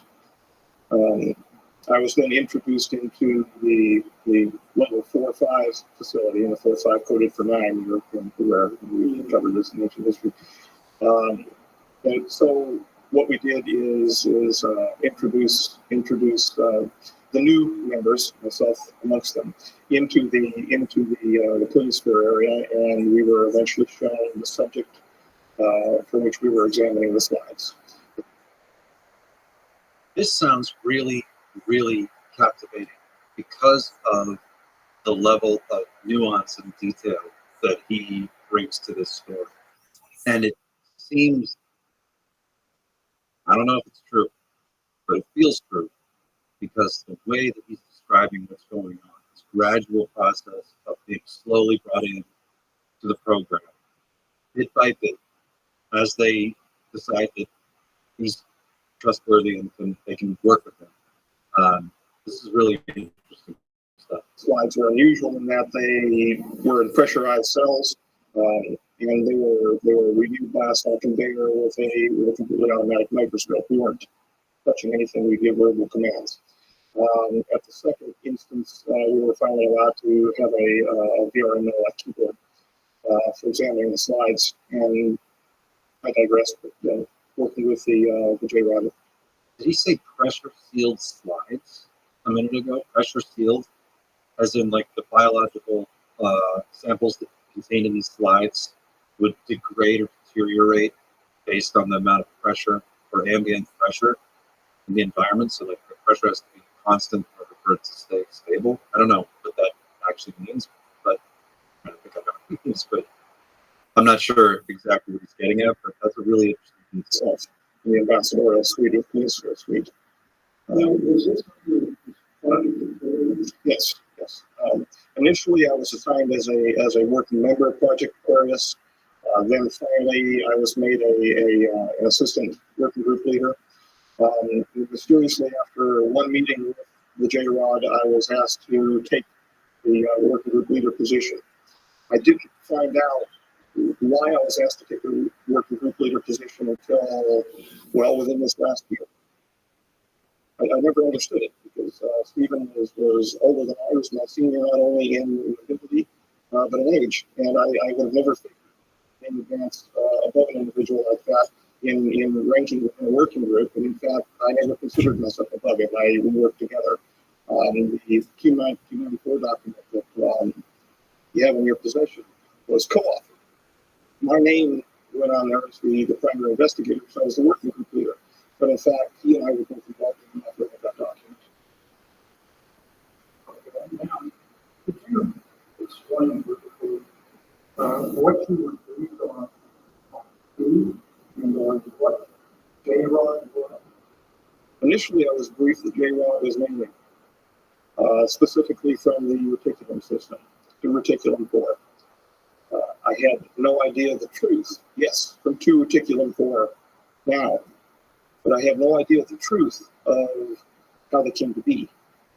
Is that the same as the system that Betty Hill referred to in her abduction experience with Barney Hill? Isn't it? Was it Zeta Reticuli? There's an interesting backstory to Betty and Barney Hill's, well, not backstory, there's an interesting aspect of Betty and Barney Hill's story where Betty Hill describes the star system, the star map that she supposedly saw while she was on board the craft, which was later recreated. At the time she described it, no one was aware of what it was. And it just didn't appear on any of our star maps. And it wasn't discovered until later when an astronomer, I'm not sure what her name is, but somebody put together a model in a room where they actually hung like little model planets and stars and basically created a three-dimensional model back with whatever year this was. And from that, they were able to sort of back into what the star system was, and they figured out that it was an actual star. I wonder if that's what it's referring to here, or if this is just a different thing. I'm no expert. So, as I said to you before, I have never met an alien, but I have met an extraterrestrial. I found out subsequent to interactions with the J-Rod. And again, they have personal names. The term J-Rod simply means 15, which was a basing name for where they're located, a number of light years from our location.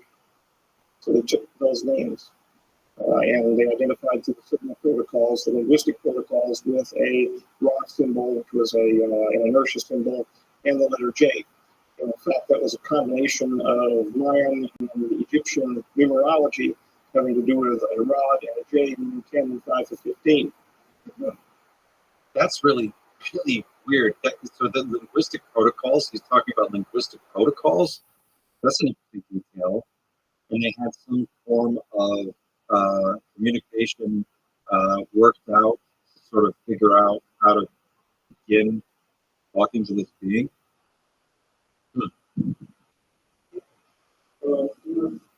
876 Charlie, from what I've been told. Now, he did not specifically tell me that was the location, but the number 15 was mentioned. They don't call it apparently V676, whatever Charlie.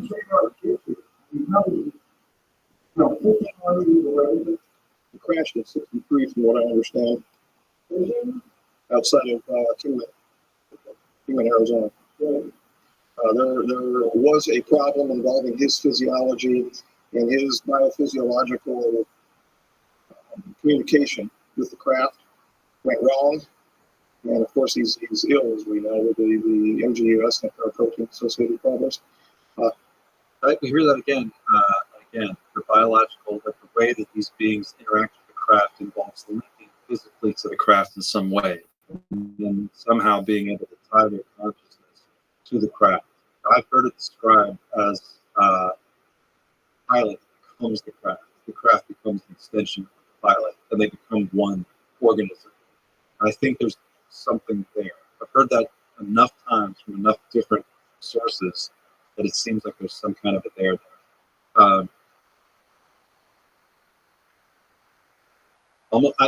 Another way that I've read that this works, and this is purely speculative based on something I read on the internet, but it sounded really compelling, was that the craft acts as sort of some kind of a quantum computer that binds with your consciousness, or the consciousness of the operator, and the operator's consciousness then can travel with the craft independently of the body. I don't know which one of these is more or less accurate, but it sounds like that's what you described it. Something like that. That being the pilot has a physical connection to the craft that allows them to join with, which makes sense. I mean, for a craft that has to perform at these unbelievable speeds and do the things that they're supposedly capable of doing, the latency time between thinking something and it actually happening would be next to zero. So it would have to be really reduced as much as possible. And the best way to do that would be to become one with the craft. I wonder also what would that do to your experience of time? As the pilot is operating the craft, does time relative to the people outside of the craft appear to slow down for the pilot so that everyone else appears to be moving in slow motion and they can just sort of bounce around and do whatever it is they need to do? And what there's people on the outside of the craft are actually seeing are these impossible maneuvers that look like they're moving at 10,000 miles an hour. And he crashed. And how was he transported immediately from that crash site to the escort facility? That I don't know. You don't know how he came to be in the facility? I believe he and associates were transferred separately.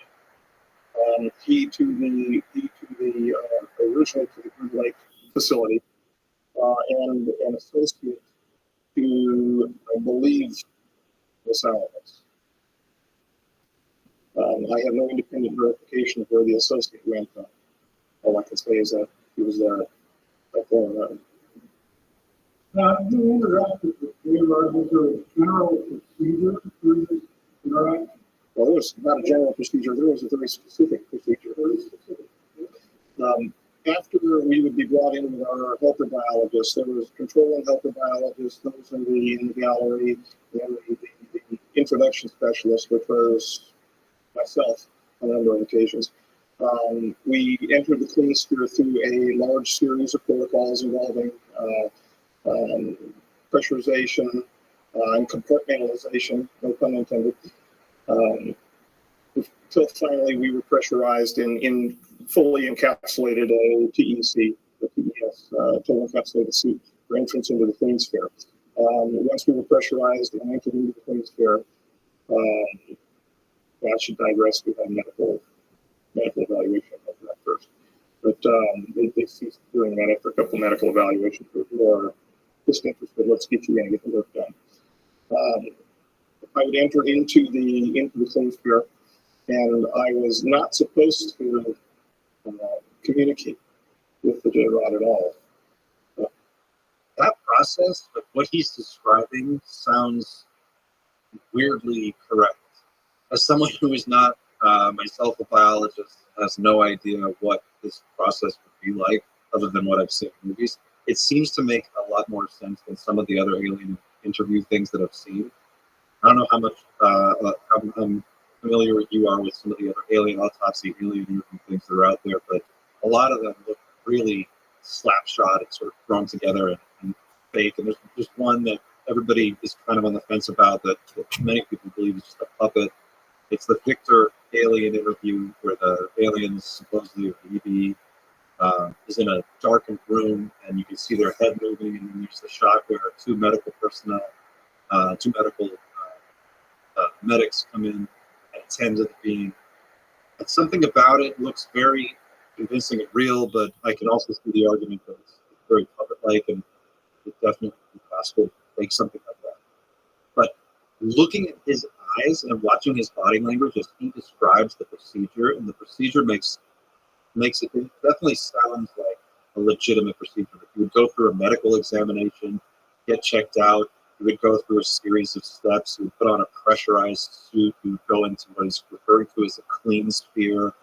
This would be, think about it, if you were going to be working one-on-one on or with or alongside an alien or an EBE or an extraterrestrial, whatever you call it, to protect them from us, to protect us from them, it would be an enormous attention paid to the biological risks of infection or contamination, especially, I think, as we're going to find out later, this being is injured or suffered some kind of genetic disorder. So this makes a lot of sense to me. It sounds very legit.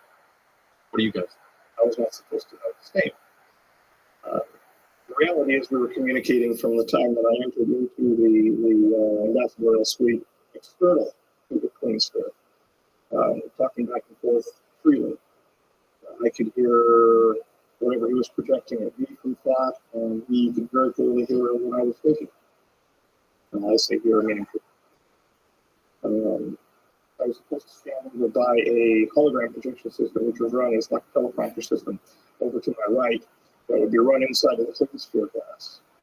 Hold my hand up and mimic certain signs. And it became a joke. It really did. It became a joke. Those folks who were watching from the gallery running the show thought that I was standing there and mimicking the signs, and this was the only communication of the way. He's describing this gallery like I don't know how many of you watch Stargate, but like in the Stargate movie or TV series, there's the room where the Stargate is located, and then in the back of the room up high, there's like this viewing gallery where politicians and military people stand and they watch these teams go in and out in the Stargate missions. That sounds like what he's describing. Like there's a clean sphere, a pressurized environment where this alien extraterrestrial is, and then the biologists that go in to work with them have to suit up, go through this whole medical procedure, suit up, go in, plug in on the inside of the sphere, and then outside of that, there's a viewing gallery where people can come, this MJ-12 people can come watch. It's really fascinating description. The level of detail. They perceived on the day that the approach, the close approach that we made, the Rabbi incident that he did with me, they perceived that there was communication that occurred. So I began getting questioned quite extensively whether or not he in fact was communicating with me, because he had promised not to, apparently, with the Sigma unit. I alluded to the fact that there was conversation. The Sigma unit, is that like the communications unit? Would that be like a specialized team that's involved with communication with the being? Underway, but I didn't talk about what it was until, of course, I was caught in my research protocol forwarding ideas that were somewhat different than what they expected, where they expected my private research was going to go. This is much later. At that time, the deal was brokered to find out about the doctrine of convergent timeline paradox. Wait, what? Did you just hear that? Convergent timeline paradox? Go on. I'm listening. A little bit about what he showed me, a little bit, and they told me a little bit about the DCTP. The DCTP. You had me at divergent timeline paradox.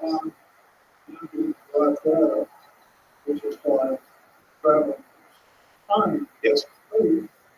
So there we are. Now we're hearing this now. Time travel. Remember how you hear this a lot. Like this has been coming up again and again in the conversation. Maybe they're us from the future. Maybe they're time travel. This video was recorded in the early 90s, like what, 94, 95? That's an interesting detail.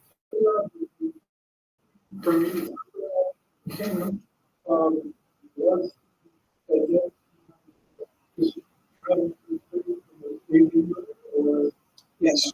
Well, yes. No, not as far as I'm aware. Not as far as I'm aware.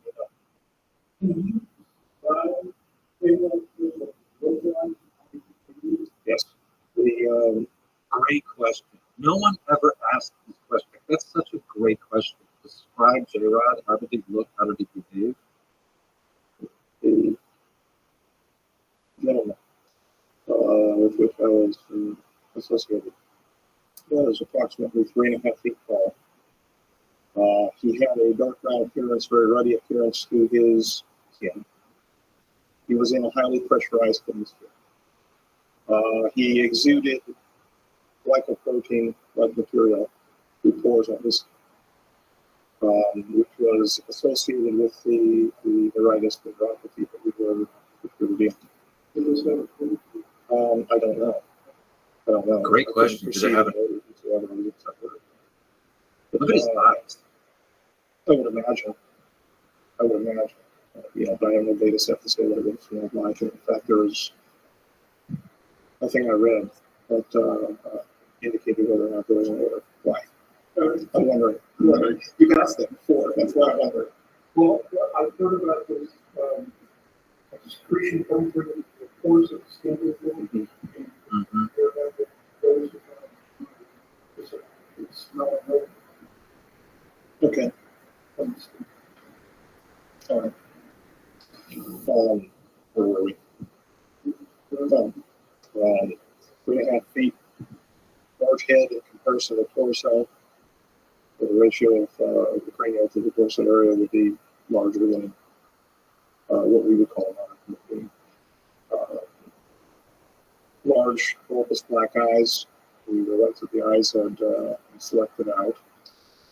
So it looked like a lot of pupils, basically. When you look into his eyes, you feel like you're going to fall into his eyes forever. And I think that probably had something to do with the telepathic. That's been described by a number of people in John Mack's book, Abduction, Bud Hopkins' work. A lot of abduction and encounters reports talk about how weird it is to look these things in the eye, and that when you look them in the eye, it's like you become transfixed and almost hypnotized just by looking at their eyes. And there are actually reports from abductees who say that they're terrified to look into the eye. That when they look in their eyes, that they feel like that the beings can see everything there is to know about them. They're just completely helpless. It's a very intriguing detail that comes up again and again. Always tied back to the telepathy aspect. I find that fascinating. And his mental structure. Large arms, large length. 4 very thin, sinuous fingers. Nails, not as long as presented in some of the images that you showed me in the past. Once done by, was it? John? Bill Hughes. Oh, yeah, that's it. Next to photos. I'm smiling, so the puppet master leads me down the nicknames. But, Puppet Master, are they talking about the Victor interview? He was hunched over most of the time, could not support himself fully, given muscular atrophy. And that had to do with the peripheral neuropathy, which he was suffering. So he would grunt and move forwardly almost in a flopping fashion. Feet were large in comparison to what we would, our feet would be. He was unclothed for. He was unclothed, which bothered him. He wanted to wear clothing and was refused at every turn. Called himself captive at a time, justified himself. His feet were unusual. Look at his body language, like the way this gentleman holds his head and carries the weight of what he's saying. It seems very real. There's a very He seems very emotionally connected to what he said. Seems like a very empathetic person. And that his plantar area had a very large knob underneath what we would call a heel. His facial features were grotesque in comparison to what he showed me that normal would be. He was Normal. yes. He was bilaterally symmetrical to the extent that the disease process was not changing his facial features. Nose was recessed. Nose like we have, but basically two orifices. An extremely small mouth. A hard palate, no teeth. His musculature, again, it was suffering from the problem of the malneural junction due to the neuropathy. 622. And that I don't know. That number 622 is now used as an important number within the community. A reference, a request from 622 or a report from 622 could be from anybody. So it's used, in fact, the SRB report that I have with me, the supplemental report for 0302, that has probably is labeled from reviewer 622. I haven't given again, it's going to be a cold reading when you look at it, but it's probably from 622. They excrete in the manner that we would excrete. Their external genitalia are different than ours. The females have somewhat like vulva, but they have a clasper situation. The male has a male clasper, the female claspers, and it's long. It looks like a disc. Sounds complicated. With rectangular solids that are rotated into position. They're clasping at the region. They do have internal fertilization. No, this is something he showed me of his wife. Whoa. Yes. I was inside the image. That's what it felt like. But yes, everything that he showed me, this was the instrument. When he projected it into me, it felt like I was there. There it is again. Telepathy. That description of thought projection of telepathy as being like you're absorbed in the thing, like the thought or the projection becomes almost like a hologram that you're inside of. I've heard that. I've heard it described. I wonder how much detail is conveyed that way, and I wonder if it's like 100% real or if it feels more dreamy. My sensations were heightened. Extraordinary.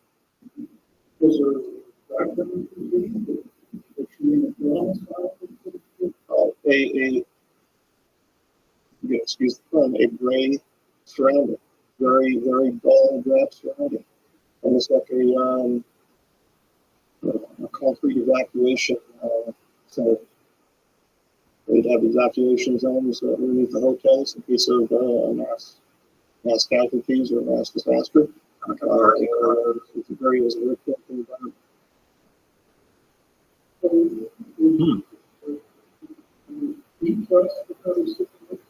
It's extremely depressed. If we were determining human, I would. I'm not a psychologist, but I think he would be termed as clinically depressed. Wow. Weird point. It's been said, it's been rumored that there is, at least some of these beings are fleeing some kind of biological catastrophe or something is happening happen to them, and they're not all powerful and invincible as they would like us to believe, that maybe they're coming back to build their genetic line in some way, or to have, they need something from us that they have to get to like help get them out of the jam that they're in. That sounds like what he's describing here. He wept, but he didn't weep outside. He wept because of me. Or just dying. Smarter than me. Smarter than me by a long range. The mathematics that he showed me blew my mind. He showed me concurrently not only the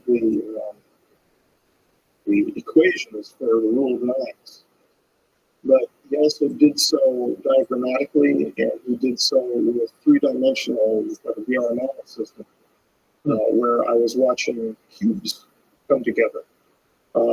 So that if I was not understanding, apparently if I was not understanding the script, I would understand it as a child learns group theory in mathematics. Wow.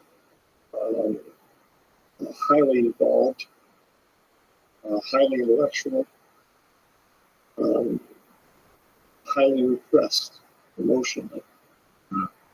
When I was with him, I felt great happiness to be with him, but I could feel his great sadness, not only because of what he wanted to become, what he knew he was by being present with us, but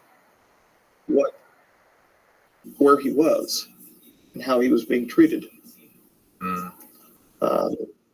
He was not part of the group that has to be catered to in all the P9 treaty that was signed.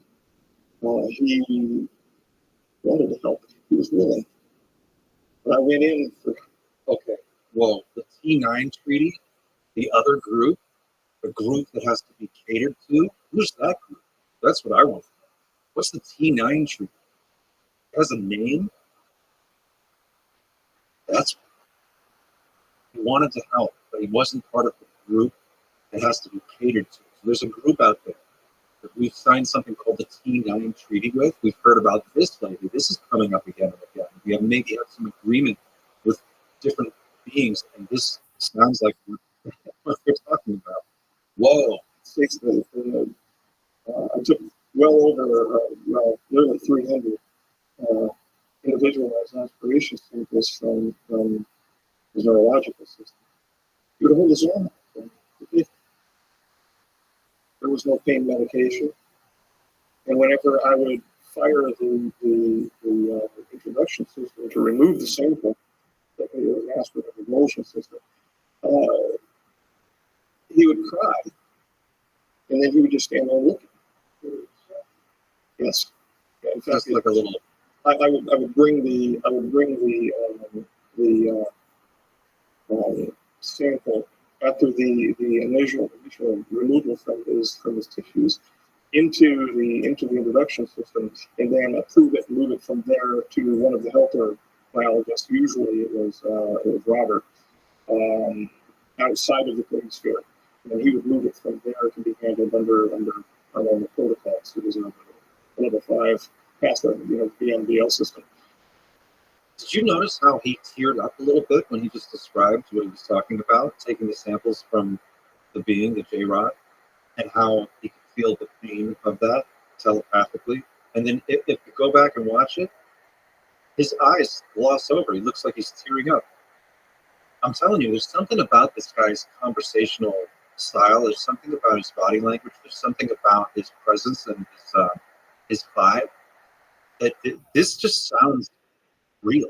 Sounds like this man went through and actually experienced what he's talking about, and he's describing it in such great detail. I don't know how you bullshit your way through a story like that. I mean, the level of detail that he's including is like, he knows the names of the people he was in the room with, he knows where the holographic projector was, where the viewing gallery was, where the clean spear was, like what the procedure was, and how many steps there are to get from standing outside to in the suit to in the room.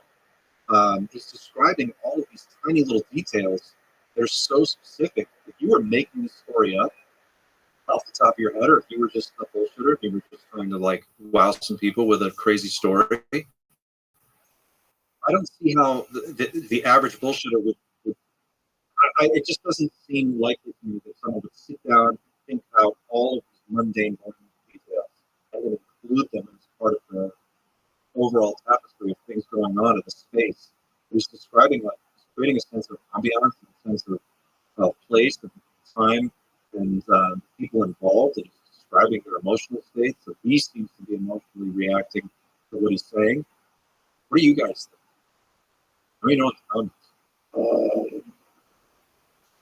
You just stand and take it. It's really uncomfortable. You feel the communication is established and you're in contact. Between students and over 60 feet. Definitely 60 feet. There's about 60 feet from the center of the Queen's Fair to the introduction ramp going down into the Ambassadorial Suite. Ambassadorial. you don't feel like these students communicating with you. Yeah. Sounds like telepathy works in line of sight, at least in this case. Yes. Yes. The folks that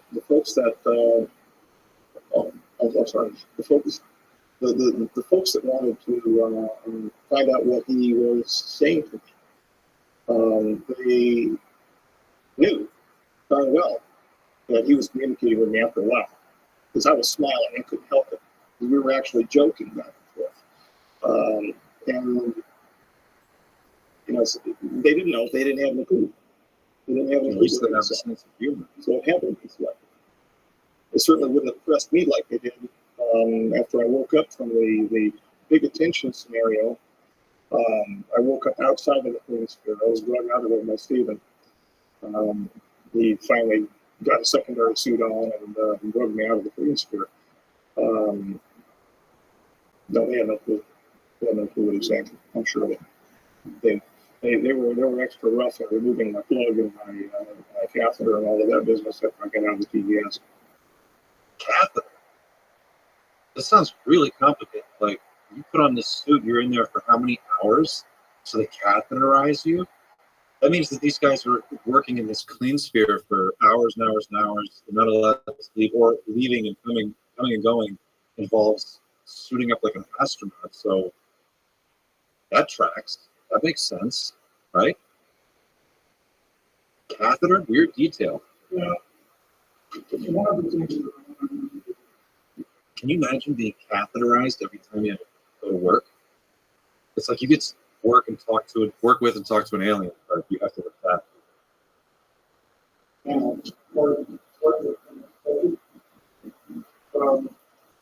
we're going to ask this last question.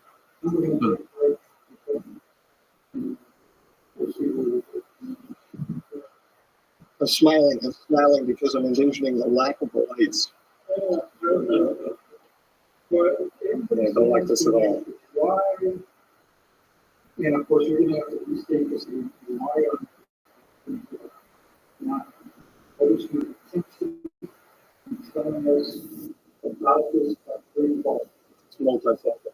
It's multifocal. There's several reasons. The largest reason is not the most important reason.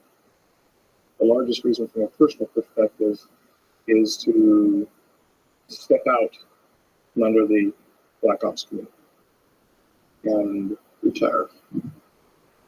I'm ready. I told you before, I see myself walking along the pond. In Russia, Black Ops community retires you. I'm bothered by anybody except for maybe a bird here or there and taking a sample and just taking my time looking at it for fun, for enjoyment. Is Dan Burr still alive? Does anybody know? Somebody check that out. Well, my health is degrading. There's no doubt about that. The heart disease that I have is in fact degrading my health. Time is coming. I don't know how long that is, and of course that's within God's providence.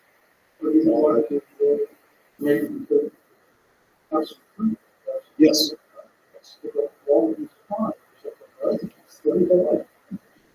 Disappearing. There were other reasons too. Without yelling the poor me scenario. Yes, people have a right to know. I mean, that's, other folks have screamed that. Some of them, I think, real. Some of them only use a $3 bill. Yes, they have a right to know what's going on. They have a right to know because this is their future. Or maybe not. That's what Colonel Corso said. Colonel Corso said, Bill Corso, author of The Day After Roswell, said in a number of interviews that people have a right to know because this is their future. And he had a really great point about that. He said that in World War II, we sent kids, 17, 18, 19-year-old kids, into machine gun fire on D-Day, and they were able to handle that. Surely we can handle whatever it is we need to know. And it's their future. This is the world that our children are going to grow up in, so they deserve to know. I think that's a fine point. It depends upon our wisdom or lack thereof.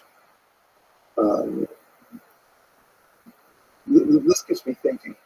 The one thing that we've heard from the Brookings Institution study, famous Clampton study, was this would cause a great social upheaval.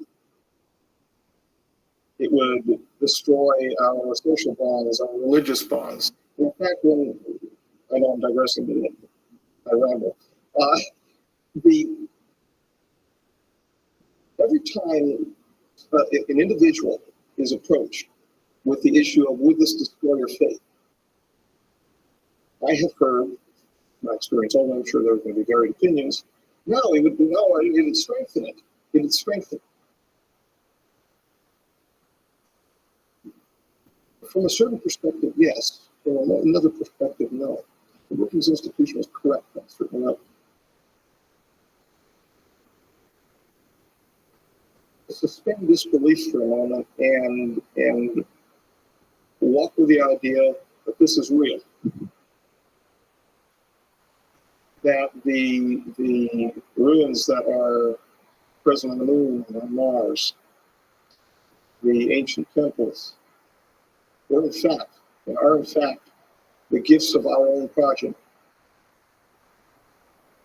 Can you imagine what is going to happen when those temples, which were prayed to as the gods, are found out to be nothing more than the creations of men, but the men themselves were those who were being worshipped,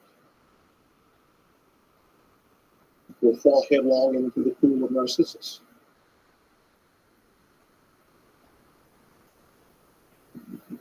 And maybe that's a good thing. Maybe that's a good thing.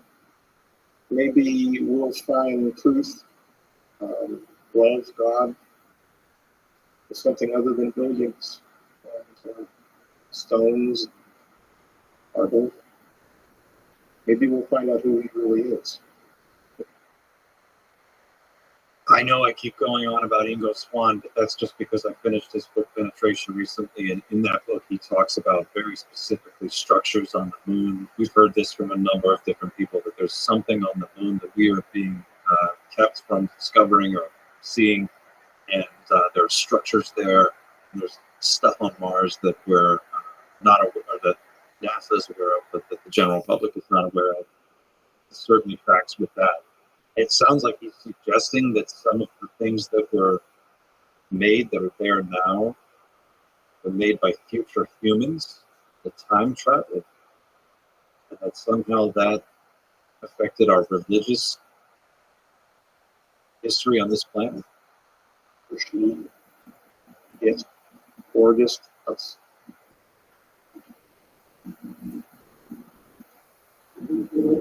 it's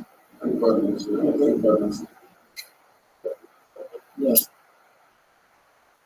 There's a little bit about things to mentions in terms of shooting yourself. You didn't mention a lot of incidents, which are not after all. Right. But in the other thing, you talked a little bit more about some of the mechanical specifics, just to get a better image of what it's like for you to do it. That's fine. Okay. The introduction through the square, as soon as it goes up, it's all visual. I think it's really healthy. The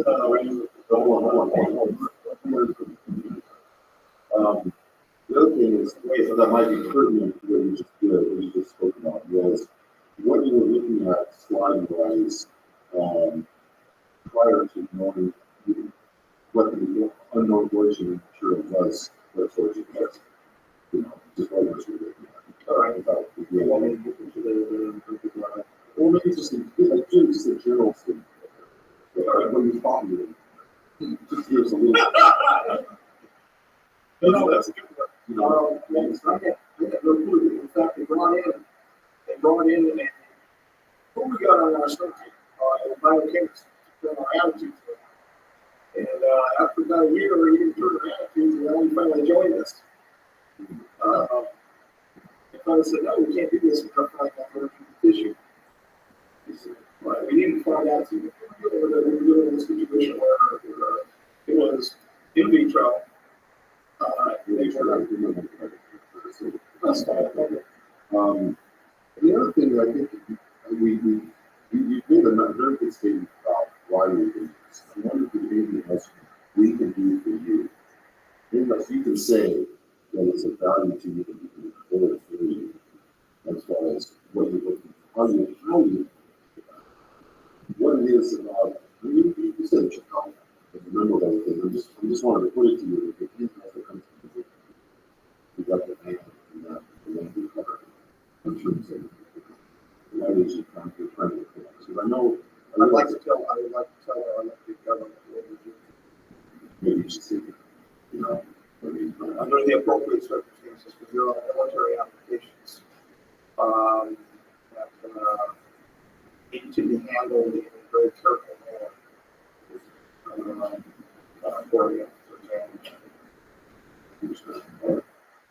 That's very close to what David Grush, Lou Elizondo, and Carl Nell have all said. It's the very similar language that they use, and they do definitely treat the conversation with a degree of seriousness that I think is appropriate. Talking about. It's interesting how frequently they talk about how out of the loop Congress is all this, and there's no oversight on this program. So that's those are two extremely careful about it. We should be taking there's our objective, including military applications. I know that one's going to is going to be trying to do all this. I have to do that.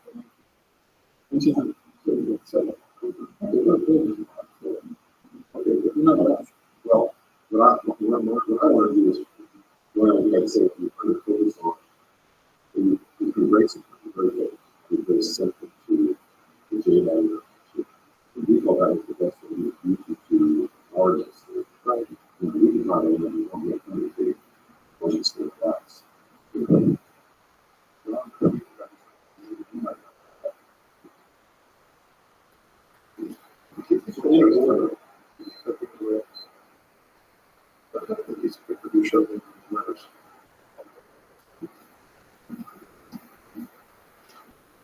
See, we spoke about another individual who has a heart condition. I figured that it was a need to know basis above that. I didn't figure that there was a direct.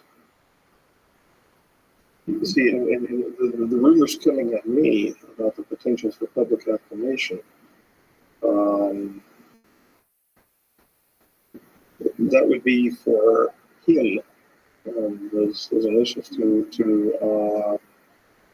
take back as the hero in the situation, because he loves playing hero. And you show me a piece of paper that says ordered to remain. Ostensibly to remain. Ordered to remain in capacity, which means that there is a greater loop. I've had the chance to speak with the individual at one time, and he was funny or not. It really was. I heard that there was a transcript involving that got out. In fact, I'll show you. The first meeting, the one where I bolted, the one where you scared the hell out of me, not as much as you did today, but a little more relaxed circumstance. I heard what you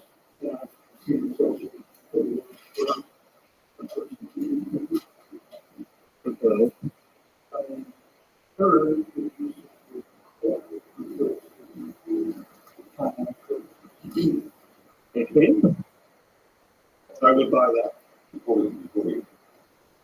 Let's talk a little bit about what you just discussed. What was it that you thought you were looking at when you were looking at these slides? We were looking at extremely minute microglial cells. We knew that they were eukaryotic.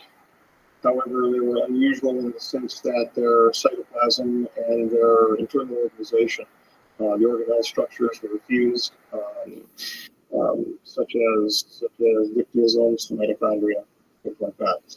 And we had no idea what we were looking at. The original contention made by the individuals next to me is that we were looking at some type of biological warfare material, an intermediate. They had more experience. They have more experience than me involving such matters. So, and being that I was new, I'm going to take the lead.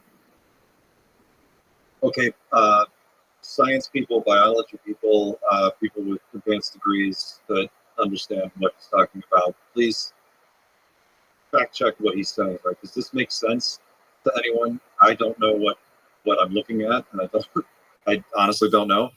So it's hard for me to know whether this is made up or nonsense. Please let me know in the comments what you think about what he has to say.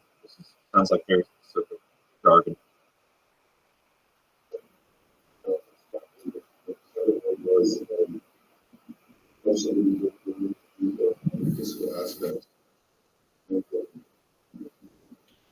Well, we would undergo a medical examination at least during the early time frame of the introduction for a 92 time frame.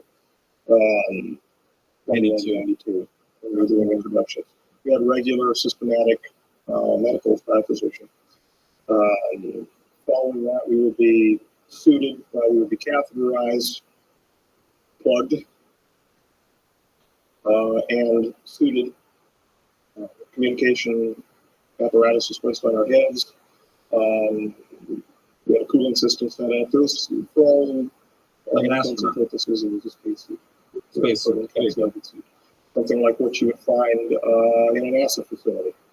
Not so much something that you would see, or for instance, at USAMRIID or CDC.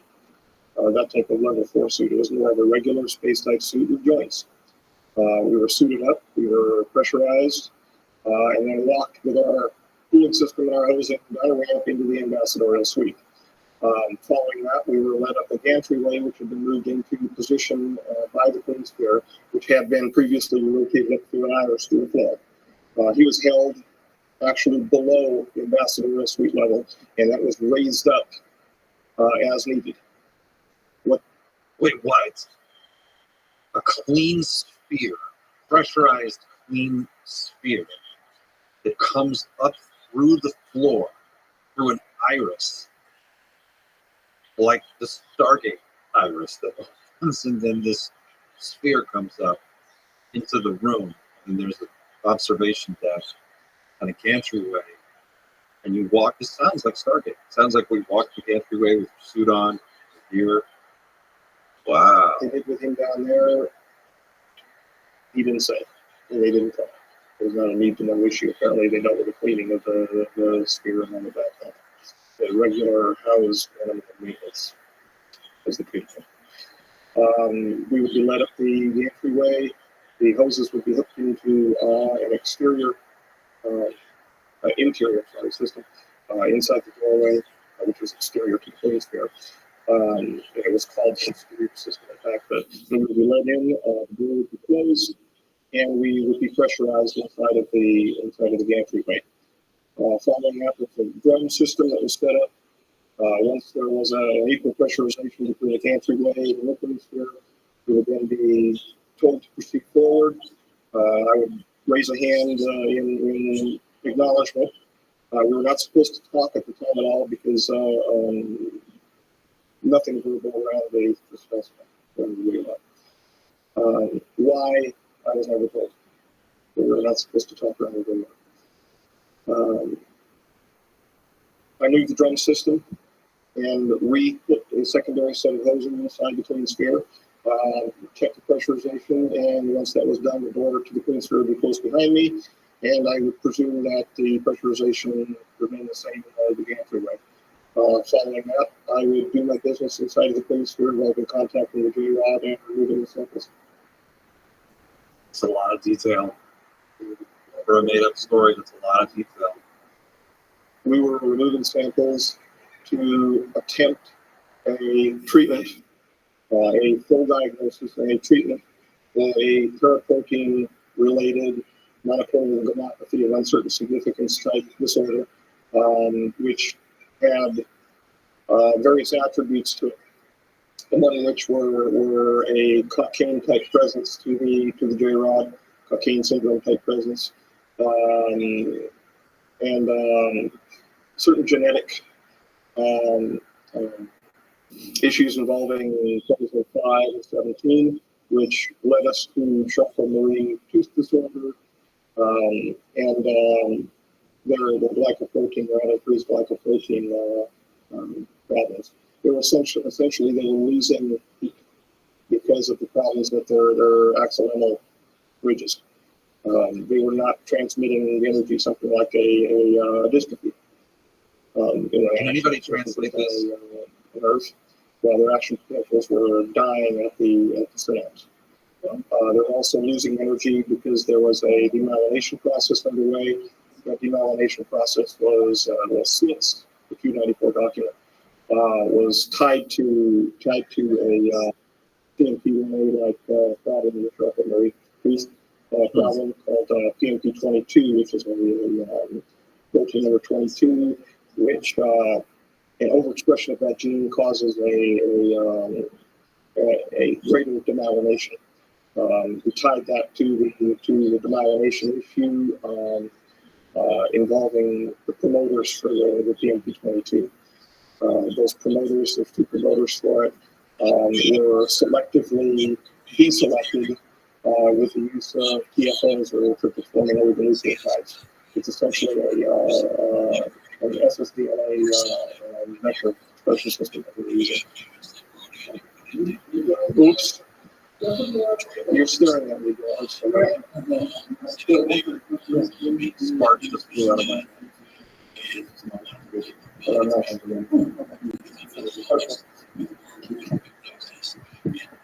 All you've been doing is out of my feet.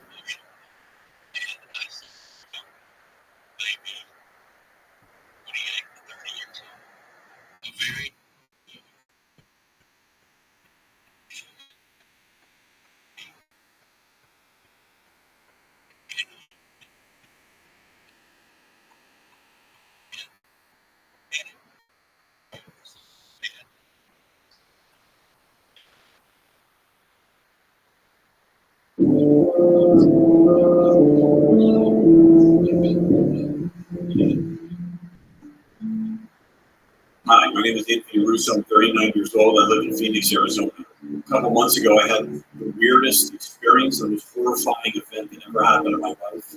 And before I go into this and dive into the situation, I want to tell you that I've listened to people talk about UFO and alien sightings, and I would just laugh at them and think that they're crazy and that there's no way that something like this could happen. But until something happens to you, then you start reconsidering what other people say. And the story I'm about to tell you is 100% true.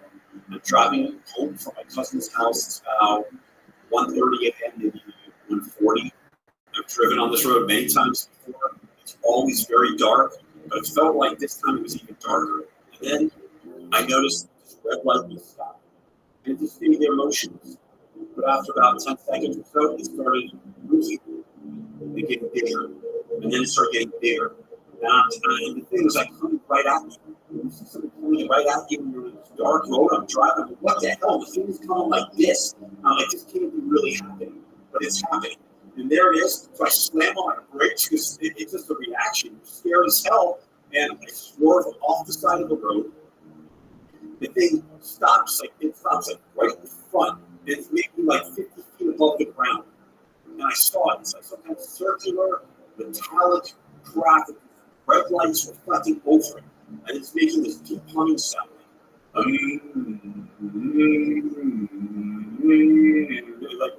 kind of like sounds of like vibrations. And at this point now I'm freaked out. I'm just like stopped. I'm like frozen. I don't know how to think. I don't know how to react. At this point I'm like pretty much terrified because when you don't see anything like this, you say you don't scare easy, you watch horror movies, whatever, you're a big tough guy. But until something like this happens in your car, it's like this huge floodlight. And it's like shining inside. All I can see is a white light in my car. It's completely dark outside. This white light is flashing right in my eyes. And then I started feeling like I'm floating up. I'm being pulled up. I never, ever felt something like this. I couldn't even explain the feeling, but it feels like I'm like this. I'm like floating up from this white light, and I'm all alone on this dark road. I have no clue what the hell is going on. I just blacked out, just like that. And then I have these dreams, these weird, like vivid dreams that weren't dreams. I mean, they were dreams, but they weren't dreams. But I felt like I'm surrounded by these like, really weird-looking people with these huge eyes, these huge black eyes, and I'm just looking. And all of a sudden, there's just all these like creatures or people. There's no explanation.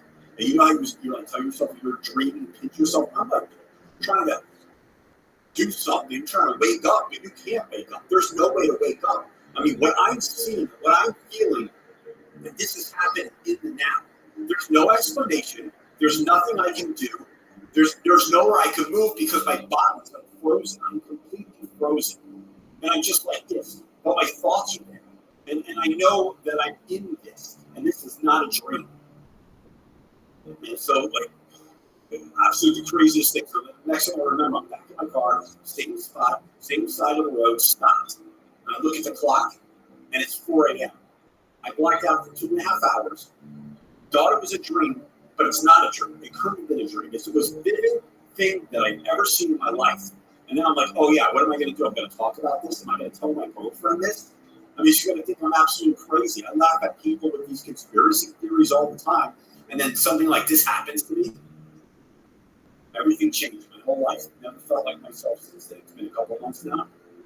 Getting these horrible pains. I'm out of breath all the time. I get these horrible headaches. I have this ringing in my ears like every now and then. It goes for like 15 minutes. And then I get that humming sound, just like that humming that I was explaining that happened in my car. I get it. It's on and off. It's almost like a It feels like someone's like talking to me or something's trying to communicate with me or communicate with whoever's inside me, because that's what I feel. I don't feel like I'm in control of my life. Every night I have the same dream, the same recurring dream about the red light, seeing these black eyes looking at me, staring at me. And I feel that. And then I wake up and there's this white light, just a glaring white light coming down. That's all I can see, bright light. My body can't move. I hear the humming noise in my ear. I actually feel there's someone inside my body taking me over and hearing these messages and transponding, communicating with something. This is not human. Everywhere I go, I feel like someone's watching me. I can't see anybody, but I can feel it.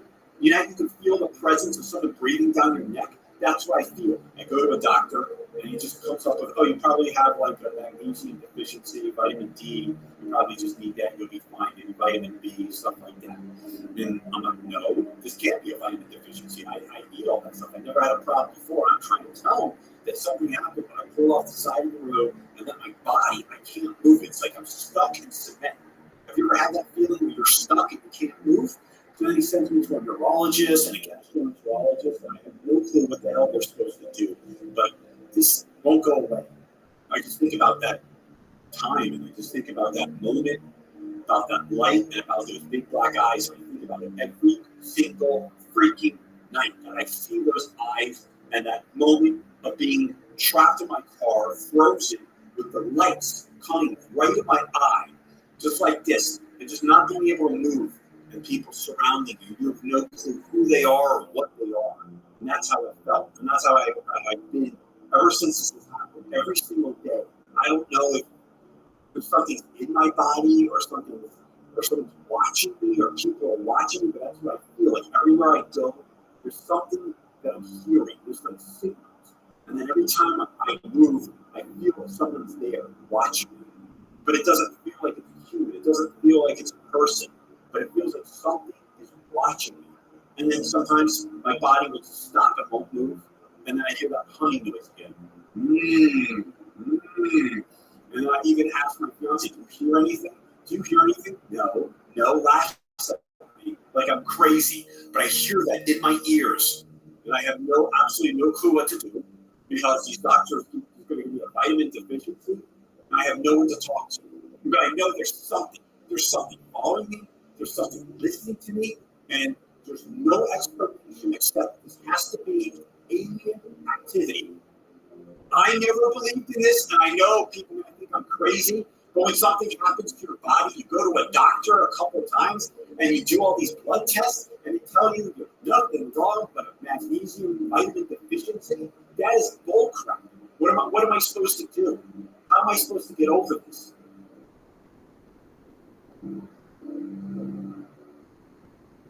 My name is Jennifer Berkeley. I'm from Terre Haute, Indiana. I'm 22 years old. There's no real way of saying this without sounding crazy, so I'm just going to come out and say it. I'm being stalked by aliens. I'm not just talking about abductions. They do that. They've taken me here since I was a kid. They come in when I'm sleeping, and I wake up paralyzed. And they're in my room, and they take this light and stick it inside my head. When they put this light inside my head, there's this thing, like a really loud bang inside my head, and this flash of light, and I feel really weird. And suddenly I'm someone else. In the beginning, I remember everything clearly.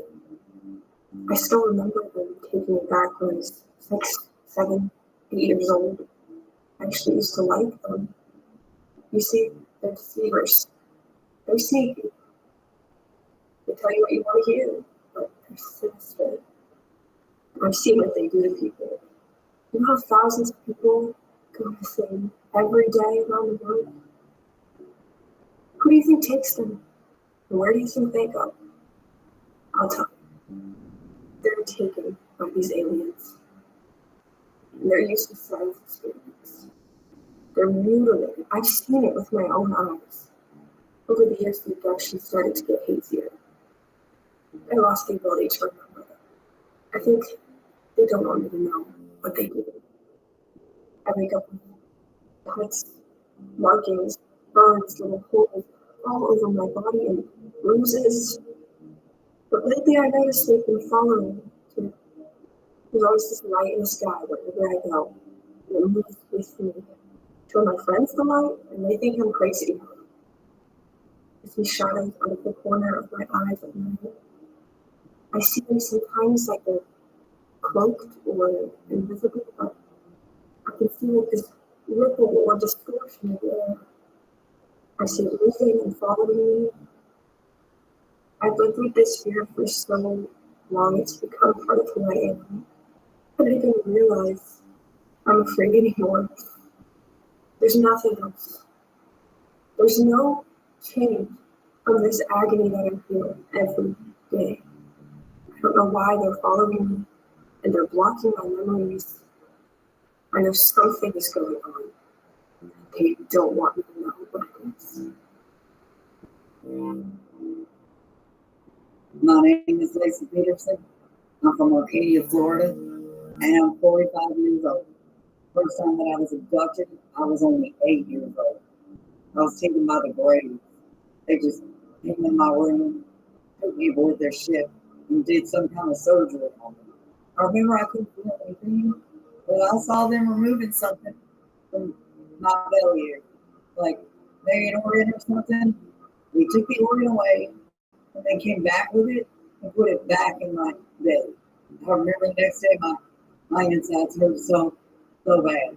My parents took me to the emergency room, but they didn't find anything unusual. And then my next memory of being abducted was when I was a teenager. The Greats took me again, but this time they were with these other aliens. They were bigger, and they looked more like insects. All I can really remember from this experience was they had me on this table, and the Greats had this weird long-looking tube with this pointy thing on the end of it. I couldn't feel my body, but I saw it. We put the tube inside of me in my private area, then bam, last thing I remember. Just like the first abduction, the next day I was in a horrible, horrible pain. I couldn't tell my parents. I wasn't comfortable talking about it with them at the time. Plus, they didn't believe me the first time. And it was a sensitive area, you know. Then the next abduction hit 22. It wasn't the grave or the collar insects. I woke up in the middle of the night and there was just a huge dark person standing next to my bed. It almost looked like a reptile, like it had scales. And I'm not comfortable sharing the details of this experience, but it involved sexual contact. After it happened, I started to just consider ending my life. I was traumatized, depressed, scared I couldn't handle it. I started to consider if I was actually insane, delusional, maybe schizophrenic. But there were physical effects from my abduction that I knew were real. I was taken again by the Braves. They showed up in my room. And the next thing I knew, I was on a table. They were doing something to me down below. I couldn't feel or move my body. And then one of them was just communicating with me. Told me they were taking their offspring because I couldn't survive living in my body. That was the last time I had any contact with the aliens. They ruined me. I'm a completely broken person now.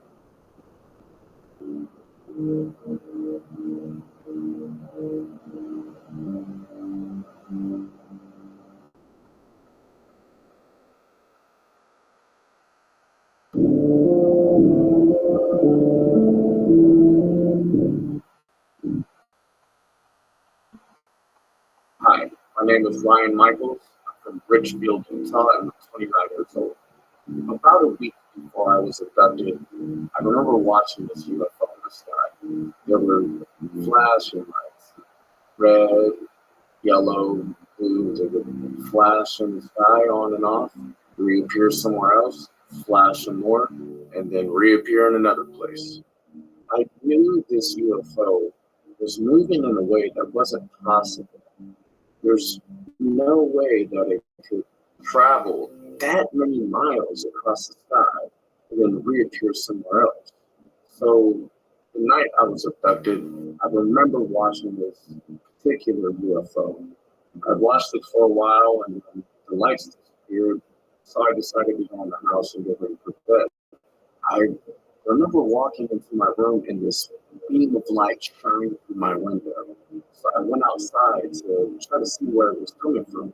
I looked in the sky. I remember looking around the house.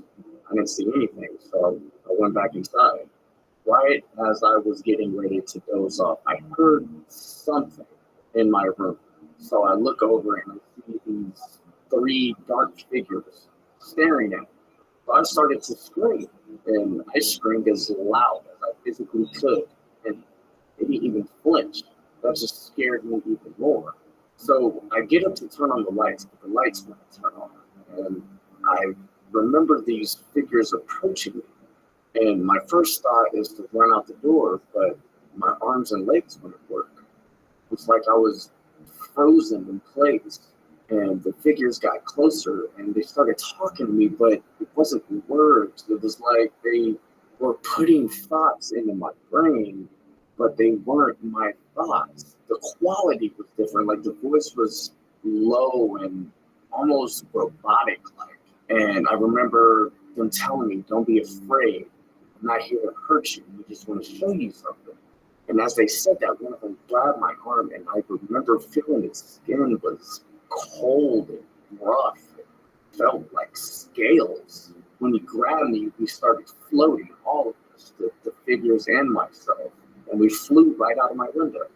But the window was closed. And I remember as we went through the window, it felt cool, like a dense, tingly feeling. They took me into the forest, deep into the forest, until we seen their UFO on the ground. And I tried to see what the UFO looked like, but there was this light shining from it. And as we got closer, the light got brighter, so I couldn't really see much until we got inside. But inside the UFO was way bigger than what I thought it was going to be. And there was a lot more of these figures too, but I could clearly see them now. They looked like insects, but with human bodies. I was repulsed by them, but they kept sending me these thoughts, reassuring me that they weren't going to hurt me, that they were only there to help. But something was just off about this entire situation. I still couldn't move.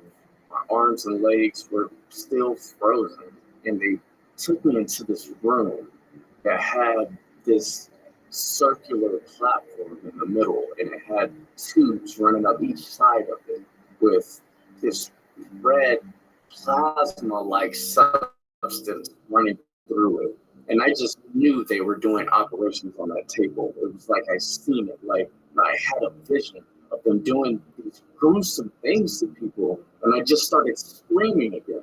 I don't know if I was screaming out loud or just screaming in my head, but I couldn't stop. It felt like I was screaming for like an hour. And one of them was trying to calm me down, saying things like, relax, you're not going to remember this. You're going to soon realize that this was just a dream. And when he said that, I knew he was lying. It's like I could sense this evil in them. I know I wasn't dreaming. And I know they did something to me, because ever since that night, I felt different. Like there's this darkness inside of me now.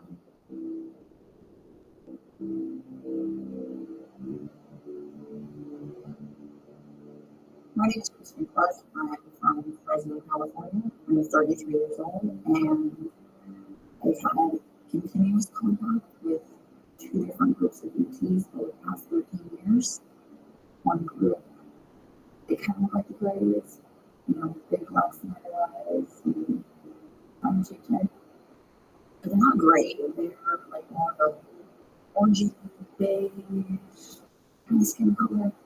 They come to me at night and they use some sort of levitation technology. I have no idea how it works, but I feel this pulsating and the frequency increases, and then I lift up out of my belly and flutes in the sky and energy. But these guys are friendly.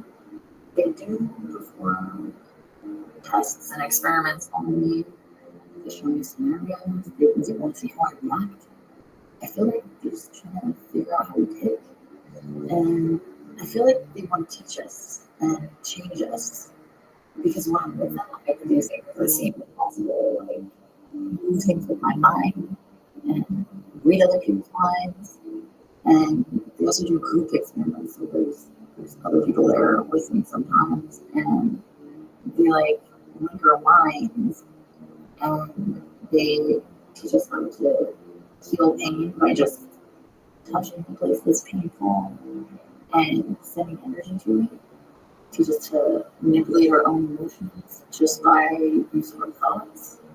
The other group is a different story. I think their agenda is totally different, and it is not good. They're mechanical, cold, Absolutely terrifying. Their skin looks like black tar. And they wear these uniforms that are like a mesh on. They don't come as often, but they perform uncomfortable, painful procedures. And my memory of it is like never really clear. It's hazy, cloudy, and confusing. But I always remember how painful it is. And when I'm back at home, I have scratches and punctures on my body, my legs, my arms, my neck. But through those things are working together, like the top and cut and everything, like they have the same purpose, the different jobs, you know.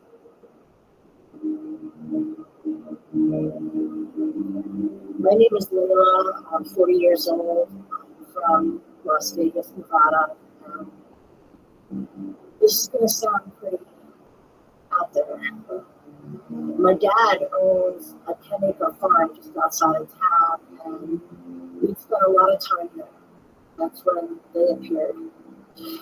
My first memory was that these beings would just show up in my room, and they would just take me to another place. To describe them, they were small, they were skinny, their skin was tan, and they had these huge black eyes.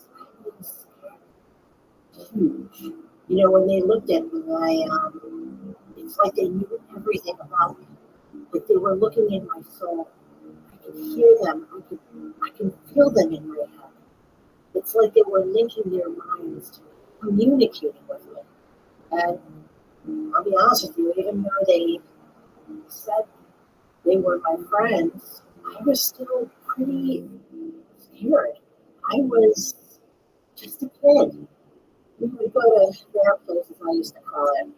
I mean, there were other kids there, and we'd play, and they'd make us do tests, and they would do experiments on us. They used instruments that I've never even seen before, but it never hurt, you know. I actually don't remember feeling anything when this would happen, because it's like they made my body numb. But as I got older, these experiences became more sinister. And these beings who I thought were my friends started doing things to me that I just don't feel comfortable describing. Let's say they involve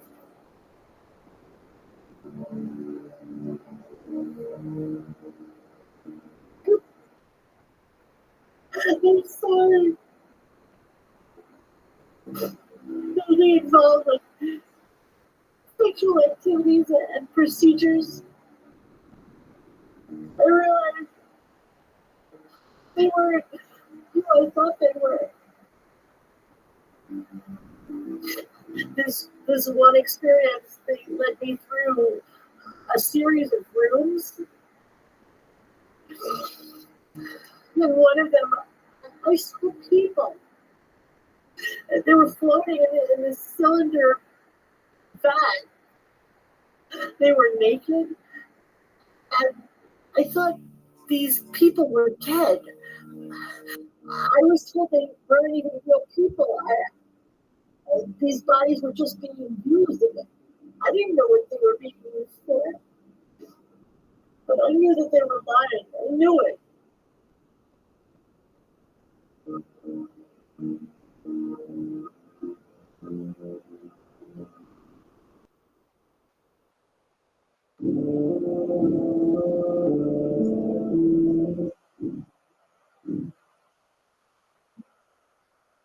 Hi, my name is Jason Ortiz. I'm 38 years old, and I'm here to talk about my adoption experience. I don't like to talk about it a lot because people think I'm crazy or they think I'm looking for attention. Plus, I was bullied in high school next to my best friend telling everybody my experience. So, about my adoption, I totally do it, honestly. It seems like it triggers me to go back at night and have all this feels again. That happened when I was in my parents' house. I think I was 14 or 15 years old. My first house is a two-story house. My bedroom was on the second floor. I was the backyard, and my bed was right next to the window. And I can see the backyard in the weeds. I think it was one summer in 1997. It was just a regular day. I was playing baseball with my friends. I came back home and ate dinner with my family. After that, I went to my room and read some comic books. And because I think it was 9 p.m. or 10, and suddenly it's like a voice inside my head trying to open blinds, and I sit down, I open the blinds, and I saw big, um, big black eyes, a small mouth. Whatever it was just tiny. I didn't feel anything. I was not afraid or anything. I was just sleep awake. And also, I saw two more backyard close to the rooms. And I was out and wake up in my bed and noticed the window was open. And I don't remember it open. And I was just thinking, I think I had a dream or just a dream.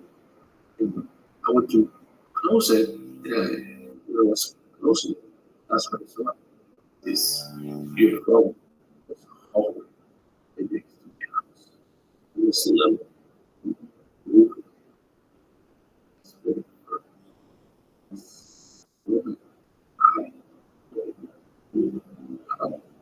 I wasn't in the film my body out. It was complete. I went to scream. I went to run away from it. And they just like really hard to process this beautiful little light was round, lights coming out on the edges, changing colors. It was making this slow humming sound. And suddenly, the white light came out, flashed me, the whole room lit up. I could not see anything. I cannot feel anymore. We just I see white, started putting lighter. And that's when I realized I was getting cold, getting closer to the beautiful. And I think I passed out because I wake up, I was on the table inside the spaceship. I had tears coming out of my eyes. I could see it half my clothes on, and I had to move. And I couldn't. It felt like something it pulled me down. Huge, but it pulled me down. And I heard voices getting inside my head. And I turned and I see these skinny, alien, solid person dark. I don't remember how or what happened. I woke up right next to my bed in the floor. I was frightened. I get up real quick, turn on all the lights. I remember start looking. I think they were there, still there. It was nothing. It felt like it was just a really bad dream. They know it was it happened because this bump beside my head, just right in the back of my head. Oh, I could feel it. It was not there before. And I haven't told my family because I know they would take me to the psychiatrist again and to give me more drugs. I suppose it's going to happen. But stay quiet because I know it's real. I know it happened. I know they put something. I know it's real. Hi, my name is Ashley. I'm 22 years old and I'm from Northern Michigan. I started to notice something was going on about a year ago. I started waking up with marks on my body and I had no idea how they got there. And it was weird. They would heal and then they would disappear in the same exact place. So last year on Christmas, I went downstairs to watch a movie and I saw something. It was a creature of some kind. It was small and bald, had huge black eyes, and it ducked behind the couch before I could really see it for what it was. I was too scared to go see what it was.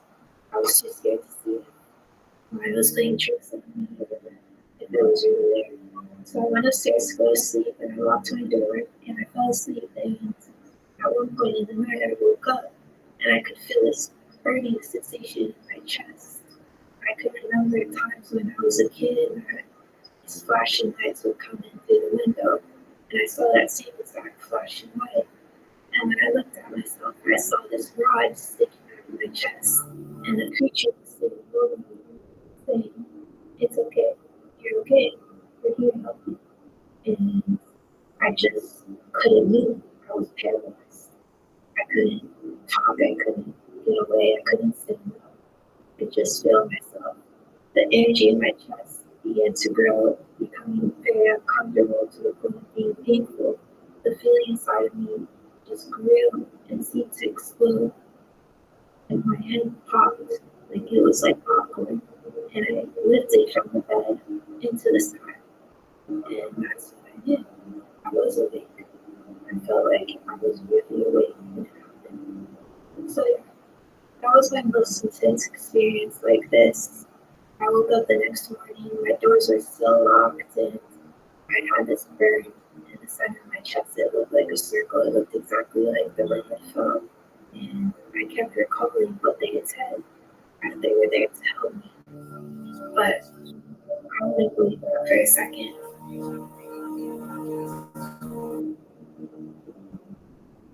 My name is I'm 6 years old and I'm from California.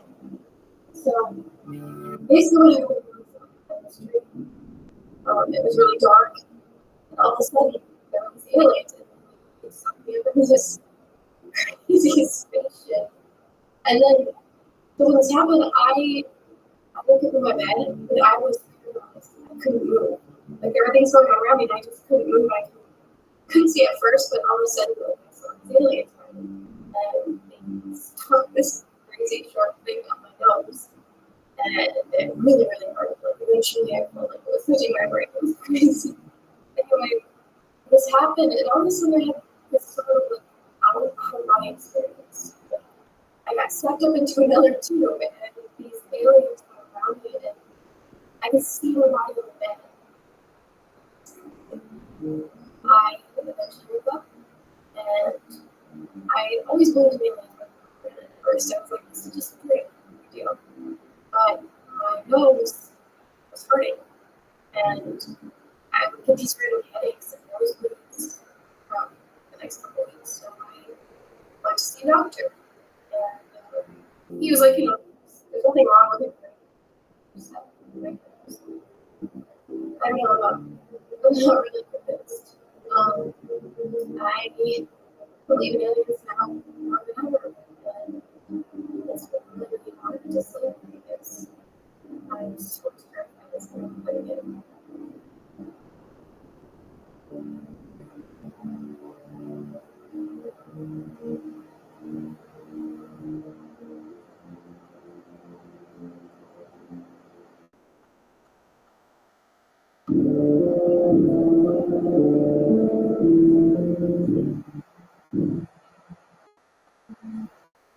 My name is Sarah Mitchell. I'm from La Vista, California, and I am 39 years old.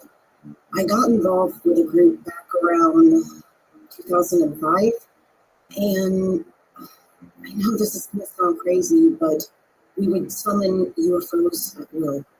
It involved a lot of meditation and chanting and a certain technique that I'm not at liberty to share, but it worked. We would have sessions like 3 or 4 times a week, and we would summon at least one UFO just about every time. Sometimes 3 or 4, sometimes an entire fleet. Sometimes they would appear as cigar-shaped craft, sometimes triangular, sometimes as balls of light, sometimes as flashing lights of different colors. This group believed that these UFOs were spiritual entities, not just spaceships driven by aliens, but actual conscious entities.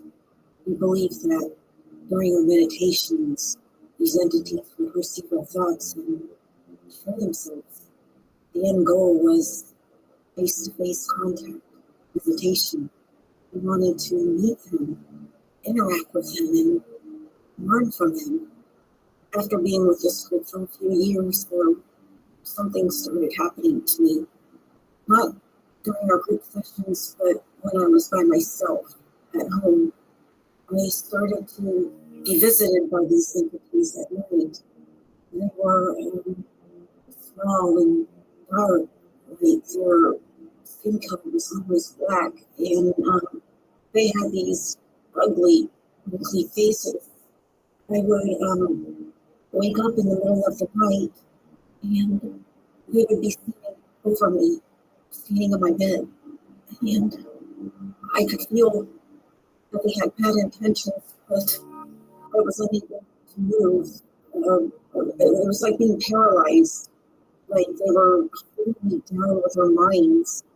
They would put these horrible suggestions into my mind, things I won't repeat here. They wanted me to do horrible things, and then they would stick me with this needle-looking thing right at the top of my forehead, and I would experience this flash, like, it's hard to explain, but it's like I was suddenly transported to another place, just for a split second, and then I would immediately pass out. I told my group what was happening to me, and one guy in the group said that he had similar experiences, but that they stopped. So I asked him, how did he get them to stop? And he said that he started praying and they never came back. So soon after this, they came back for me, and I asked them why they were doing this to me. I thought it. I didn't actually say it. I couldn't move or speak. But when I thought this question, they said, you called us. And I realized that my group was actually summoning these entities. The lights, they were just a gimmick. We were actually inviting these entities into our lives. And they began torturing me with their sinister thoughts. And I was about to break. And then I remembered that guy said about praying. So I called out to Jesus Christ to help me. I called out his name 3 times. And suddenly they were gone. And I realized these beings that we were summoning were not extraterrestrials. They were demons. I warned the group, and they thanked me by basically kicking me out. They said I was fear-mongering. I didn't care. There was no way I could ever participate in that ever again. I just needed to warn them that they were playing with fire. And I need to warn everyone out there watching, don't mess with this stuff. My name is Phoenix. I'm from Florida, California. I'm 29 years old. I used to watch a lot of horror movies when I was a kid. I don't know why, but I've always loved them. I love being scared. There was one kind of movie that really frightened me. It's not like I'm scared, but like it did disturb me. Movies about and alien abductions. Movies like Communion, Fire in the Sky, reflections based on true stories, they left me feeling like I was truly scared, terrified. So I don't know why. It did make sense. Watching people getting their heads cut off is fun, but the idea of them abducting people against their will and being powerless to stop it. It was too much. I was probably 8 or 9 years old when I started to get worse.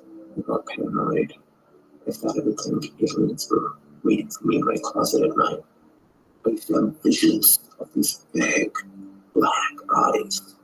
I used to have dreams about them at least a few times a week. Dreams of being visited, being abducted. But eventually, I moved past this face and I didn't think about it much until it happened last year. I don't know if it was from isolation from the pandemic that was getting to me or but I started to see visions of aliens again, just like I used to when I was a kid.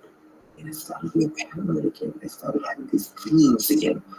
So one night, I was in my dream, and in the dream, I was with myself when I was a kid. Like, I was sitting with a younger version of myself, and he was telling me that he used to get abducted by aliens. And I told him, no, he just had an overactive imagination. And then he said, look, he pointed behind me. I turned around, and there were a group of aliens standing there, looking at us. And when I looked into their eyes, I realized I wasn't dreaming. It felt like I was hit with a shockwave of fear, like realizing the worst nightmare was coming true right before your eyes. I was fully awake. I knew it was real. And I couldn't take my eyes off the aliens. They sat right in front of me. Took my kids off, told me to go with them, and I realized that his voice was another. Like it was kind of distorted. It was static. Like, when a radio doesn't dial completely into a radio station, but you can still hear it. And then I was instantly in another place. My kids' stuff was gone, but the aliens were still there. We were in this room with these tanks that looked like almost like a giant tanning bed. And I looked inside, and I couldn't believe my eyes. I saw myself, and then in one of the tanks was a younger version of me, a teenager, maybe 14 years old. I looked dead. The tank passed up. There was an infant, and I realized that was me too. And there were 3 tanks that were completely empty, and then there was like these voices in my head. And I knew they were coming from the islands. It was like I felt some sort of connection with them. And these voices were telling me things. They told me that these bodies in the tanks were clones. They only cloned people who were special. Like there was something special about me, something in my DNA. And they needed to clone me. And somehow these clones didn't age. It was like they cloned me at different ages, and the clones just stayed that age, and they told me that they needed a new clone. And at that moment, I realized that this was familiar. Like, I almost remember being here like a long time ago, like deja vu. And suddenly, I felt something touch the back of my head. And then saying, I felt this sensation of falling, and then I was in my bed. And I remember that. I remember what happened, and that's what I'm telling you here. They are cloning people. My name is Rachel Newton. I'm 35 years old, and I'm from San Diego, California. And the story I'm about to tell you happened right after my 21st birthday. I had this huge party on my 21st birthday. And then the next day, 2 of my friends and me decided that we were going on a road trip. And it happened when we were passing through Arizona. It was my turn to drive. It was a little after 3 a.m. I was the only one still awake. And I noticed out of the corner of my eye a shooting star. So I turned to look real quick, and I see the star fall behind a mountain. And then a couple seconds later, I see this light in that same direction, and the light's just floating in the air. It's just slowly drifting. And so I was like, oh, that's the same light from the shooting star. At least that's what I thought. And then I thought about it for a moment, and I looked again, and I was like, wait a minute, that's not not a shooting star. That's a UFO. So then I became super excited because I was like, OMG, a UFO. I've never seen a UFO before. And so I was so excited because I always believed in them and now I'm actually seeing one. So I woke up my friends to tell them, and they just thought it was a plane, the light from a plane. And they didn't see the light shoot down behind the mountain or the light rise back up from behind the mountain. They didn't see any of that. So I went back to driving, and about 10 minutes later, I started to notice that that same light was going the same direction that we were going. And I said to myself, is this light following us? Like, no, this light can't be following us. So just to make sure, I pulled over to the side of the road to let the light pass. The light stopped when I stopped. Now I'm freaking out because I'm like, this is not cool on any type of level. I'm like, it is like 3-something in the morning and we are on this lonely road and we've only seen like 3 cars pass by us in the last hour and this light is following us. So I woke up my friends and I told them what was going on because I was like, I don't know what to do. Like, this light is following us. And so I told them that I stopped to let the light pass by and the light didn't pass by. It just stopped. So my friends are freaking out too. So I'm like, okay, all right, self, you need to be focused and you need to get us to our destination because this ain't cool. So I just went back to driving and then a few seconds later, one of my friends in the backseat says, the light disappeared. It's gone. And I looked, and the light was gone. So at this point, my friends are making up these lame excuses of what we just experienced because you know they don't believe in UFOs, right? And then suddenly, there was this huge, enormous light, and it was shining so bright, and I couldn't see anything outside the car. And it was like I was blinded by this light. And then the light flashed, and it was gone. And I'm sitting in the passenger seat now, and both of my friends are in the back seat. And I have this splitting headache like I have a hangover. And my friends are feeling weird also. And now we're parked in this huge dirt lot on the side of the road. And we're like, how do we get here? And then to make things even weirder, we had these 3 marks on our arms. We all had the same 3 dots perfectly lined up in the same pattern. And now one of my friends has been having these episodes where she starts screaming and freaking out because she's dreaming while she's awake and her dream superimposed the real world.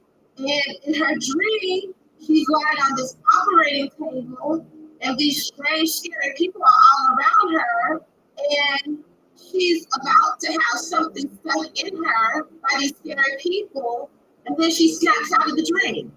And she snaps out of the dream in the exact same spot every single time. I think we were abducted by aliens.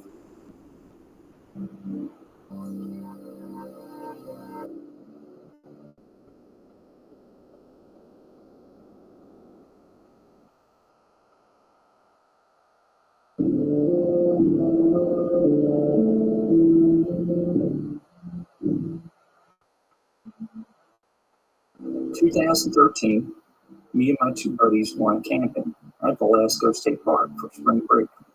Set up a campsite, set up a barbecue, threw back some beers, the usual. Before long, it's 10 p.m. at night. And right around that time, I saw a light coming through the trees.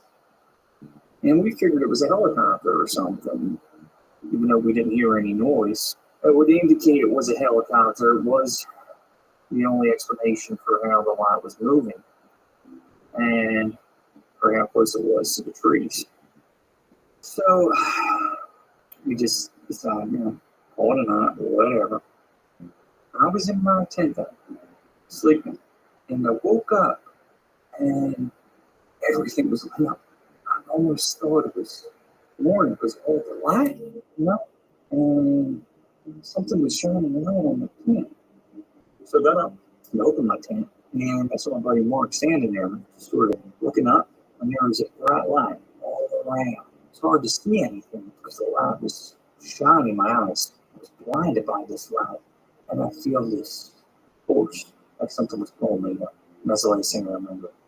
I woke up and it was the next morning, and looked around and realized I wasn't in our campsite. I didn't know where I was, and I started to freak out a little bit. And I had no idea what had happened or how I got there or where my friends were. So I started screaming their names and walking around. I walked around for about 20 minutes. Then I finally found the campsite. The guys weren't there. I was insanely thirsty. Felt like I hadn't drank any water for the past week. So down 2 bottles of water and got my phone in my tent. I called Greg. I was so happy that he picked up. So they were looking for me. They woke up and I was gone. So came back and told them what had happened the previous night with the light. And how I woke up a mile away. And I asked Mark about the light. And he doesn't remember anything. And I told him I saw him standing up and looking at that light. So I was probably just dreaming or probably was sleepwalking. So I was pretty freaked out and I dropped it. And we had lunch and packed up and left. Well, I started having these dreams. And in these dreams, I always saw the same thing. It was like a recurring dream. I was in this room, like a really long room. Mark was there. He wasn't with me. But I knew he was there. He was in another room. There was this thing there with me, and it's the most hideous thing I've ever seen. Long skinny arms, long fingers, long skinny legs, big black eyes, bug, big bald head. He was just sitting in the middle of this room, looking at me. When I run back in, did something to me. Can't move. Comes over the knees, walking like a spider. Pushes a hand in my head and rubs his fingers together. Really long, bony, weird fingers.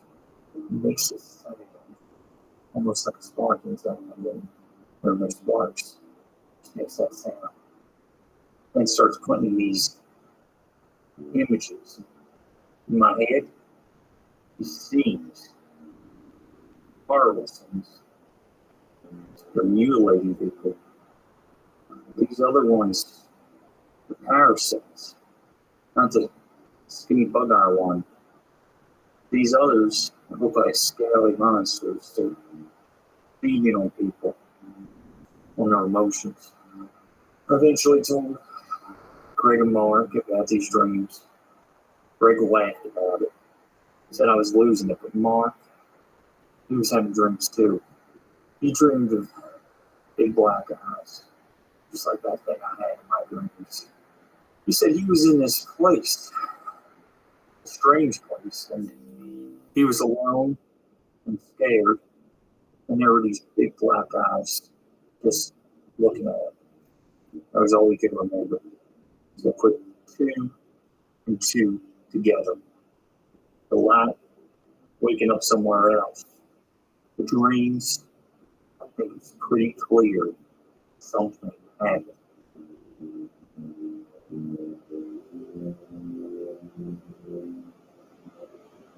My name is Karen Weber. I'm from San Diego, California, and I'm 51 years old. I know this is going to sound absolutely insane, but I am a clone. I've been cloned countless times. At night, when I go to bed, I see these creatures in my room, and they have to be about 7 feet tall. They have like brownish lizard-like skin, almost like a combination of the two, lizard and human.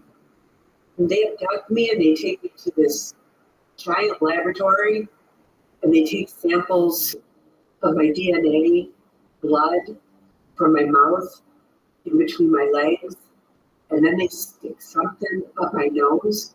I'm not even sure what it is. And what they do is they suck my spirit out. and they place it into another body that looks just like mine, but it's not. And I always feel different. This has happened to me countless number of times, but I never feel the same. It never feels like me or my body. Over the years, during these abductions, I've seen other things. I've seen what they do with the dead bodies. I see them, but I don't think I'm supposed to see them. When they're taking my spirit out of my body, I have almost this like out-of-body experience, almost like this sixth sense, where I can see this warehouse with all these different rooms, and I can see the dead bodies in these rooms. This place is huge, and I see these bodies are skinned, and they're hanging on meat hooks, and their spirit is gone, and the creatures are sucking the blood from them, and sometimes their souls aren't transferred; they're just eliminated. And I live with the fear every day that that's going to be me. One day I'm going to be eliminated, and they won't bring me back.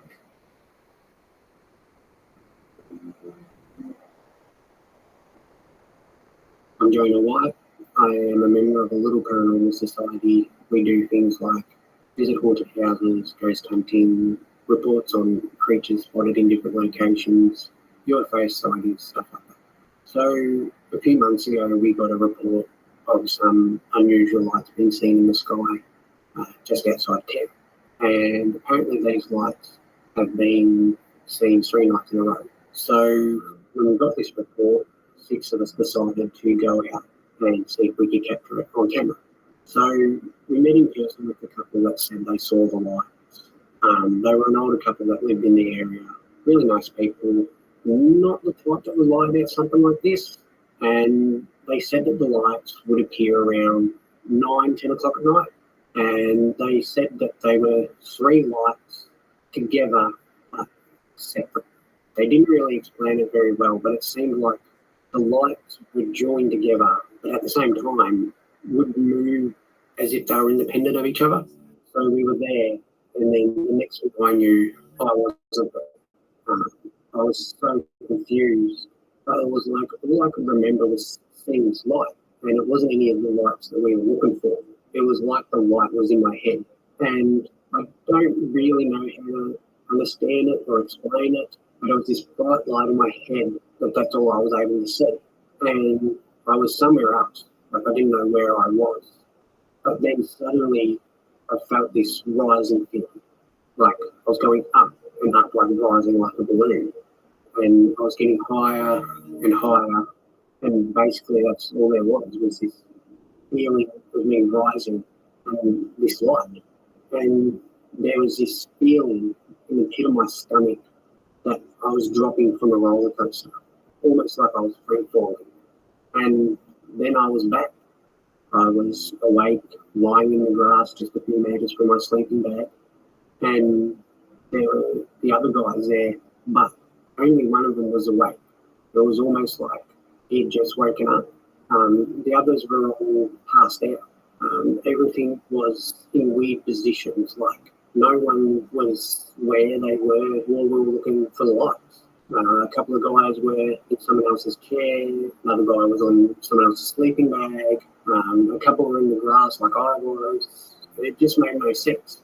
We woke up the rest of the gang, but no one could really remember anything. One of the guys said they had this weird dream. Another one said he saw the light like I did, but that's it. So by this time, it was early in the morning, around 4 a.m. Everyone thought maybe we'd just fallen asleep, but we couldn't remember falling asleep. And the weirdest part was that the man who called us about the lights said he saw them, and he came over to ask us if we caught them on camera, but we weren't there. So I'm thinking, well, this is crazy. I mean, it just didn't make any sense. So we told the rest of the group what had happened to us, And some of them were saying that it almost sounded like we were abducted, but none of us could really accept that. You know, when stuff like this happens to someone else, it sounds interesting, but when it happens to you, it's really scary. I don't know what happened to me that night. I don't like thinking about it. And to be honest, I don't really want to know.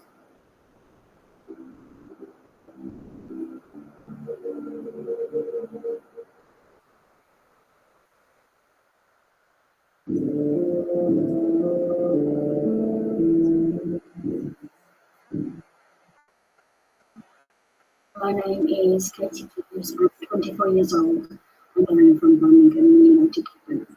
So my first memory of being abducted was about 2 years ago. I woke up one night and felt something in the room with me. Like I could sense this kind of presence, but it was dark and I couldn't see anything, and for some reason I couldn't move my body. It was like I was paralysed, but I could still move my eyes around. So my eyes started to adjust to the darkness a little, and I noticed this dark figure kind of standing in the corner of my room. And I panicked, but I couldn't move and I couldn't scream. So as soon as I saw it, it came over to my side of the bed, but it seemed more like it was gliding than walking, like it wasn't moving its legs, like it was floating just above the ground. It stopped right in front of me, and in the darkness I could barely see its face. The first thing I saw were these big black eyes, and these eyes were so disturbing that I thought I was going to die, that the fear was so intense and I didn't think it was possible to fear this extreme. And it slowly reached its arm out towards me and kind of touched my head, and I must have blacked out or fallen asleep because that's my last memory. So I woke up the next morning with like a splitting headache, and I remembered having a dream about that night about being in like a large metallic room and with a bunch of little beings surrounding me, and I had these large eyes that looked like the thing that I saw in my room, but I can only remember a few scenes and images from this dream, and I don't know what actually happened. Actually, my girlfriend noticed a red mark behind my ear a couple of days later, and she thought I was probably bitten by a spider, and I thought that's what caused my headache. So I saw my doctor once I was afraid I'd been like poisoned or something, but he told me it looked more like a puncture wound, but not a spider bite, like I was stabbed with something sharp. Since then, I've been having these dreams. I'm taken from my bedroom, like I'm being lifted from my bed, and the next thing I know, I'm on the table in this big room with metal walls with the same big old creature surrounding me. But I can never remember what happens or what they do, but I really feel like that these are more than just dreams. And I've noticed marks on my neck and my arms, and like I was burned or marked by something. And when these appear, it's always have to have in these dreams. So I think something is happening, and it's not just dreams, and I really do think these beings are real. It's happened way too many times for it to just be a coincidence. And I know these aren't just dreams. And I don't know what to do, honestly, but I feel like I'm always scared. Like, especially when I go to sleep or when I go to bed. Like, I always feel something watching me, and I don't know what to do because people just think I'm crazy and I have enough problems as it is. So I'm sharing this just to let people know that there is something happening, and I've heard other people with similar experiences, so I know it's not just me and it's not just in my head, but I really don't know what to do. My name is Lyle Benson. I'm from Liverpool and I'm 23 years old. I don't know where to start this. Well, it started when I was a kid. I was 8 or 9 years old when I started being visited at night by these people who were they weren't actually people. Like they definitely weren't humans because they would come through the wall from outside into my room, and they would take me out of my body. When I'd be trying to sleep, they grab my ankles and pull me back and forth until I felt like I was swaying on a swing. And I'd feel this energy around me, like I was vibrating. And they pull me up, and I'd be floating above my body. They're about my height back then as well, like about here, standing. And they were bald and had light blue skin. They almost looked human, except for the blue skin and their faces. Their faces looked like something out of a cartoon, with big eyes, tiny noses, and tiny mouths. They would have me above my bed. I'd be looking down on myself, lying in bed. Then they'd pull me away. They'd grab my hand and they would take me through space, through stars and galaxies, into different planets. They have the ability to open wormholes or portals to different dimensions. They would try to teach me all these things that I could not understand. The one detail that I remember clearly is that they said they were trying to show me the keys to existence. When I got older, it's like that. I started to convince myself that it was just a dream that I imagined. But the memories never went away. But I couldn't access them. It was like, have you ever had one of those dreams or ideas where they're trapped in like a far corner of your mind, and you try to reach for them or call them forward, but every time you do, they seem to slip further and further away. It was like that. Like, I knew they were there. There was a wall keeping me from accessing them. Then around 5 years ago, I started meditation, just for mental health reasons. And one day, I had an experience, kind of like opening your third eye, and I left. I wasn't in my body on Earth. I was in another dimension. And then I was visited by those same blue guys. And as soon as they arrived, all those memories that were locked away, they just came back. I remembered everything they told me. They are from a dimension in the future where humans have evolved beyond their physical forms and ascended into spiritual beings. And because of that, the laws of physics don't matter. They're able to communicate telepathically. That's how they were communicating with me. I actually got to see what it was like in their heads. It was like a collective group thoughts, and it was so loud and so overwhelming. I couldn't handle it. It's one thing to experience it, but I couldn't imagine existing. But it was more than just them. There was more. It was a collective consciousness of all living things as one. Every single living creature in the universe in one mind. And they told me that they're trying to invite us, they want to awaken us to our spiritual selves. But we're being blocked by a system right now that's trying to suppress that potential. And that they need to help us shed it, to get rid of it, because in the future, our future, if we stay as we are, they showed me that we end up destroying ourselves and the planet with us. And that has disastrous effects on other intelligent beings that we have a connection with that we can't see. But they said that if they can prevent, if we can wake up, it'll result in an amplification of the spread of this collective mind that they're trying to share.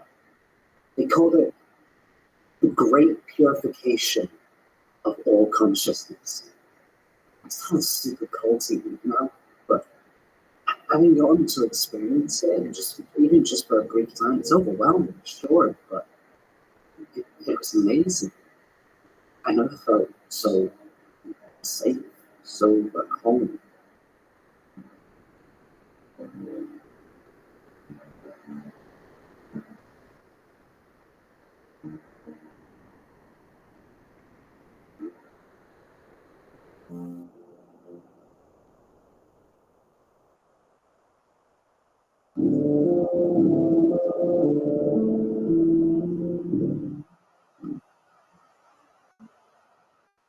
My name is JJ. I'm from Orange Grove, and I'm 30 years old.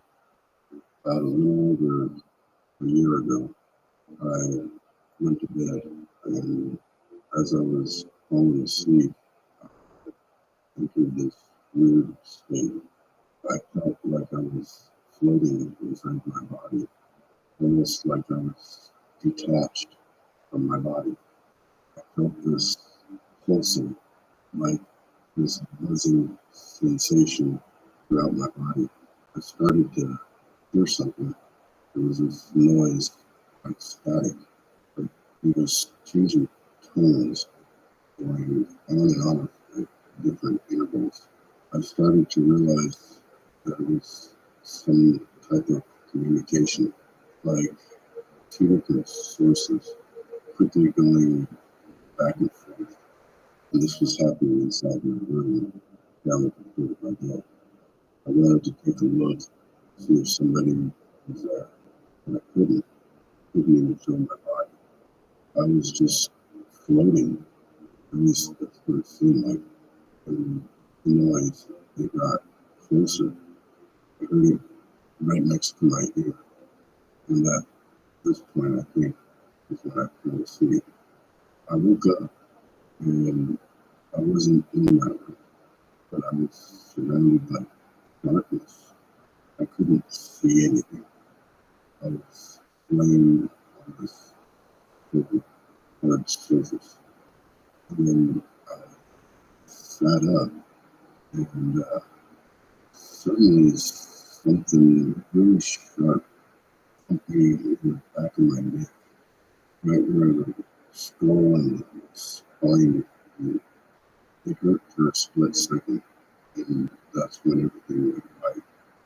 And started to see, and everything faded into vision and became gradually more in focus.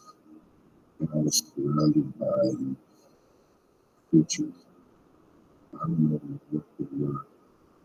I swear, it's a little heart attack.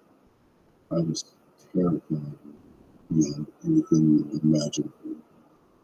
They had dark blue skin, almost black. They were short, wearing weird outfits made out of shiny material. And their eyes were black, but glowing with black light. I don't know how to describe it, but their eyes were blacker than black. Two of them permeated. One went down to my feet, and the other went to my head, and then laid me down. I don't know if I was paralyzed by fear or they done something to me. Couldn't do anything. And they laid me out, and one put his hands to the side of my head, and the other one grabbed my ankles. And I felt this shockwave throughout my body. I felt like I was being electrocuted. It didn't hurt though. It felt good. It started to calm down. And then I was in space. I was flying past stars, flying past planets, but I was still feeling the electricity. I had no control. this was just happening to me. Like I was being pulled by some force. There was this light ahead, and I flew straight into this light. The moment after I flew into the light, I was back at bed. It was in the middle of the night. I got up, freaking out from what just happened. And I still felt the electricity. I knew it wasn't a dream because I was awake the whole time. It was real. I'm certain of it. Hello, I'm Maria. I'm 39 years old. I'm from San Diego, California. I always been spiritual, mainly because my parents and yoga instructors taught me at an early age. I like to meditate. I've been meditating since I can remember. At the beginning, I was meditating just to experience this sense of peace and tranquility. Then my meditations began to evolve. I had to experience this very interesting because I started to get in touch with my energy within me. I could manipulate it, make it stronger, and move it in different places in my body. And it will result in some incredible things, like this amazing out of body experiences. So I was doing this meditation for about probably 1 month, where I concentrated all my energy in my heart, which is in the middle of my chest. And I would feel this bliss, this explosions of feelings of love, and felt just wonderful. I almost felt like I would go beyond my body to another level of existence. So one day I was doing this heart meditation. I started to hear a voice. It was more than a voice. It was I could sense another being. I connected with this other being. It was like a spiritual being. It was telling me all these things, teaching me all these things. Like things about reality and the universe. And some of it was very interesting. And some of it I just couldn't understand. It was beyond my ability to understand. So I made this connection. And I made this connection with this being like every day. So I started to get down my experiences, maybe felt during these experiences. At the end of one particular connection, it said that it was going to appear to me like a real one. I was excited, but I was nervous, I was scared. I didn't know what to expect. So I do these yoga sessions twice a week, one in the morning, and one in the evening at 8:30 p.m. And I was in the backyard doing yoga, and I'm in the upward facing dog position, like looking straight up. And I see this light, and then get bigger and bigger. And suddenly I hear the voice of this being right in my head. It asked me if I was reading. I froze there for a minute. I just couldn't believe this was happening to me. You know, it's very hard to believe. So I was reluctant. I didn't want to eventually say yes. Moment, I wasn't complete, but I was moving in this pure darkness. I was scared. And then this tiny light approached me. And I got closer. And I realized it was like a person. But then it got even closer. And I realized that it wasn't like a person, like a human, like a fancy person. He had a body of a man. His face was different. His eyes were these circles. His body, circular holes. I could see that he was white, and he had this down thrown on his body. It's like bleeding. I flew right up to him, just gliding, looking into my eyes.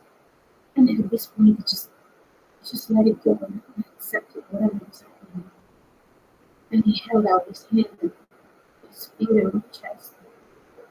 I felt like a black hole. Like he was sucking everything. All knowledge, all emotions. I felt that I was being transformed. I knew I was being transformed. But I could see myself outside, leaving the belly. It's that day. Things have changed for me. Sometimes I think I'm crazy, because I get this downloads, knowledge loaded into my brain. Too much. Sometimes it happens specific moments. Other times it's just random. I keep on sure whatever happened that day, we just something inside me. This being is always talking to me, it's always there. There is an open connection.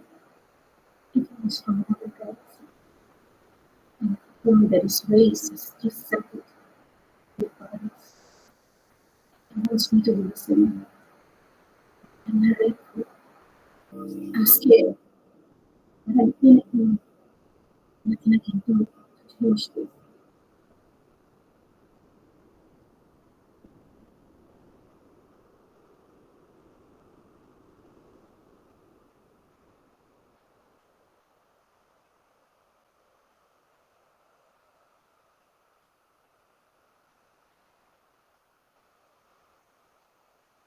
While the United States officially denied investigating UFOs until 2017, some nations have always been ahead in their approach to the subject.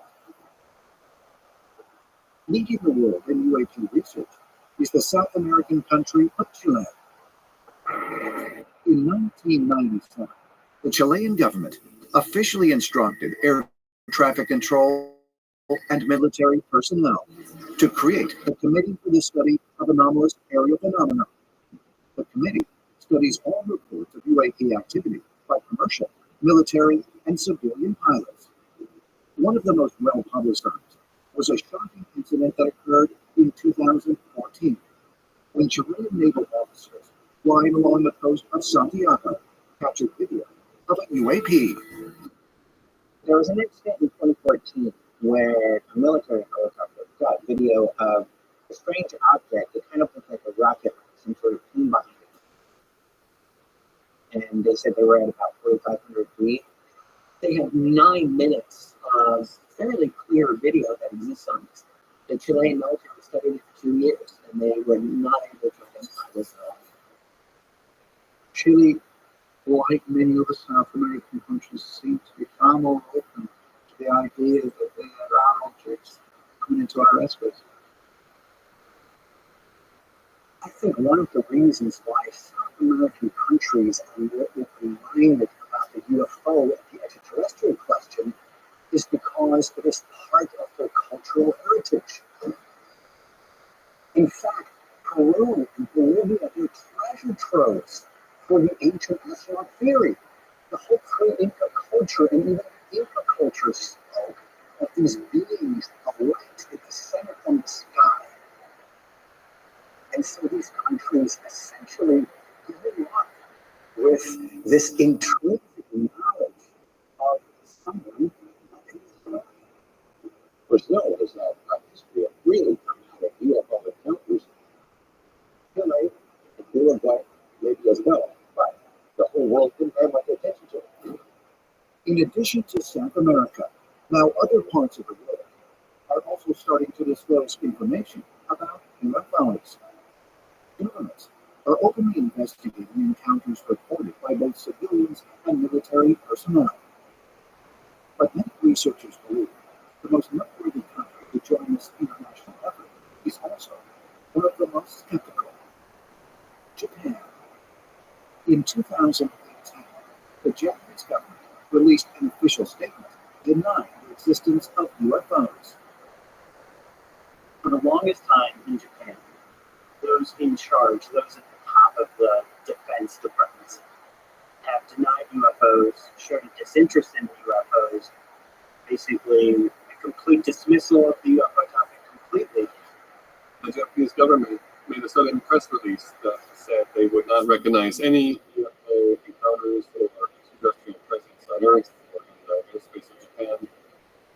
I thought this was very strange, as we had already interviewed 2 pilots who had several incidents and testimonies that they gave us regarding various encounters in the air and from the ground over the years when they were active in the military.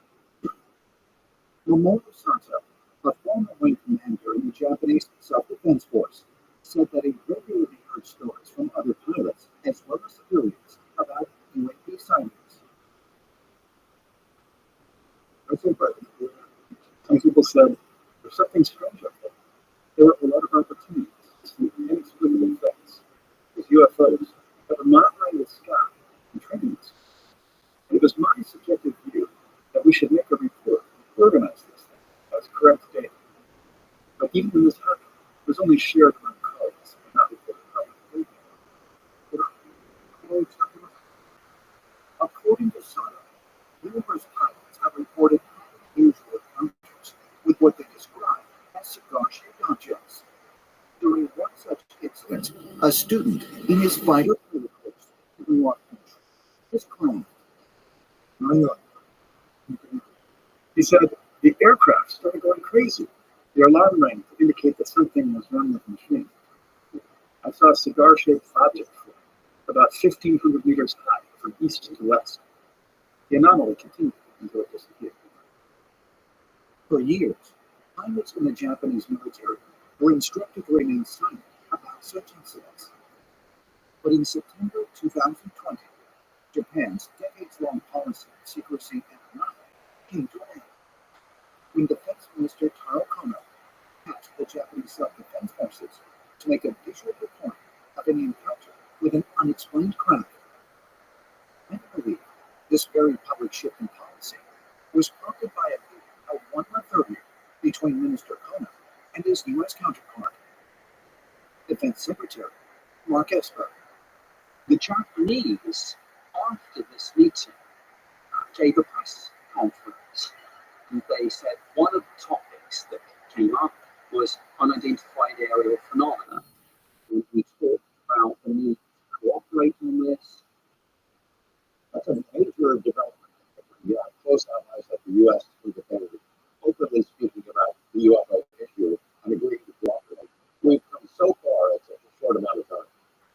The fact that Japan denied that there was UFO activity happening in the country, and now they're establishing the Japanese Space Operations Squadron, says to me that there clearly is something going on over the skies of Japan.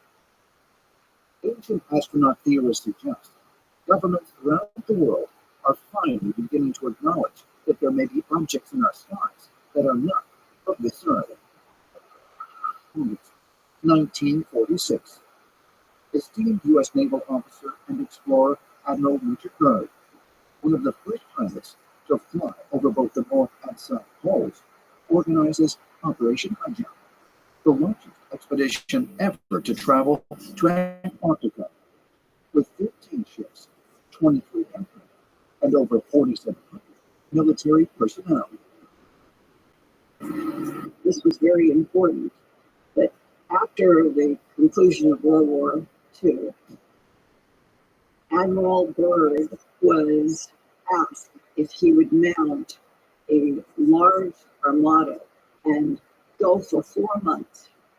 It was supposed to be that they would go in December, January, February, and March, and there was a list of military goals that they were to achieve, but by the end of February, something happened. One of the mission's official goals was investigating sites for potential military bases in Antarctica. But during his explorations, Admiral Byrd allegedly came upon something highly unexpected. This story is said to come from his diaries, not his published account of the trip, but something he held back and later was suppressed by government authorities and found value for. In his diary, which was discovered by his son after his death, Admiral Byrd tells an extraordinary story. Admiral Byrd heard there was an entrance to the center of the earth through the South Pole, and he took planes under the South Pole. And when he did that, he discovered that as he flew over the pole, suddenly he's looking at things that shouldn't be there. I mean, it was temperate. He had a squadron flew under the earth, into the earth. It turns into this lush and green area, and he can't even believe his eyes. But that's just the beginning of his extraordinary story. He tells how all of a sudden he starts to see a shimmering rainbow city that's made of crystal. His airplane is taking control of when he suddenly sees these flying disc-shaped objects around him that lead him to the ground. Whereupon he's escorted into a cavernous type of an area where he meets a being he refers to as the Master in his diary. The Master tells him that they're highly disappointed in what humans are doing with nuclear weapons, how they've recently destroyed Hiroshima and Nagasaki, and they really are concerned about what is going on the surface of the planet. They tell Admiral Byrd that they hope that humanity will ultimately stop this. For UFO researchers, this account from Admiral Byrd's diary is particularly significant due to the fact that the modern UFO era began right after World War II and the detonation of the first atomic bombs. It has also been noted that a high number of UFO sightings have been reported in the vicinity of nuclear missile silos. Admiral Byrd's story is congruent with the stories that we hear from numerous accounts of angelic or extraterrestrial type beings that are very concerned about what humanity is doing with nuclear weapons. Just ask the Air Force officers at the U.S. missile silos, the nuclear missile silos, that have seen their silos and their nuclear arms disarmed by what are perceived to be extraterrestrial beings. They're very concerned that we are ultimately not just going to destroy ourselves, but could harm our planet, which is their world as well. If Admiral Byrd's secret diary is authentic, does it reveal not only that there are highly advanced beings living inside the Earth, but also that they are monitoring what happens on the surface? According to the diary, after this incredible encounter, Admiral Byrd was eager to share his stories, but was ordered to remain silent. Byrd comes back after this experience. He is taken to a government compound where he is told that he's never to speak of this publicly, and that everything he says is classified. But Admiral Byrd's story pointed to a profound connection between the ancient traditions of strange beings living inside the Earth and the modern-day UFO phenomenon. Ancient astronaut theorists say yes, and believe we may be fast approaching the time when we will find ourselves face-to-face with the beings of inner Earth. Bridgeport, Connecticut, 1953. Albert K. Benton, the nation's top UFO investigator, receives a threatening visit that will bring his research to an abrupt and premature halt. Albert K. Benton founded the International Flying Saucer Bureau. This was during the big UFO flap of 1952, when flying saucers were witnessed over Washington, D.C., and many other areas around the world. And this organization blew up big within that first year. However, just a year later, he suddenly ended the International Flying Saucer Bureau, and people wondered why. And what happened was that he came home one night, went into his bedroom, and suddenly these three dark, shadowy figures materialized through his wall into his bedroom. They were wearing the hats and the overcoats. They had glowing eyes, and they smelled like sulfur. According to Benton, the three entities communicated with him through telepathy, warning him to discontinue his UFO research and stop publishing his influential magazine, The Space Review. Afterwards, he became ill and didn't eat for 3 days. After this experience, Bender was repeatedly visited. He said they gave him headaches, they controlled him telepathically. He ultimately gave up his UFO researches and stopped publishing the Space Review, in which he documented UFO sightings throughout the world. He told the people that had been subscribers and he was working with, they told me, we come from a very, very far distant place in this universe. And we have been coming and going from your planet for some time, and we cannot allow you or anyone to interfere. And in fact, we have taken many humans from this planet to cover up our operations until we are done. This is a very influential point in our history, especially in the ufology community, in which shadow entities interfered and thwarted somebody's research and possibly set the field back a number of years. The visitors Albert Bender encountered matched descriptions of what is today known as the Hat Man, but he called them by another name, the Men in Black. While the Men in Black are often portrayed in pop culture as government agents, many who claim to have encountered them believe there is something other than human. The Men in Black are mysterious and nefarious entities. They're shadowy, they wear black clothing. Many people believe that they're either extraterrestrials or somehow they're working for extraterrestrials to prevent humans from learning the truth about extraterrestrials on Earth. They talk to UFO witnesses. Some people have reported they seem to not know things that are common, like which end of a pin to use, or if they're offering something to eat or drink, they don't know how to eat or drink it. Both the Hat Man and the Men in Black are known for wearing a hat.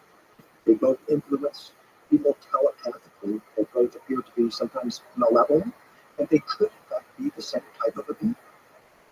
There's a theory that the Hat Man and the Men in Black are actually the ringleaders of the shadow people, and that in fact they direct the shadow people to influence humans in particular to keep them from investigating UFO experiences.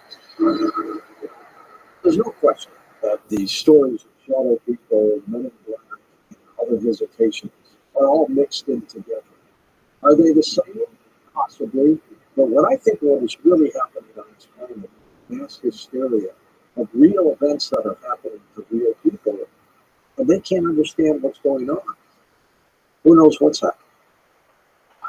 In Suffolk County, England, there is a remote forest in the village of Rendlesham that has become famous for being the site of one of the most extraordinary UFO encounters ever reported. And some of those who experienced it believe this incident also involved time travel. The event occurred on December 26, 1980. Airman John Burroughs was performing a routine security check at a U.S. Air Force base when he received orders to investigate a possible downed aircraft. My supervisor called me on the radio and asked me to meet up with him so we could check Eastgate. We're driving down the road into Eastgate to check on it, and all of a sudden he saw some strange lights in the forest. So I decided we wanted to know something strange was going on. We decided to send one of the security units down, drive past him. He got down there, saw the same kind of lights that we were seeing. I could see all these multiple color lights and things like that.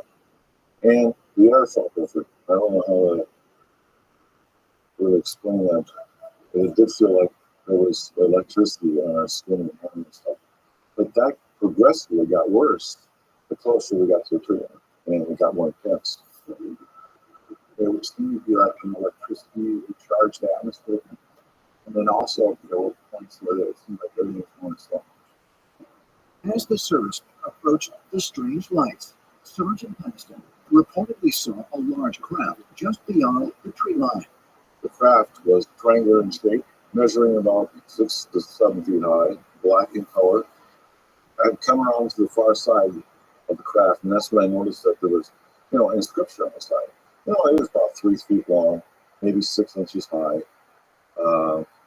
And so I'm expecting to find out some kind of prototype stuff, USAF. I'm looking for something very familiar. Instead of something familiar, I see these pictorial type glyphs, and got a line of hand over the side of the craft. I don't know how to explain this. It's like someone was holding a picture up, okay? I have to see it in my mind's eye. Zeros, ones. So I recorded them one after another. When Aniston touched the craft, he then said that he felt a strange download of information through his mind, and he felt compelled the next day to write down a series of zeros and ones, which we now regard as binary code. Years later, a computer program took this information, ran it through a translation program, and a message emerged. The message read, "Exploration of humanity, continuous for planetary advance, eyes of your eyes, origin year 8100. When one sees origin year 8100, one is forced to speculate, might we be looking not just at extraterrestrials, but time travelers from the future? After the incident, the U.S. military conducted a brief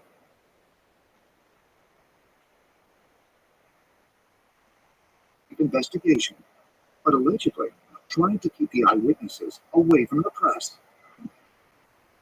But for Airman Burroughs and Officer Aniston, the event wasn't easy to leave behind. Both men had lasting physical effects from the encounter. Strange dreams. After the incident, I started having throat and eye problems. At one point, my gums started white. I also had vision problems. And I went to the doctor. One of his first questions was, "I don't know the exposure." I've definitely had dreams about it. And I still have feelings about what happened and what could happen in the future. I got out of service in 1983. Then I was out about maybe 3 months. And then I started getting these dreams. And nightmares. During the dreams, I could see that these were time travels 40 to 50,000 years in the future. I see that the purpose to come back was to correct things, was to fix things. Something horrible has happened. Something they have to correct. But it requires time travel. It requires going back into the past.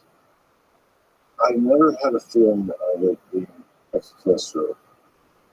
It's always been that they were simply us in the future. Could it be that the craft reportedly witnessed by James Aniston and John Burroughs came not from a distant star, but from a distant point in time? Central New Mexico, October 19, 2019. Investigative journalist Linda Molinaro has invited ancient astronaut ears Joseph Seguros to join her on a trip to a spot in the desert just outside Roswell, very near what is known as the Skip Site. According to eyewitnesses, one of the 3 UFOs seen in the sky in July 1947 first crashed to Earth near this location, then was propelled back into the air, skipping like a stone before finally coming to rest. Linda was contacted by geologist Frank Kembler, who wants to show her mysterious metal fragments that he found here and search the area for more. Linda, this is so exciting. I've not been here in a couple of years, so I'm really looking forward to meeting Frank. Yeah, I'm glad that we've got a geologist who's helping, because the geologist looks at land and says if there is debris, there's going to be some kind of a drift with the land. And just from what I know, human studies and areas meticulously. Right. Georgia and Linda arrived at the Skip Site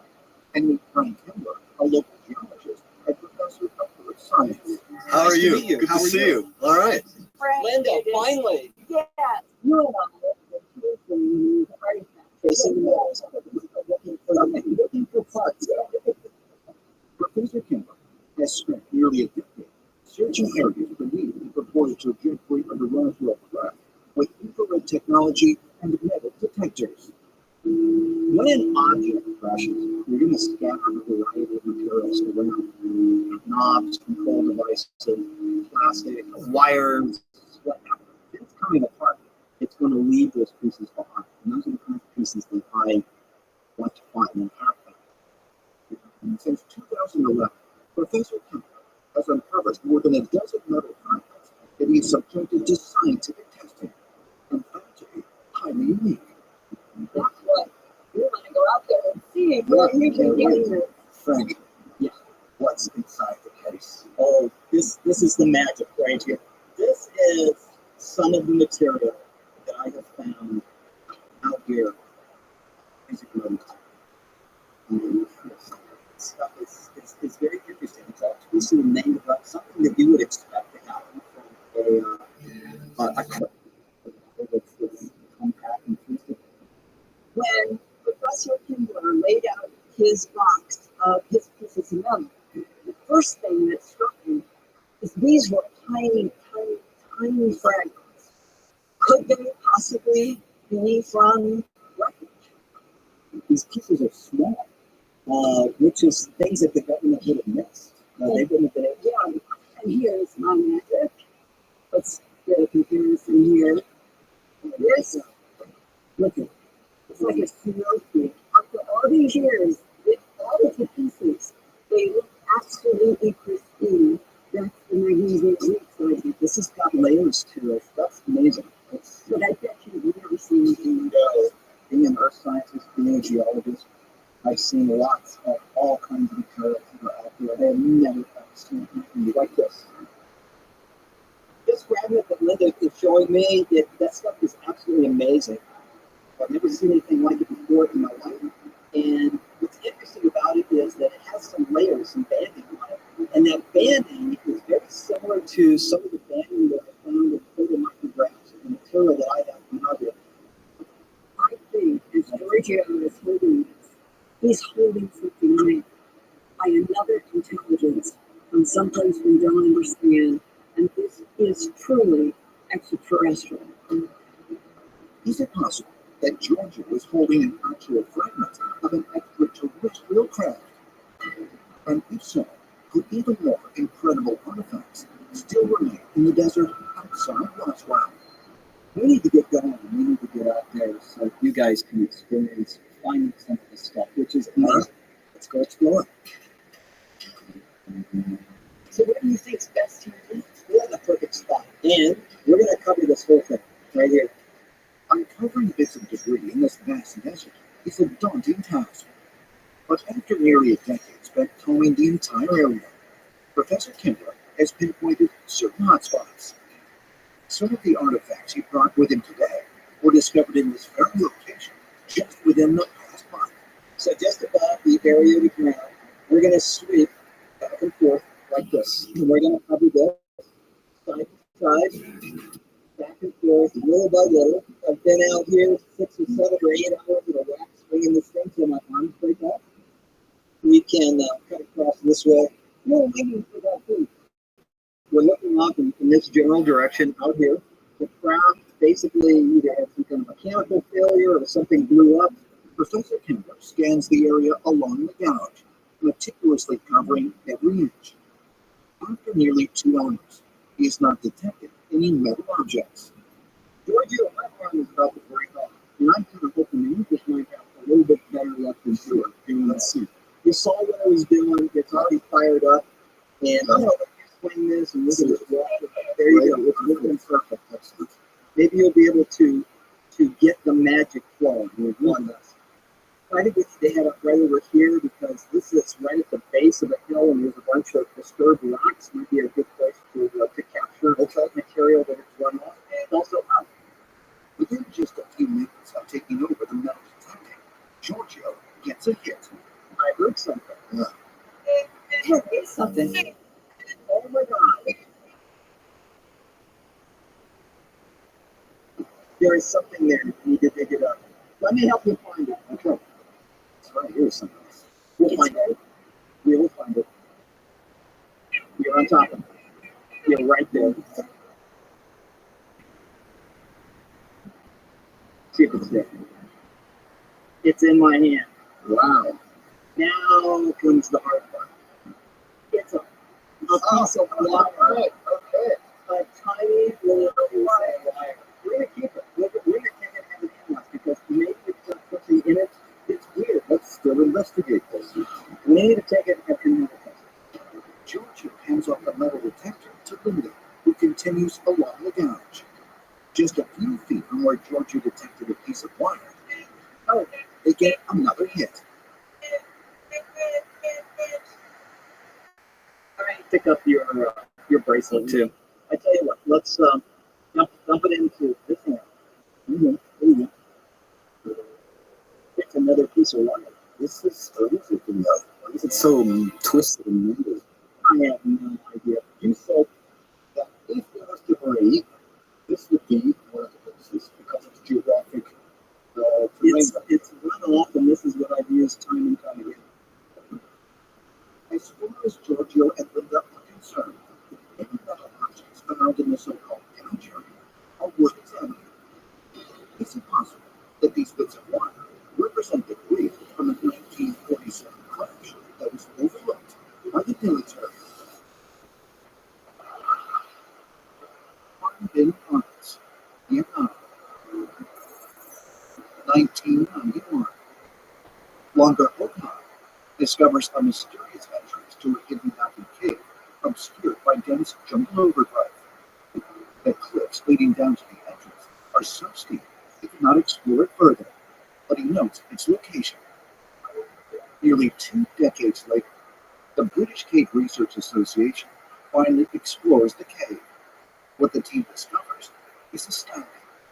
It is the largest underground chamber on the planet. It's not just a cave.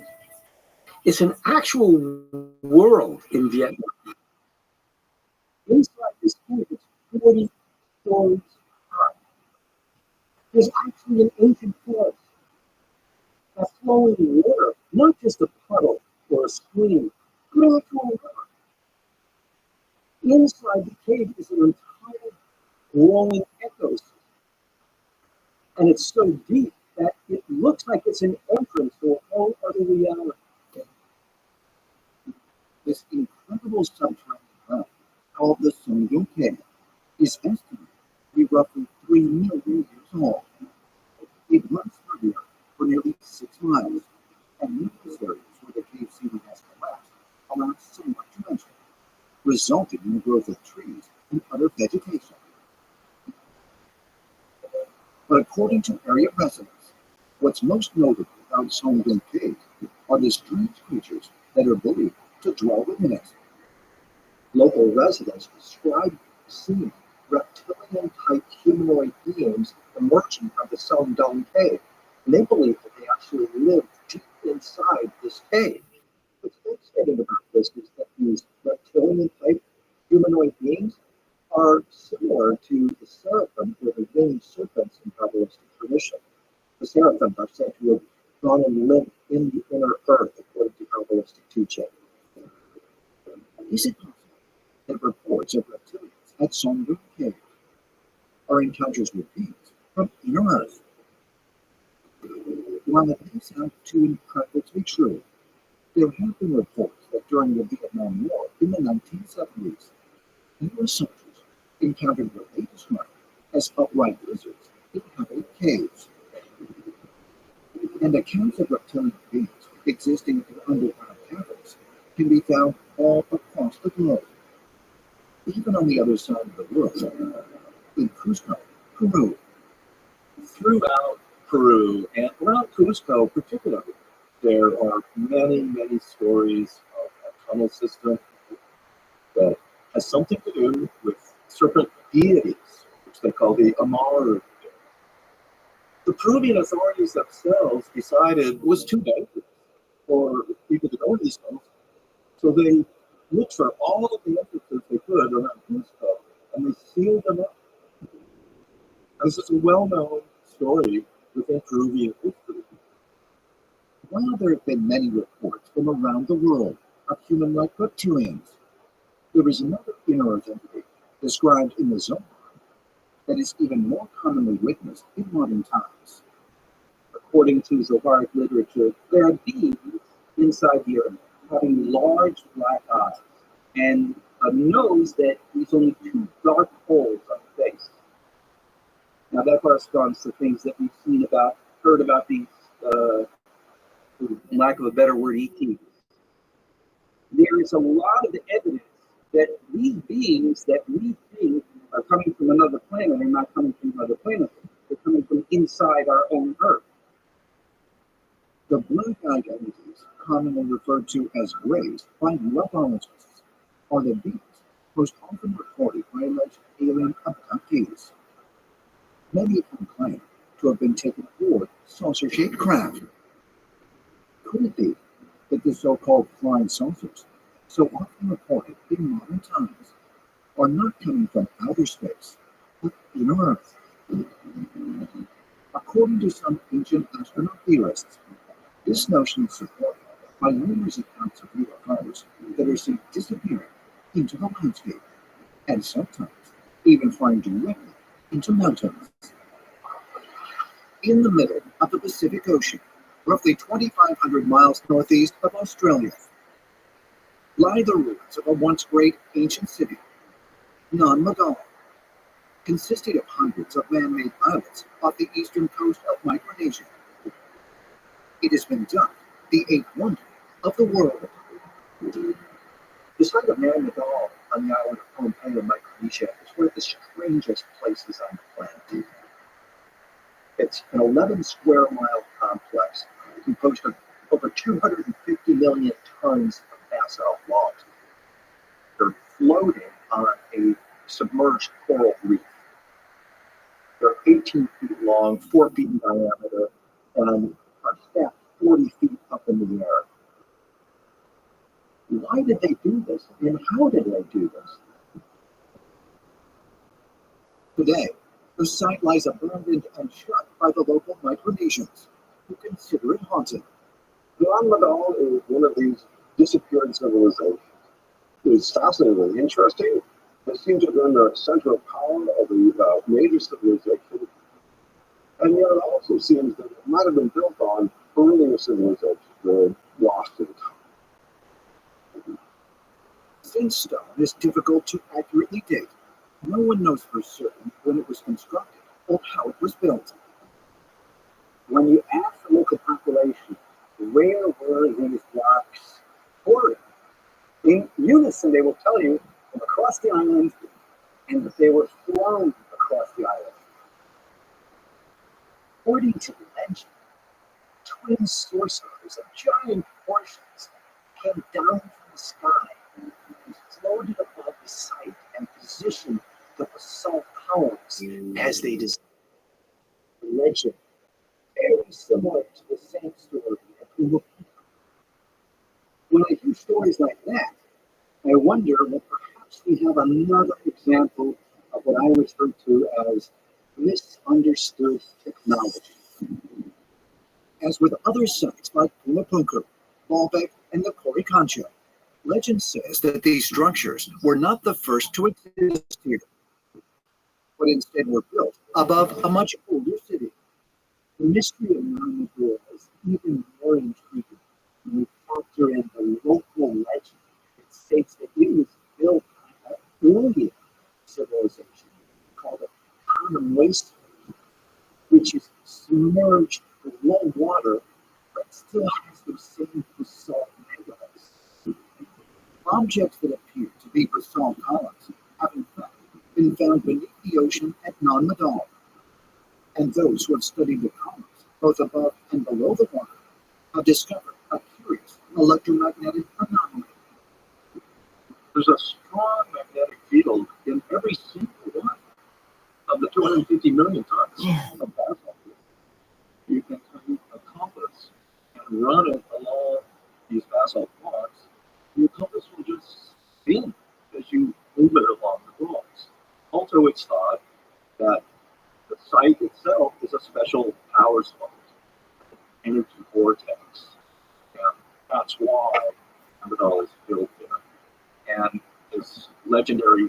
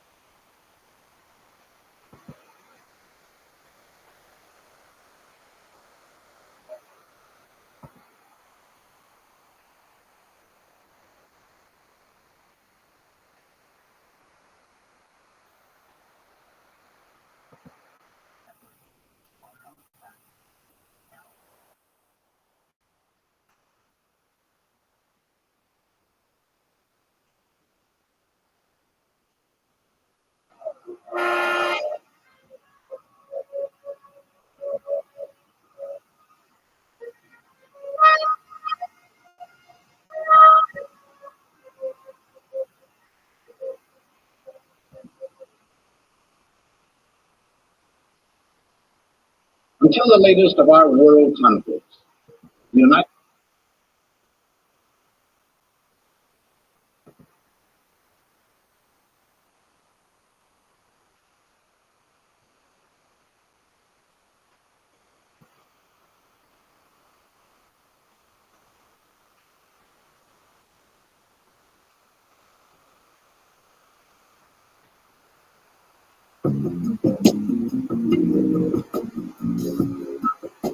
Oh, no, no, no. Fuck.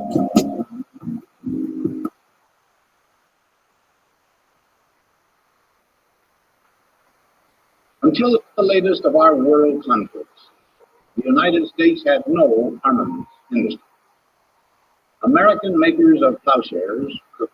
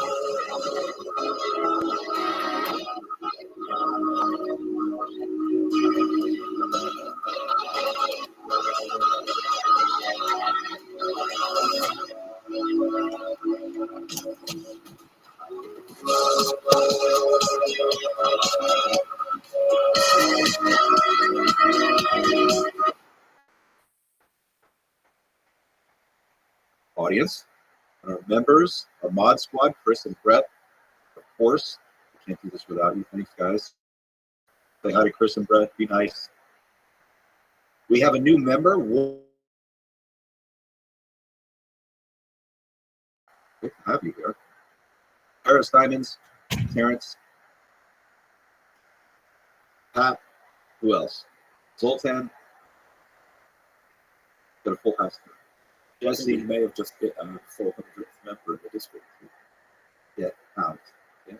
Wow. It lags a little bit behind, so I think it'll update in maybe a few minutes. But Linda, if you're listening, you are the official 400th member of the Discord server.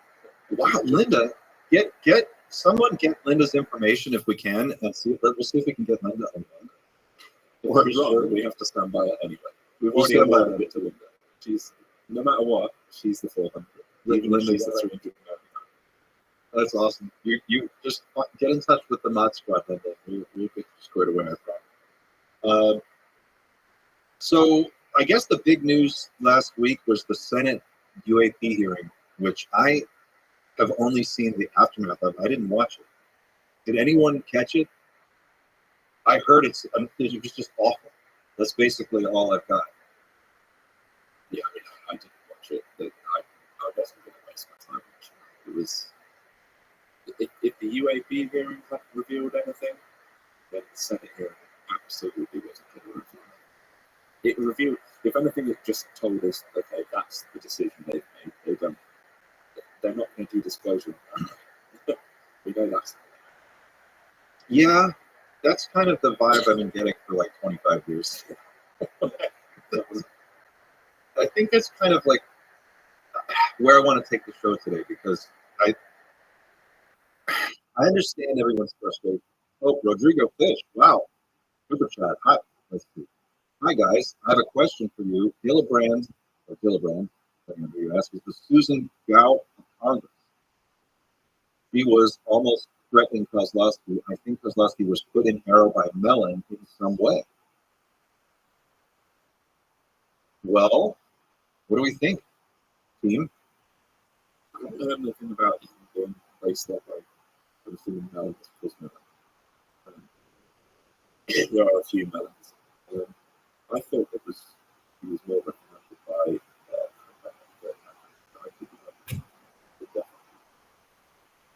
but yes, I heard that the questions were less than useful.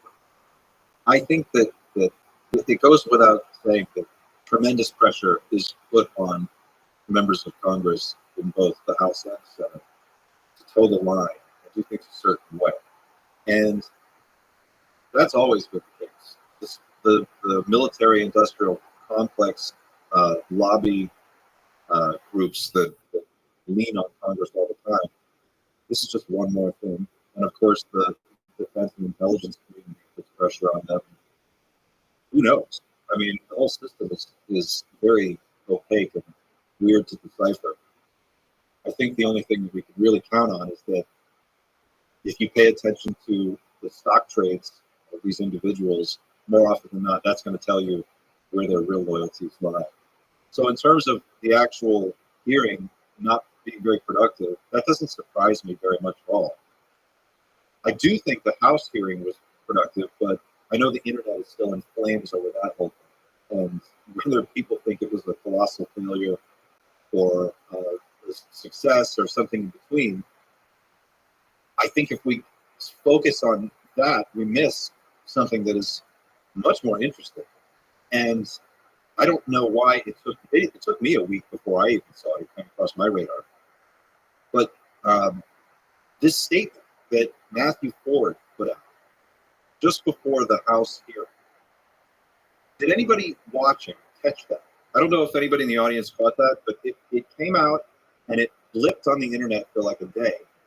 And then it didn't really get picked up. At least I didn't see it get picked up very many places. And when I watched the statement, and he did a video statement and then he posted the written statement, you're kind of like, oh, wow, this should be a huge story. And I don't know why more people aren't talking about it. And then as I got to looking into it and started texting other people at the space and trying to figure out, if anybody else was looking at this, they all kind of said the same thing. They were like, yeah, this is huge. You didn't see this. Have you looked at this at all, Xander? I haven't. So that was right at the end of last week, I think it was, wasn't it? Yeah. So I have seen the video, yes. I only watched it once, and it's worth a second watch. But yeah, absolutely. The only thing I could make that would make it justify the quiet on it is if you have a quick Google of basically anything. My face just made up because I said Google. If you Google like any of the details of the documents, particularly names, then you're going to get a lot of just random results, and it's a bit like, okay, I'll wait for somebody else to do that research. Because I think it's going to require quite a deep rabbit hole. Like, you're going to have to get through some stuff to get to a meaning of everything. And that was my interpretation of it anyway. But still, like, there's a statement that he's willing, I think he said he was willing to testify with this statement as well. I can't remember. But He submitted it directly to Nancy and the subcommittee members. So he's serious. He's super serious. And the allegations that he makes in the statement are enormous. Like, the consequences of for the people involved, the consequences are almost unfathomable. It's a huge deal. And he said, well, we'll watch the whole statement. Why don't we do this? Why don't we play through the entire statement first? And then we can talk about it. And then we're going to do a little bit of a deep dive into the main subject of interest in this video that you're going to hear about in just a second. Just let me know if you want me to pause it at any point.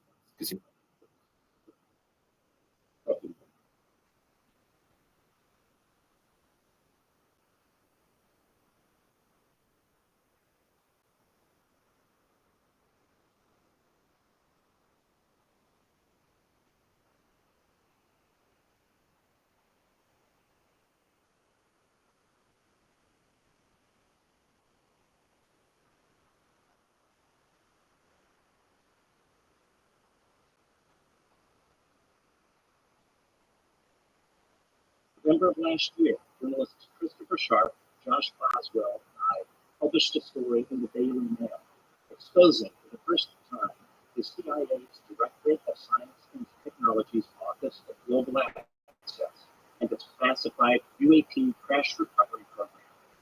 Last weekend, Christopher Sharp published a follow-up article in the Liberated Times providing further detail on how the CIA's Directorate of Science and Technology operates its UAP crash recovery and reverse engineering programs through the Office of Global Access and the CIA's Counter-Proliferation Mission Center, or WCPMC. The head of the Directorate of Science and Technology serves as the primary gatekeeper of the entire UAP Deep Legacy program, overseeing operations such as the detection of UAPs through classified platforms, recovery operations, disbursement of recovered craft to government agencies and private defense contractors, and protection of derived off-world technologies. Glenn Gaffney, the former head of the Directorate of Science and Technology, is one of those gatekeepers. Last year, I revealed that Dr. Sean Kirkpatrick, the former director of Arrow, had assembled a secret technical advisory group to counsel Arrow. Following my story, Dr. Kirkpatrick confirmed the existence of this committee to members of Congress, but refused to disclose the members' identities. As of 2 weeks ago, this classified advisory board continues to advise Arrow. Multiple sources have confirmed that Glenn Gaffney, the former head of the Directorate of Science and Technology, gatekeeper of the UAP Deep Legacy program, was handpicked by Dr. Sean Kirkpatrick to be on this advisory board. I must emphasize this. The most consequential person involved with the cover-up of non-human technology is advising the office which Congress has given a mandate to find these technologies. This is an abomination. This is unconstitutional. This is criminal. Also concerning is the fact that Glenn Gaffney is not the only Arrow Advisory Board member who is involved with the Legacy Crash Retrieval and Reverse Engineering Program. There are others whose names have not yet been divulged to me.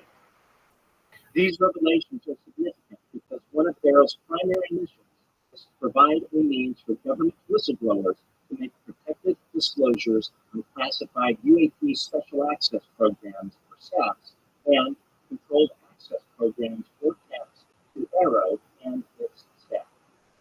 The fact that Dr. Sean Kirkpatrick chose as one of his primary advisors the very gatekeeper overseeing CIA-controlled UAP access programs raises serious questions about Dr. Kirkpatrick's true motives as the director of Arrow. This reporting indicates that Arrow may function as a fly-paper operation, intercepting whistleblowers' testimonies and feeding their identities back to the CIA. You have heard that there are whistleblowers who don't trust Arrow. My sources have informed me that this is one of the reasons why.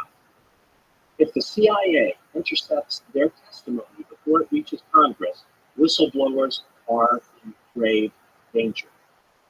Therefore, I implore you to wield your subpoena powers against hostile witnesses, such as Glenn Gaffney, former DE&I Stephanie O'Sullivan, and the former head of the CIA's Office of Global Access, Douglas Wolf. Dozens of whistleblowers are depending on you. I also encourage this committee to subpoena emails between former Senior Intelligence Officer David Grush and Dr. Sean Kirkpatrick. These emails contain written evidence that Dr. Sean Kirkpatrick is not being truthful with Congress regarding his knowledge of classified UAP controlled access programs. Thank you for your leadership and for your attention to this urgent matter.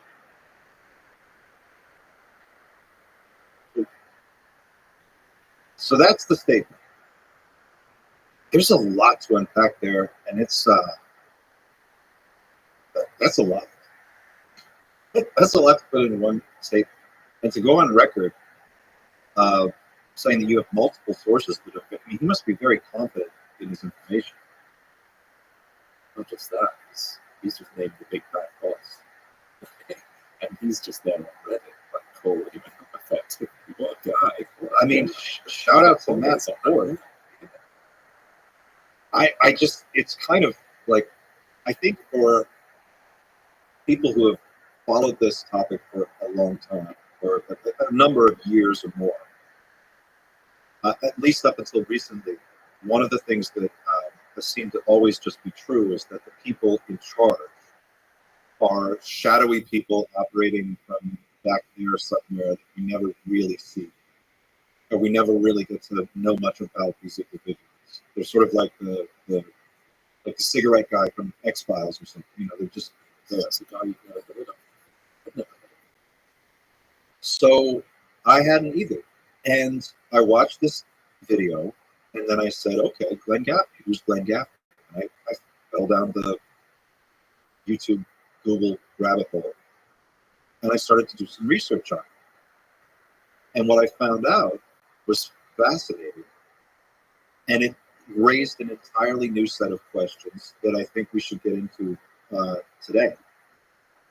But before we go there, just the notion that the emails exchanged between David Grush and Sean Kirkpatrick, if they were revealed, would prove that Kirkpatrick knowingly misled or lied to Congress. This is like an entirely separate conspiracy that is just as big almost as anything else we've been talking about. But in and of itself, Arrow is just one big flypaper operation designed to trap whistleblowers before they get to Congress. It's almost like the boss you have to defeat before you get to the big boss. You know what I'm saying? Like, it's what it's you wanted to, like, it's the option. You want to stop whistleblowers going forward. You effectively give them the option to come forward, but you're just watching the whole time. But I had a particular question. So, is it a flypaper set overt, or is I don't want to have to go back and watch this whole again, but maybe with him. Is Glenn Gaffney still on the advisory board for Harry? The way I understand it, he is. If not, let's assume that he's replaced by his predecessor. Or if the board is more informal than that, it could be something like an informal advisor. So my thought is, are these whistleblowers willing to go forward that they do get caught in the fight over and they get effectively silenced? Not quite so serious as to say they were murdered, but maybe they're blackmailed or upset or told not. Or do they see people like them actually on the advisory board and they go, well, that's I'm not going to go forward to that company. I'm not going to go to get to Arrow because I can see that my boss is on the advisory board. Right. So it's kind of like it's there as like an open warning, like, guys, I'm here, don't you dare say it.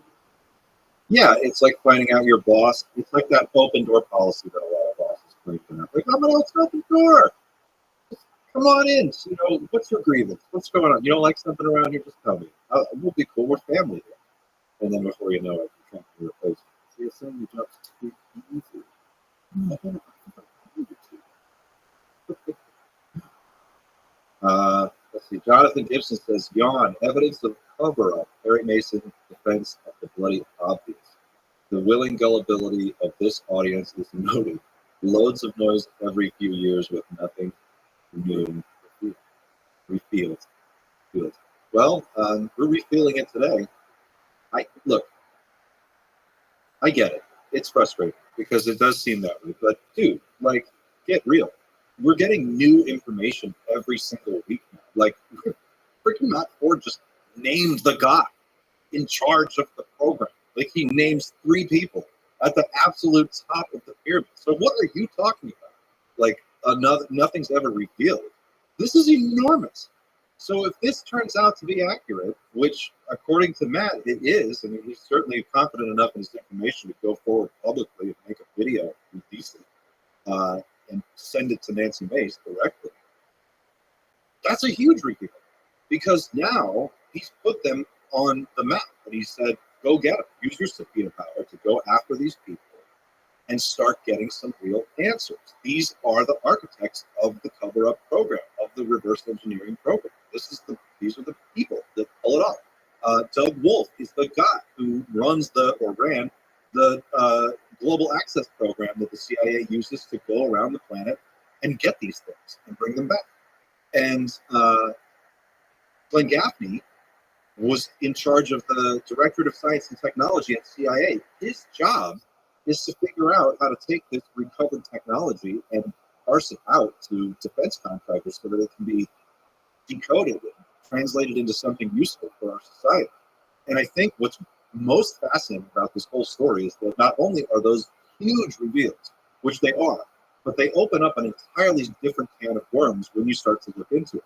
Because as you dig into a little bit more about who Glenn Gaffney is and what he does, one of the things that I wasn't expecting was how humanizing it is to see, first of all, put a face and a name to an individual at the top of this program. And 2, when you start to research what they do and how they work, his organization, his group, InQtel, the group that he works with now, the Noble Reach Foundation, which we'll get into in a moment, you start to realize, or at least ask yourself the question, who is qualified to take a UFO and cut it into pieces and then hand those pieces out? How do you run that system? And then, you're supposed to take this thing that is ostensibly a million years beyond anything we have and make something useful out of it. And how do you do that in a way that doesn't ruin the planet or ruin the world or kill us all or get us into some kind of crazy war? And those were the questions that I found myself asking by the time I got to the middle of this rabbit hole. So I get it. I know it's frustrating for some people out there, and I see your comments, but we're getting a lot of news every 30 days now. It's coming on pretty fast. I think you'd be hard pressed to argue otherwise. That's part of the frustration is this arguably should be huge news, but it's a tiny step for some reason. And that's partly because we are getting so much information on a weekly basis at this point. But if we're talking about gullibility, Matt God's willing to put his own family, he's willing to put his entire reputation on the line. He sent a letter into Congress. I believe he believes what he's saying. And anybody is there now welcome to prove it wrong. I'm not saying I believe it, but I'm not saying I don't disbelieve until the evidence is shown. I don't believe it or just I'm sort of atheistic to what he's saying right there, but I'm willing to keep going. I'll go down this rabbit hole. I think wants to do. Let's do it. Let's get down the rabbit hole and find out if what he's saying means it. And that's part of the journey.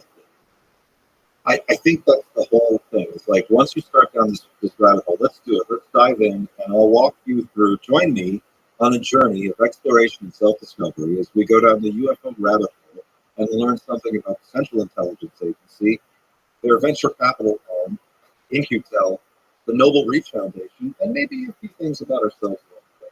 I'm going to share a Chrome tab, and then I'm going to start to just walk you through this. So, as far as I understand, Glenn Gaffney used to run the Central Intelligence Agency Directorate of Science and Technology.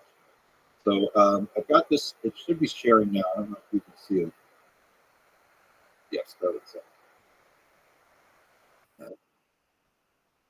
This group is badass, for one thing. I mean, they're awesome. We'll go through a little bit about what they do, but this is their logo. The Directorate of Science and Technology, targeting technology and tradecraft. The 3 keys. And just leverage. So the Directorate of Science and Technology is the branch of the United States Central Intelligence Agency tasked with collecting and analyzing information through technological means and developing technical systems to advance the CIA's intelligence gathering. So they're the technology people inside the CIA. That's their whole wheelhouse. So one of the things that they're known for, I'll just start with their purpose. The DS&T is one of 5 directorates within the CIA. The other 4 are administration, analysis, operations, and digital innovation. So when you break it down into those 5 pieces, this is one of those. DS&T plays a special role since it provides a wide range of data and intelligence to all other directorates. From here, the various other directorates can take this information, analyze it, and effectively procure it for their needs. Basically, that methodology seems like exactly what you would want. If you had a UFO and you needed to do something with it, take it apart and start sending it to places and have it digested and processed, this is the appropriate skill set and framework, it looks like to me. So among its early interests, this is interesting, was the use of drugs, hypnosis, and isolation and interrogation. These experiments were conducted under the program Project Bluebird, later known as Artichoke and MK Ultra. So these are the MK Ultra guys, which led to the suicide of Frank Olson, a U.S. Army scientist who was thinking of those people. So remember, the bias right. So this is where it starts to get weird, because well, once you read MK Ultra, if you know anything about it, you start to go, oh, okay, so this is the dark side of the street. Just as a side, there's another preview of Charles Manson. I was kind of really he was at the time. I don't know. I'm going to have to give a quick review. They did spy satellite development. They came up with lithium-ion batteries. They invented those in the 1960s. That's when they invented lithium-ion batteries. The batteries that we use all over the world to change our entire society. They invented that back in the 1960s to keep listening devices and spy equipment running longer. That their team did. And then after that technology was matured and they perfected the chemistry, they commercialized that technology through their partnerships with the private industry. Became so it goes on. Google Earth started out as something called Earth Viewer, which is a program within this directorate. And it was basically the CIA's Google Earth. Before there was the Google Earth, the CIA had that. They had, like 20 years before Google Earth, they had that. They used it to basically do analysis on an area. If they were going to send people in, or if they wanted to gather intelligence, they could just basically kind of see a real-time 3D picture of what it was they were looking at before they went in there. So that was all them, and they sold that software to Google, and that got spun into Google, which is really interesting. And then at the very bottom of this, it says in 1967, DS&T's Operation Acoustic Kitty attempted to train a surgically altered cat wired with transmitting and control devices to become a mobile eavesdropping platform. And at the very bottom, in 1975, the DS&T funded remote viewing experiments at the Stanford Research Institute. Say the remote viewers were asked to determine details about targets in the USSR. It was not just the USSR. That's the group that Glenn Gaffney used to run. So here's Glenn Gaffney's LinkedIn page.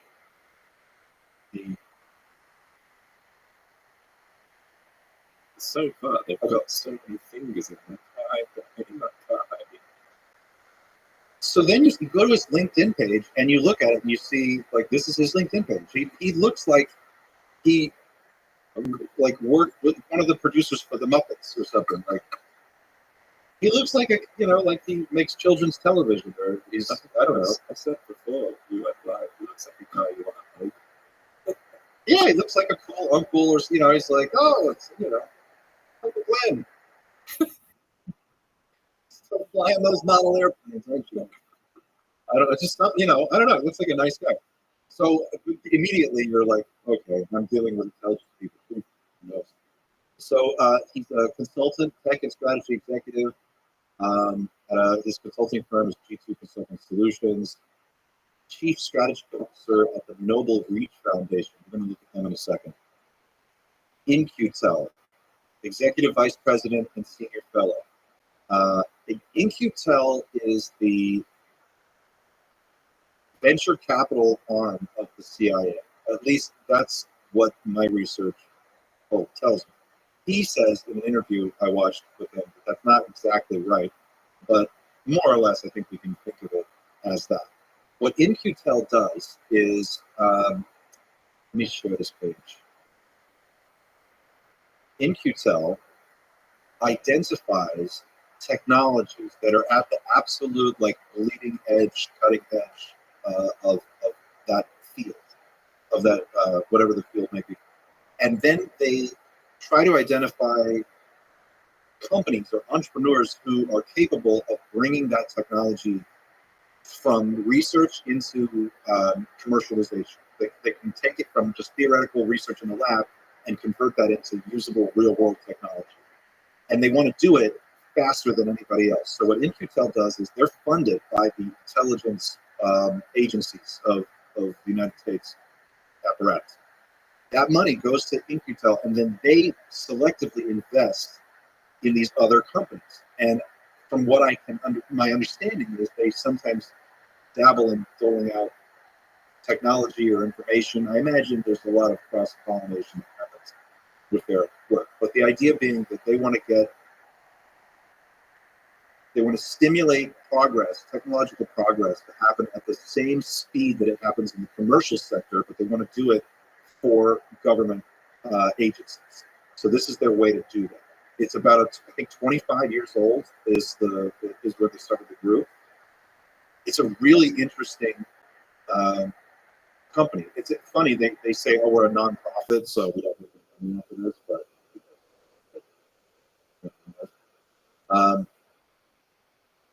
identify, evaluate, and leverage emerging commercial technologies for the U.S. national security, community, and America's allies.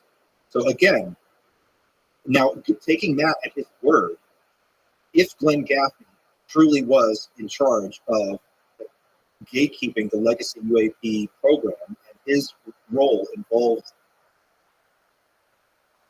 controlling the flow of recovered technology between companies and CIA or whoever, this makes sense. Like InQtel, like the way that InQtel is worded and set up, it seems like I'm starting to understand a little bit more about how one might have to think about a process like that, as complicated as it could be.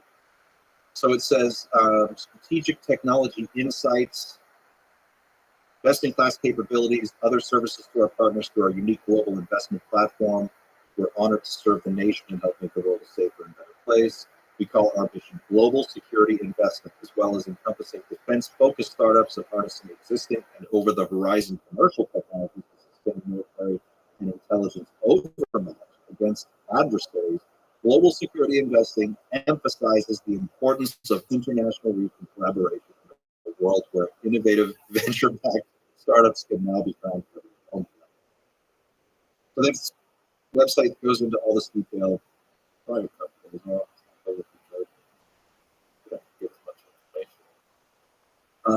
Let's see, the portfolio files. Our team. So this is their team. Some of the people on the team. Here's Stephanie O'Sullivan. This is the person that Matt also mentioned in his video. Admiral Mike Mullen. What did he say about Stephanie O'Sullivan? She was involved in the PDBNI. And another group that was involved in this. So anyways, George Tenet, so all these, that's the board. So he worked with this company for, I think, 5 or 7 years, 5 years, 4 months, you can tell. And then he goes to the Noble Reach Foundation. So I looked into the Noble Reach Foundation, and this is what I found. Noble Reach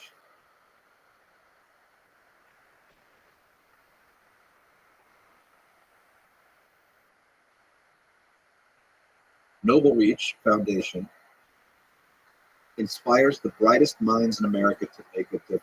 We bring together the entrepreneurial agility of the private sector, the ideas of academia, and the scale and purpose of the public sector to drive innovation towards solving our nation's technological challenges by inspiring the next generation of mission-driven change. So it's a lot of corporate speak. But they basically organize talent and entrepreneurs, and they kind of put these groups together to make things happen in various different sectors like biotech, energy, space, commercialization. So again, as I was going through this, I'm like, this, if you had your hands on the most cutting edge technology, this is where it would start to like get filtered through. It just seemed like that would make sense. So I started to ask myself a little bit about like, how would that work? Here's Glenn Gaffney, who's a fellow at the Noble Reach Foundation. All this stuff that this is basically check it out. How would such a process work? So I looked up this interview with him, and there is we have just a couple minutes to go through a few clips of him talking, but this is through a group called Force for Good, which is a whole nother rabbit hole. Is that the YouTube? Yes, this is the YouTube. There were a couple clips. The first timestamp was at about 17 and a half minutes. He starts to talk about global challenges. And just listen to it. Yeah, and I just want to preface this by saying that one of the things that leapt out at me at this moment, I was kind of digging through all this, is that you want to, I think reflexively within the UFO community, we want to identify a villain, and we want to point at the villain and go, that's the bad guy, we have to go get that bad guy. And certainly there are probably many villains involved in this whole story, and I'm not saying this guy is above the law at all. What I'm saying is, the more I watched him and listened to him speak, the more I realized how complicated this situation really is and how many moving parts there must be. It's got to be an astonishing challenge to do what he does. If what Matt describes him as being capable of and doing is what he's doing, this is probably the guy you would want to do it. So with that in mind, let's play that first clip at 17 and 30 seconds. I think it divides us even further in terms of market, right, and trade, right, and transactional interactions, right. Free markets are great. I love free markets, and we've let the market develop things, right? And I'm confident that the market left to its own will develop over time. And I'm very encouraged by that. What I'm concerned about is if there's not enough time, right, to let that happen. We need to actually accelerate that process. And so, in my experience in working with other countries technically from the national security side, because none of us do any of this alone. Right? We have great allies and great partners around the world who have come together, right, when it's absolutely necessary, focused on a mission, right, and building that trust by doing something important, mission-oriented together. Where mistakes get made, right? But you develop that relationship and you develop that trust, right? And it's a phone call that says, "Oh, I'm sorry, right? We missed that." You pick it up and you keep going. And so, if you keep treating economic security, trade, national security, our interest, your interest, as merely bilateral or even multilateral transactions, and don't focus on what are the real things that are going to change the nature of the way we live on the planet, right? Then I think we're going to continue to fight this trust back. It's a really good message. If we come together, yes, on these things that are so important, and we recognize the need to burden share. Yes, supply chain issues, we've all realized that there are supply chain issues. So that whole interview is about 35 minutes long, and I encourage everyone to watch the entire thing, and I will link to it. I haven't put it in there. I'll try to do it all the time. So that's Glenn Gaffney. That's a quick dive into who he is and a little bit about how he kind of thinks. So I guess the question is that I want to ask you, Xander, and everyone else is, how do you square that circle? Like, I think we all agree we want a safe, secure, prosperous future for humanity. I think that's what we're all after, broadly speaking. I think that the world's obviously very complicated and a dangerous place. There are a lot of crazy, unpredictable people in it. Naturally, we want the best and the brightest minds to be able to access this technology and try to figure out what to do with it. So at a certain point, like, how do you square that circle? How do you balance the interests of national security against the interest of, like, human well-being and human freedom of thought? Like, and is somebody like this the right person to be in charge of all that? Do we need more transparency?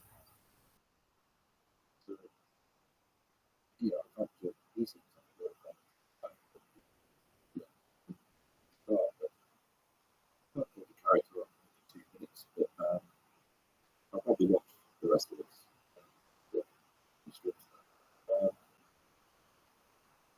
How do you square that? So the technology, absolutely, if it's dangerous technology, you can't do it. You can't make it readily available. It's just the case with any technology, any form of technology that's too powerful. You can't just give it to with like open source. It just doesn't work that way. You wouldn't be able. I know people who handle that as a species, but you barely know what we're going to do with it. And that's pretty open source as it gets. But should that stop you sharing fundamental truths about reality, or are those fundamental truths so tied to the technology itself that it makes it impossible to tell you anything about the truth? So say this is purely and completely off the top. But what if part of it is a form of consciousness interface? We've heard it talked about loads of times. Wireless neural interface or integrated with the craft on a consciousness level. What if the truth about consciousness, for example, would lead many people to realize, oh, well, if that's the case, then I'm far more powerful than I previously thought. What if you really did find out on a fundamental level that consciousness really does control things? Then all of a sudden you've got 7, 8 billion people exploring consciousness to a very high degree, to the point where you may end up with thousands of people that are able to wield extremely powerful technology, and they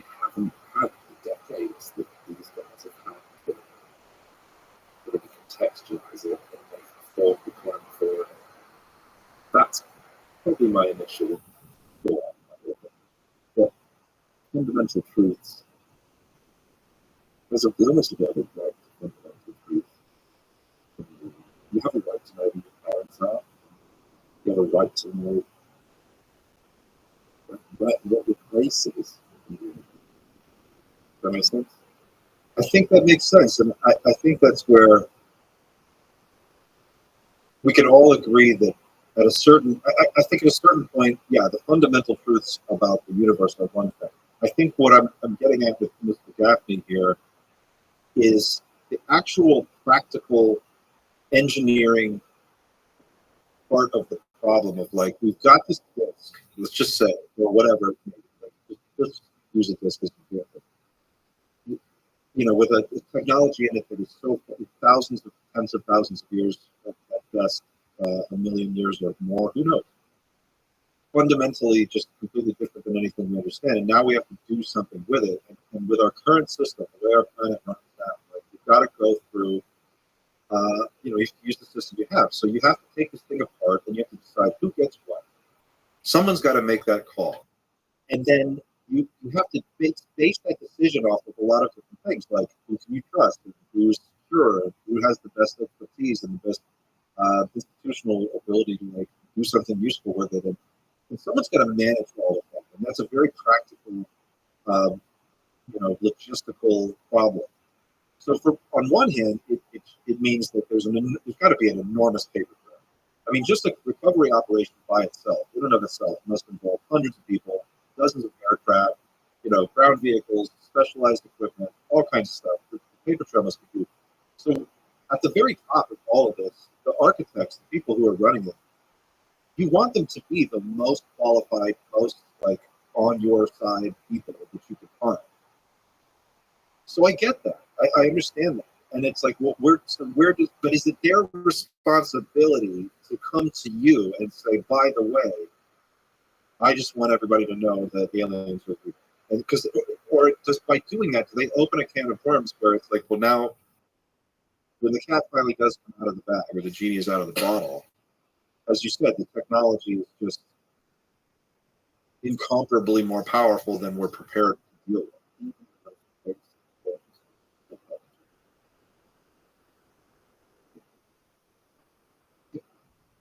Only purely because of the fact that we are an entire little economy is based on finite resources, fossil fuels. So overnight, if you're told that, oh yeah, none of that matters, we don't need any of that, or how that's completely up overnight. So in this conversation, in the clip that we just listened to, one of the things that he says is we have to stop thinking about everything in bilateral sort of transactional terms. Like, you know, everything's a transaction between parties.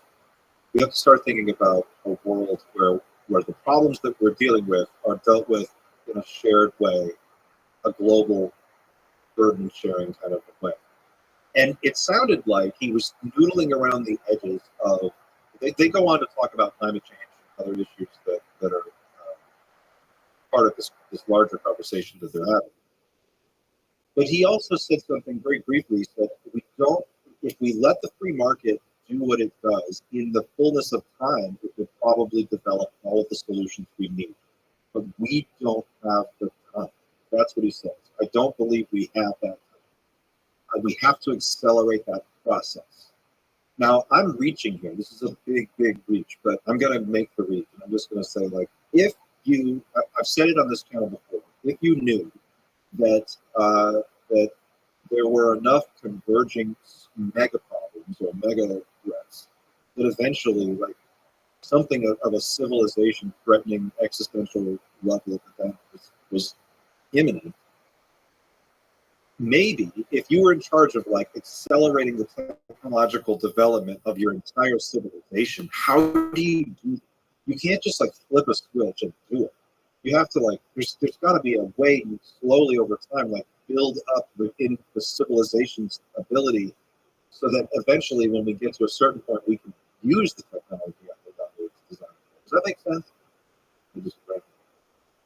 And we talk about disseminating technology such as free energy. Right, like you can't just say like we've got it, and here it is, and like then what? Like someone you're just going to hand them out to people? Like, what do you? There's got to be a practical flow chart that you go down. Okay, well now we have to figure out where do we build it? How do we get it to people? How do we make it useful so it's not dangerous? What can we? So the way I see it is, it's almost a bit like a vaccine. Because let's be honest, the world is sick. We're pumping that stuff that should be pumped into the atmosphere. Right, we are doing something that's very, well, arguably, we can debate this before we but arguably, we're pumping stuff into the atmosphere we shouldn't do. So the world is dead. And it might not be sick yet, but it's going to get sick at some point. We need a vaccine for that. And, we've just been through a pandemic. We saw the rollout of a vaccine. It wasn't overnight, but it was actually, to be honest, it was pretty damn good.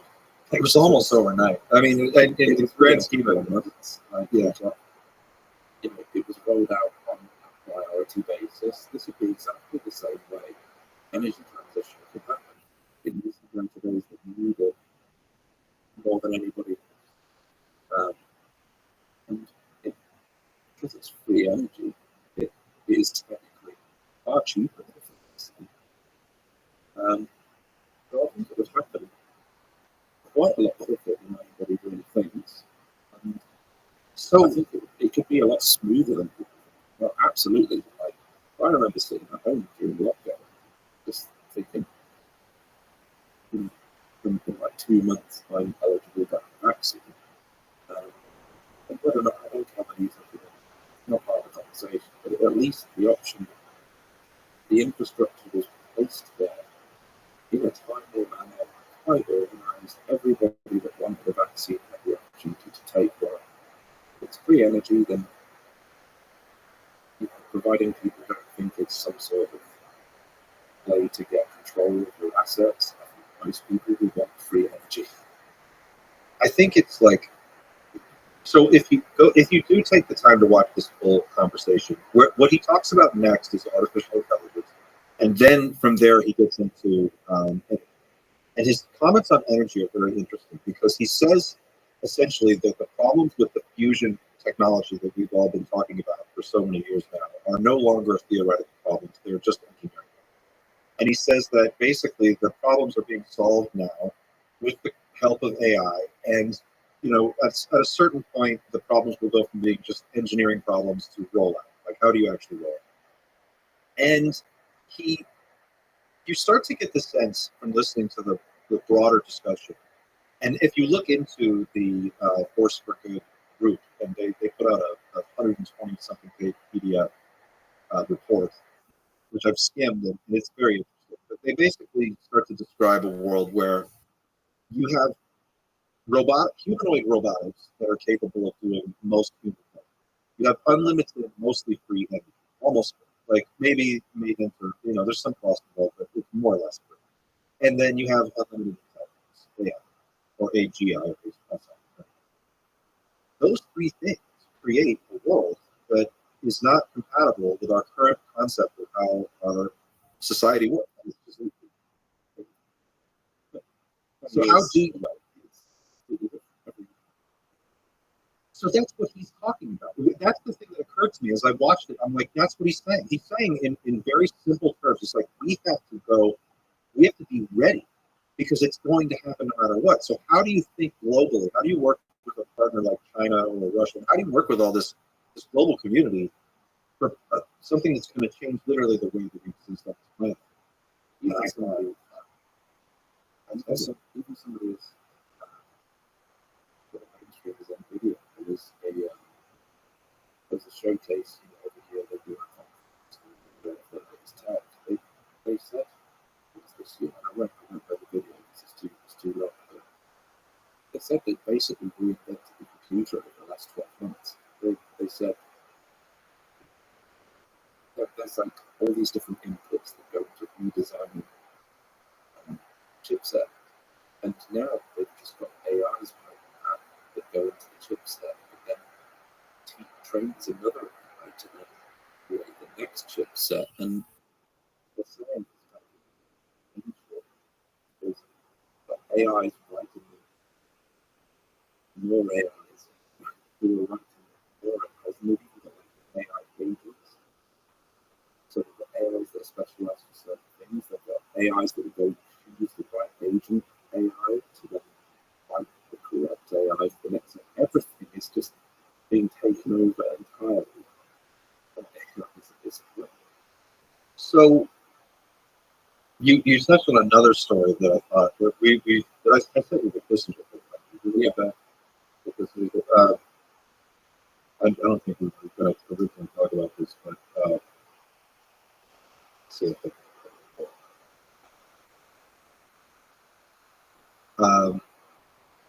His AI Warning from Beyond the Grave. Basically, in his new book, which was co-written with Eric Schmidt, the former CEO of Google, he outlines a future where this is a really. Just before we get into this, see in the chat, I'm not here to say that COVID was real or not. Not interested in that debate whatsoever. I'm not taking this away. I was just doing a comparison between the seemingly organized and quick rollout of whatever vaccine you think it was, and the fact that we could maybe do something with some form of free energy technology based on our IT human system. I'm not taking a position. I don't think that. I feel like that conversation's already. Like, yeah, we should. That's so far in the rear. We just argue about it on the next time. Like, what we should be talking about the ICBM that Putin just launched at Ukraine, and the nuclear escalation that's going on right now with that whole conflict, which is terrifying. You don't have the kind of time to go through all that stuff. But, so we're just keeping it light. The CIA whistleblowers being silent. So I'm torn because on the one hand it's like whistleblowers need to be allowed to blow the whistle. We need transparency. We absolutely need transparency when it comes to this issue. We do need a clear answer on the are we alone or not phenomenon so that we can move on. Even though we all know the answer, we do need the government to take a position on this in a more direct, official way. So I think we can just move forward. But barring that, the technology is there. It's got to go somewhere. Someone's got to figure out how to do it. And these are the people that, are, according to Matt and his sources, are in charge of doing it. And if you look at the last century of progress, we're talking about vaccines for a second. I'm going to go back to it, but not in a, don't kill me, guys. But a couple of months, like 200 years ago, if you cut your finger, you would die. You got an infection, you stub your toe, and you just die. Oh, the biggest thing I've seen lately is the whole fluoride of water. But people really underestimate how bad dental hygiene is. Have fluoride. Yes, literally because people's dental hygiene is so overwhelming with this. That's not to say that would happen today. But when it was first introduced, absolutely, people would just not brushing what's causing people to die. Like the rate of technological progress over the last century is beyond astonishing by any metric that you choose to look at. Like, I got LASIK surgery 20 years ago, and I haven't had to. I was legally blind, and then I walked into a room. I sat under a machine, and I looked at a red dot, and in less than 10 minutes, I walked out, and I had 20/20 vision in full black. And that's been that good for over 2 decades. That's crazy. I'm just saying, like, one practical example that's actually affected my personal life. To say nothing about everything else we can see happening. We've gone from the Wright brothers at Kitty Hawk to driving probes on Mars, and the stuff that they're doing now. I mean, the Noble Reach Foundation. You look into the investments that they've made, or you go to Intel and you look at their stuff under space exploration, the space commercialization stuff that they've invested in. They've invested in companies that have done some amazing things.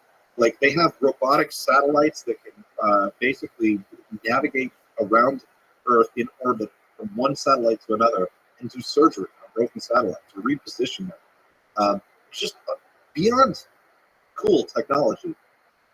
And you just have to say, well, at some point, if we want to get to that future, someone's got to build it. So we have to process it through our existing system. Maybe this is the way it gets done. But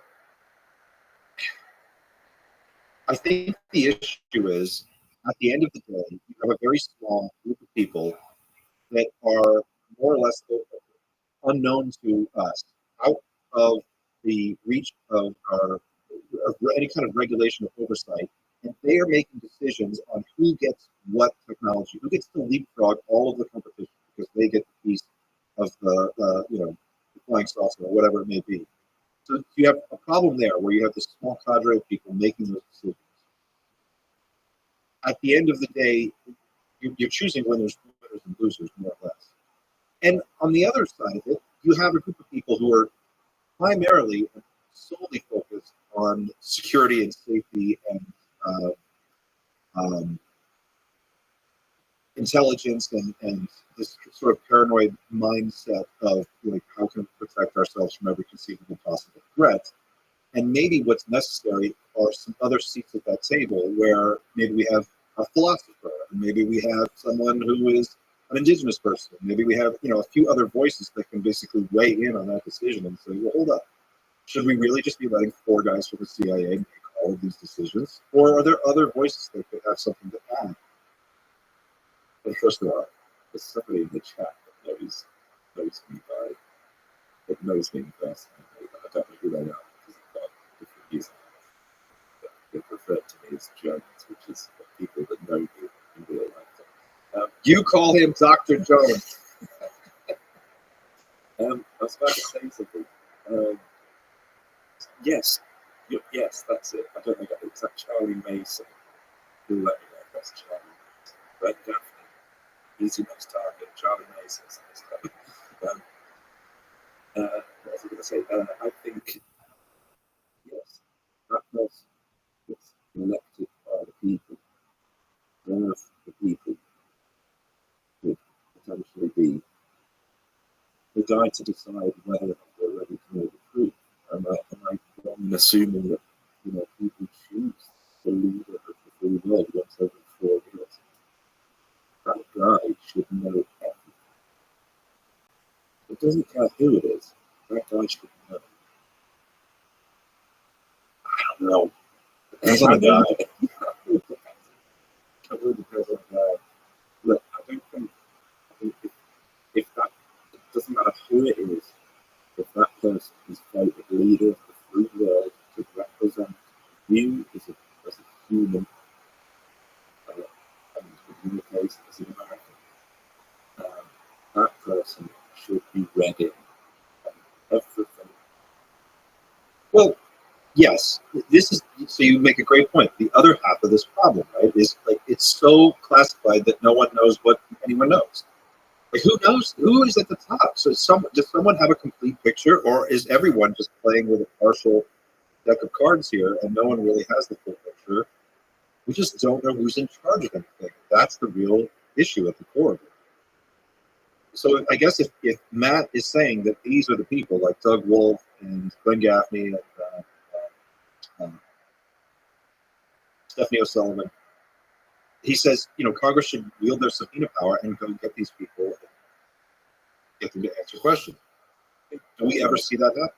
What I'm trying to get at is who we say we always use the word, it's always Americans. Let's just, who are we as humans elected to be our representative that knows everything?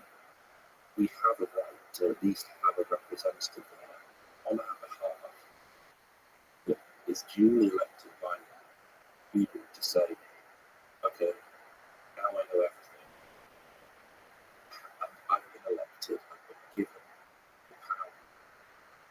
Do I think people that elected me are in a position where they'd be able to handle the information that I've been given, or at least some of the information? And that is reasonable. rather than a bunch of unelected people who all went to school together. None of them went to the University of Miami. Right. That's fair. Yeah, they're not very. So, okay. So if you want to take one more step down the rabbit hole, this is worth it. On to your point. But let me go to Force for Good. Okay. I don't. Yeah, I'm at the very, just noodling on the very edge of understanding what this group is all about. The Force for Good appears to be a nonprofit. This is their slogan. They're talking about transforming capitalism for a secure, sustainable, and superior future. It's very that's a strong statement. What's a superior future? And who decides what's superior about it? Technology driving the transition to a superior future. This group, here's the still from the interview that we just watched a clip of with Rabbi. This is the group that interviewed him. And it seems to be involved in strategically figuring out how technologies can play out within the current framework of capitalism to make things happen. And I don't know what I'm about to say to be true, but I have a feeling that this group represents a lot of billionaires whose names we will never hear something about. I don't know that, but I just get this sense that it's just such a weird vibe coming off of this website, institutions, people. And I just wonder if they put out this report. It's 120 page something PDF, which and in it they identify these 9 areas of focus over the next few decades that they're going to work on. How the leading edge technology is going to apply and affect all these different things. And it just makes you wonder, okay, well, if it's not happening transparently, first of all, what would transparency look like? If we could get access to the technology, let's say it's stored in some facility at a Lockheed Martin site somewhere, what do we actually want? Do we want it to be open to warehouse doors? They go in, they take out the crates, they send them over to a different lab, and then we have a live video feed on what they do with it next. It's probably all going to happen somehow like this in some big way behind the scenes. And I have a feeling that just within the disclosure community, we don't really know exactly what it is that we're asking for just yet. Other than the president coming out and saying aliens are real, but here, I guess. But in terms of the actual technology part of it, what do we want? Does that make sense? What is the actual ask? I mean, the implication of technology.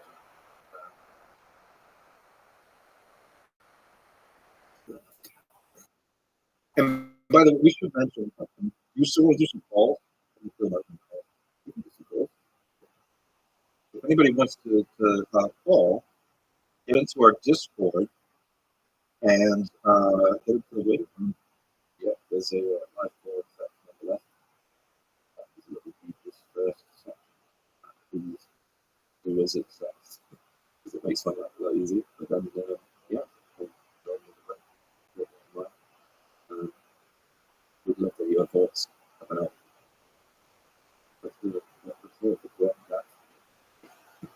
He's the guy.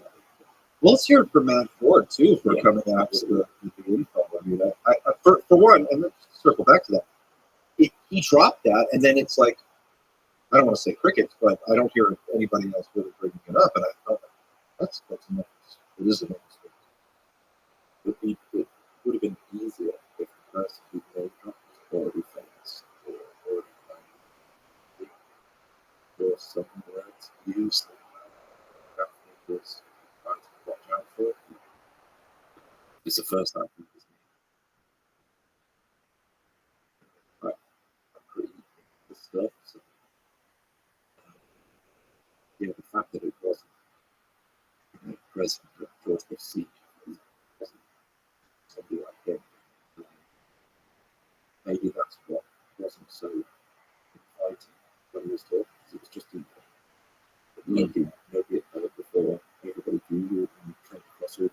shell companies that you've shown. I think the jargon of those companies is like bringing the technology of the CPU and AI into a future where everybody is working. It's like, okay, great, that makes no sense whatsoever. But there's billionaires on the board of directors of these companies, and they're all private. None of them are public trading companies, and one of them is purportedly the investment arm of the CIA. Because of course the CIA is an investment arm. And their campus is unbelievable. I mean, it's like at the end of the day, I think there's no getting around it. Like there is a pipeline. It already exists from recovery teams getting the craft and bringing it back to analysis, and the bits and pieces of that craft making their way to various companies to be analyzed, and then something else has to happen. You've got to get the theory, then you have to figure out the practical applications, the practical engineering, the experience required and the technical expertise required, and I'm sure a lot of it is just inventing new technologies just to figure out how to deal with the new technologies that you're looking at. You almost have to like stair step your way up to some of this stuff, it would seem. I guess we'll never get a full picture of what it is they actually know, and that's probably naive to expect. But on the other hand, government isn't the only group that can interact with these beings. I mean, there must be ways that as civilians we can leverage technology and the expertise within our own community to figure out ways to make contact or communicate, or, you know, this is what Greer talks about with CP5 and others have mentioned. Maybe what's necessary is like more organization on this side.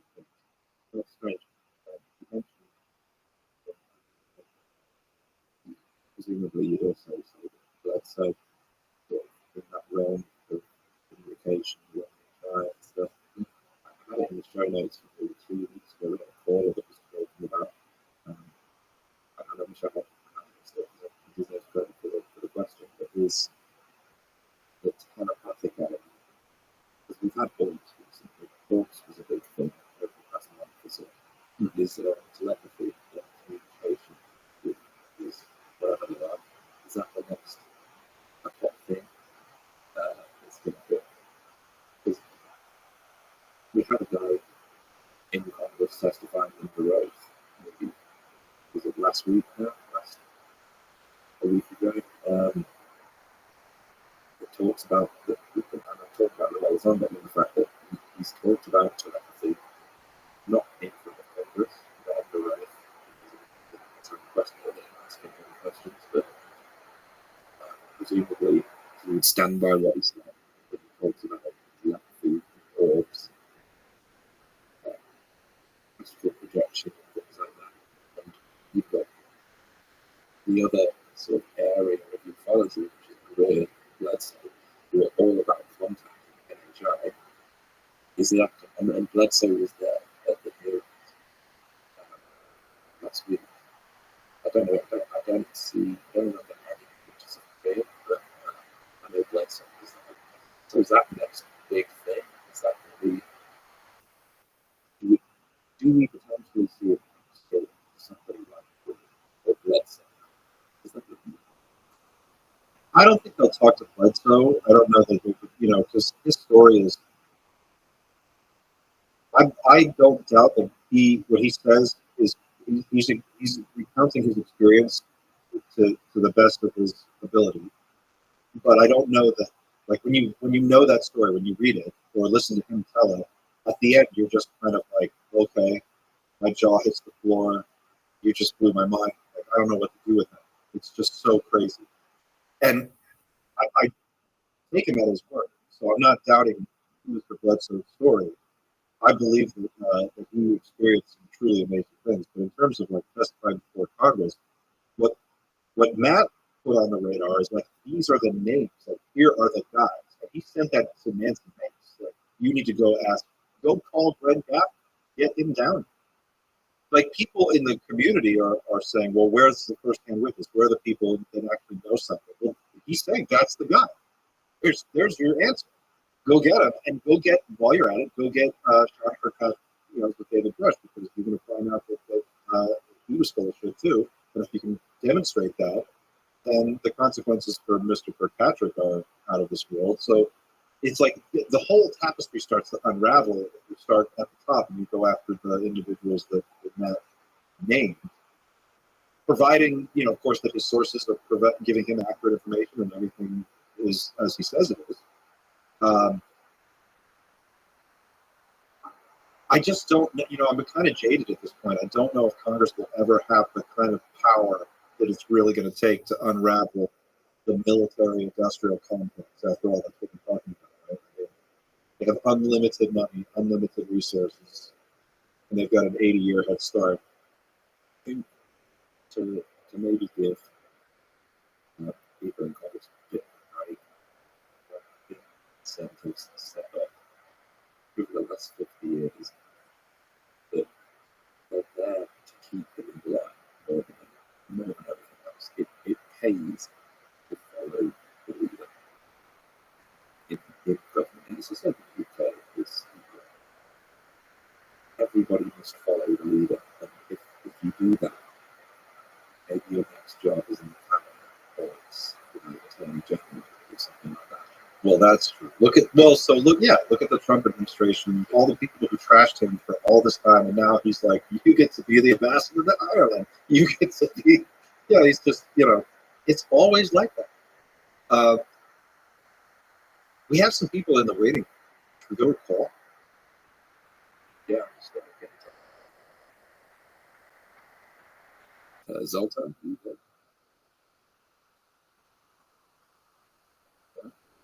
Zoltan, you go. I know I'm good.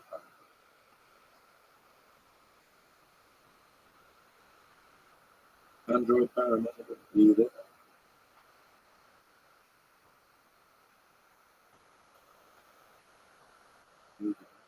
Maybe not. Android, you're live. Oh wait, Zoltan's back. Oh, Zoltan's back. All right, Andrew, yeah, that's right, you're right. Zoltan, you're live.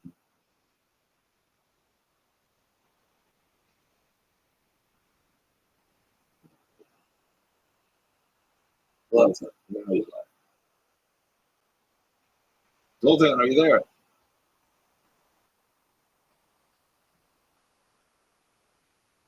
Just like that, I'm not out of my house.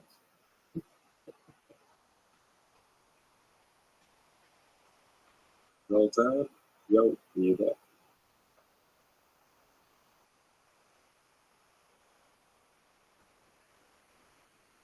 We lost it. We've not lost it.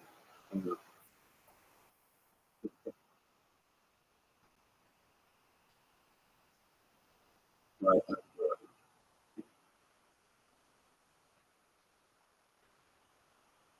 Android, are you there?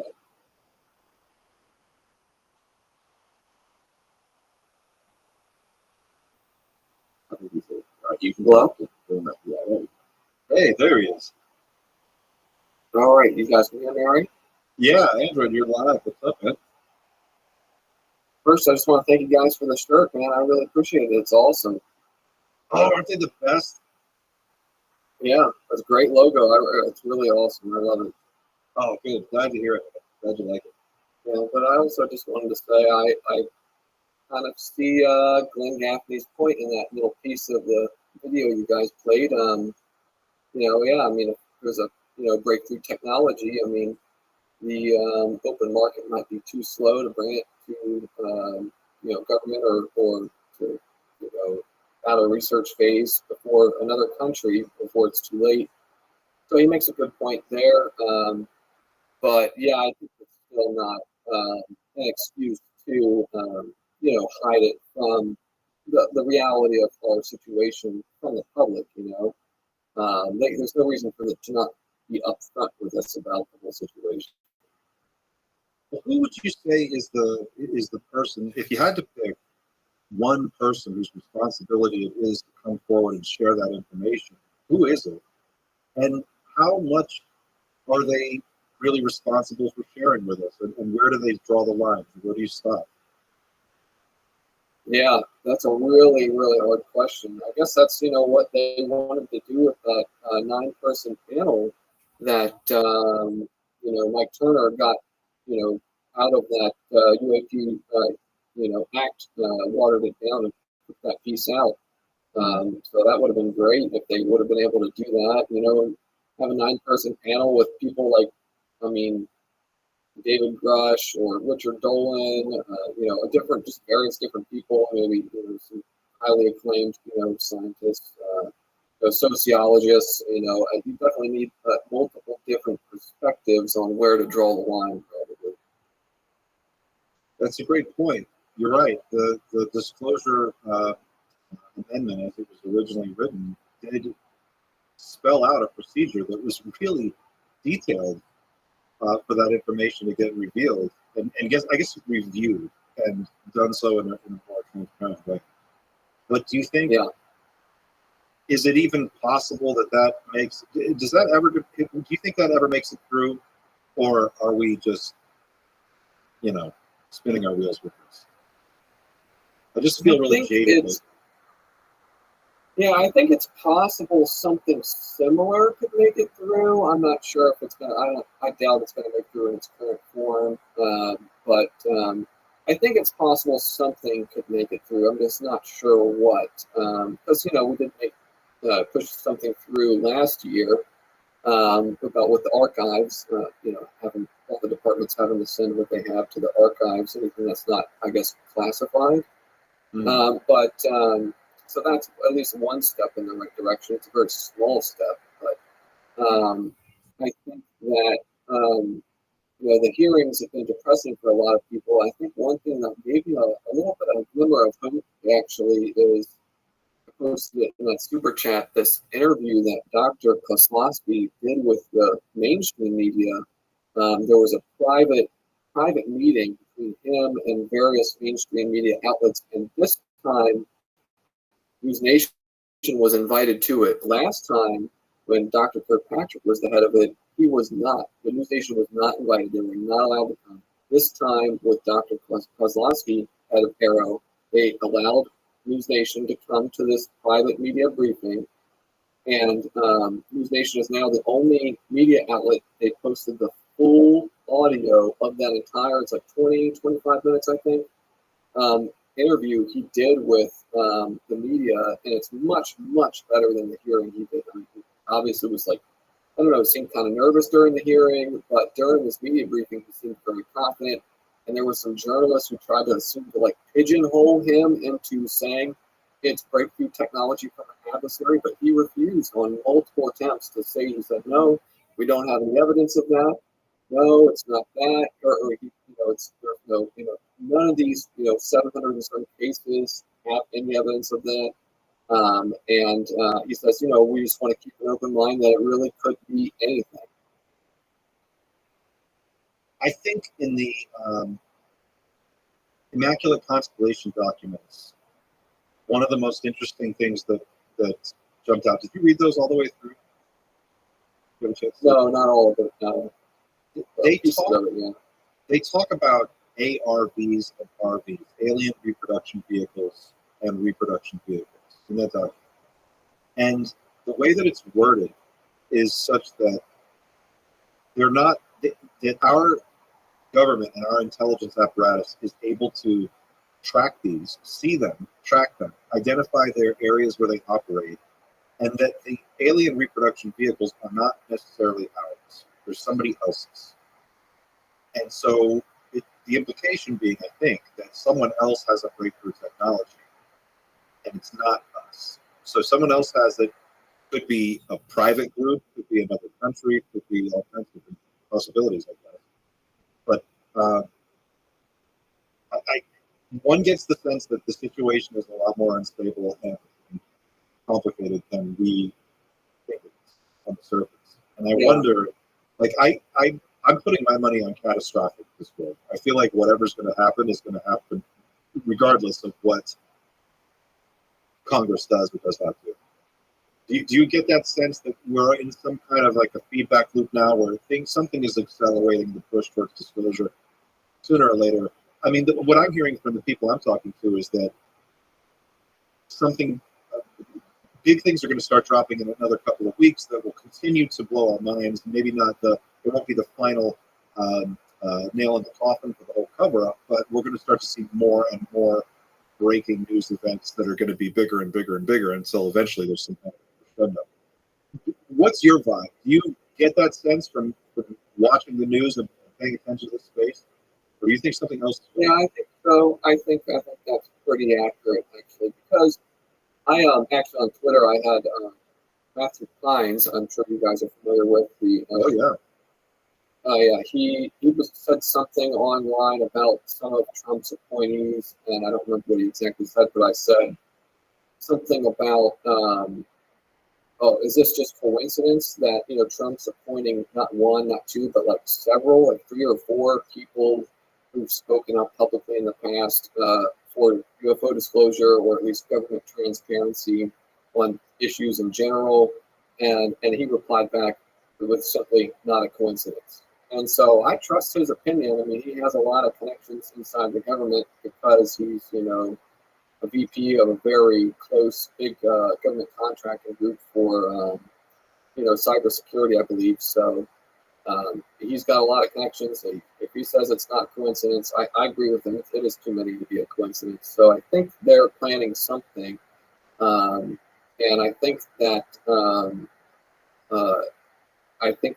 there's definitely a plan behind the scenes. I think there has been a plan behind the scenes even before the Trump administration won, because Lou had been saying for a long time, of course, there's mixed feelings that people have about him, but not just Lou, but other people too, like Daniel Sheehan have been saying for a long time, that there's what going on behind the scenes. And I think most of the prominent figures in the UFO world have been working together, like Lou, Mellon, Gary Nolan, maybe Grush, Sheehan, all of them. I think they've all been working together. And Stratton, I think, even further in the background, I think he even as well. They've all been working towards, like, okay, Plan A didn't get them disclosed, let's go to Plan B. Plan B didn't get them to fully disclosed, let's go to Plan C. I think they're literally conspiring together against the government, basically. But they're trying to do it through democracy and legal means to prevent themselves from going to jail. Yes. Oh, totally. I think you're absolutely right. I absolutely. Yeah. That feels like exactly what it maps onto what it seems, right? It's like Richard Dolan talks about it. It's a faction that's broken free from there's a cover-up group and there's a pro-disclosure group. Pro-disclosure group has just gotten organized and they're pushing forward. But it's also been said that this could all be one big orchestrated piece of drama, like a WWE match, where we're watching it all play out, but at the end, there's going to be a reveal one way or the other. And maybe this is all part of just negotiating for some kind of immunity when it all does come. I don't know. I feel like there's going to be, I almost want to stop using the word disclosure, because disclosure almost, it requires some official level of government participation that we just haven't seen yet. Maybe it's reveal is the better word. A big reveal. Something is going to just happen, whether or not we just can't control it. Like when the Soviet Union collapsed, they knew it was going to collapse way before it did. But when it happened in real time, and it was like watching it happen. The watching the Berlin Wall come down. That changed the entire map of the Earth. The whole strategic situation was changed in a period of days. And our whole global order shifted as a result of that. This would be on the magnitude of something like that or bigger. And I imagine that there's going to be a small group of very well-positioned investors that will know way in advance what's coming, and they will be the people that somehow come out on top. I just feel like that's enough. So it's like whether or not you get Congress to go in there and find the information or get the technology, I don't know if that's even, we might already be past that. Maybe we're focusing on the wrong thing. I don't know. Thanks for that. I know that Chris, you're welcome. I mean, I know that Chris Bledsoe's that claims are very big and huge, and I'm biased. I believe what he says because I've had experience very similar to him with seeing or in encountering a being that basically turned into an orb and disappeared. I know it sounds crazy, but just in summary, I'll post that maybe in the Discord chat in more detail. But yeah, I walked out like in 2008, my back door, just let the dog out at like 3 a.m. in the morning before going to bed, and there was something walking in the backwoods, and you can tell it's bipedal, by the sound of it. It's not like a scamper animal. And all of a sudden, it stops walking. I think it's like a burglar, which I don't think it's paranormal. And this super bright white light, like the scorching light of a welder's torch appears like 20, 30, like 20, 25 yards from me, and just on the outside of my fence line. And with a fence you can see through is just 3 posts, and just appeared out of nowhere. And it just grew and grew and grew and grew bigger, bigger, bigger. So they like size of a basketball. My dog took off sprinting towards it, and I still at this time was thinking, oh, it's a burglar with a LED flashlight, even though the light was like no light I'd ever seen before back in 2008. Then when my dog started sprinting towards it, it just like flickered or sparkled and then rapidly shrunk. Didn't turn off, but rapidly shrunk down to nothing. It was gone. Turned on like the spotlight floodlights we have in the backyard. Waved my hand on the motion sensor immediately. There was nothing there. And even if something was fast enough to run away, there was, I would have heard it run away on the dry leaves that was walking along the forest. So it matches really similar with stuff he's experienced. And I think that there's some definitely kernel and truth in the experiences he's had. He's talked about some big event that's on the horizon that is pushing all of this forward. And I got to be honest with you,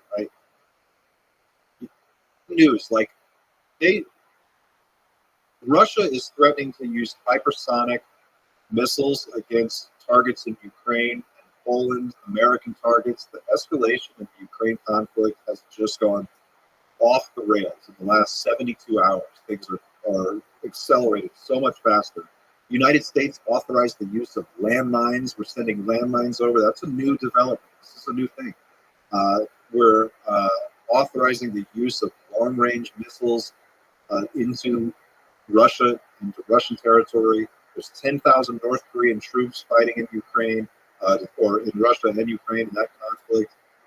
Putin is now saying that he's going to authorize, they're lowering their threshold for a nuclear response against the United States and our allies. I'm no geostrategic military expert, but Brett is, and I'm sure Brett, and we have many in our audience who are. I just can't shake the feeling that we are on a runaway freight train that is just picking up speed, and we're teetering on the brink of some kind of nuclear fucked up situation. It just feels like that. And I when I hear people like Chris Bledsoe make the predictions that he's made, and I hear others in the UFO UAP community talk about some kind of pending event. Danny Sheehan says there's going to be an intervention. We hear this talk. It's hard when you. I try to, as a parent and as I try to maintain a well-adjusted mindset and not look at the negative news too much and focus on the people around you. But from time to time, when you look away from the UAP conversation and you look at the global news, it's really hard to miss some of the really scary shit that's happening right now. And if ever there were going to be an intervention, any minute now would be a great time, because we are on the cusp of something really disastrous happening. I don't know how much further we can creep towards the edge before we go over. You have China saying they're going to take back Taiwan by, what was the year? They said they wanted to be ready to go. The situation is dire. It doesn't look like it's getting any better. And when you hear somebody like Glenn Gaffney in that interview say, I don't believe we have the time for private industry to develop the solutions necessary, even though I have all the faith in the world that they could do it, given enough time. We don't have that kind of time. Well, look at what that man, look at his background, look at his previous job experience, look at the type of work that he does. That's the guy telling you there's not enough time. That's weird. So I'm not trying to draw connections between things that shouldn't be there. But I think if you step far enough back away from all of this, you start to look at it with a more objective mindset. It becomes clear that, like, whether or not Congress does whatever they're going to do, what's really going to move the needle for us as a community is a black swan event. Something just out of left field that no one sees coming that is going to change the course of this whole discussion.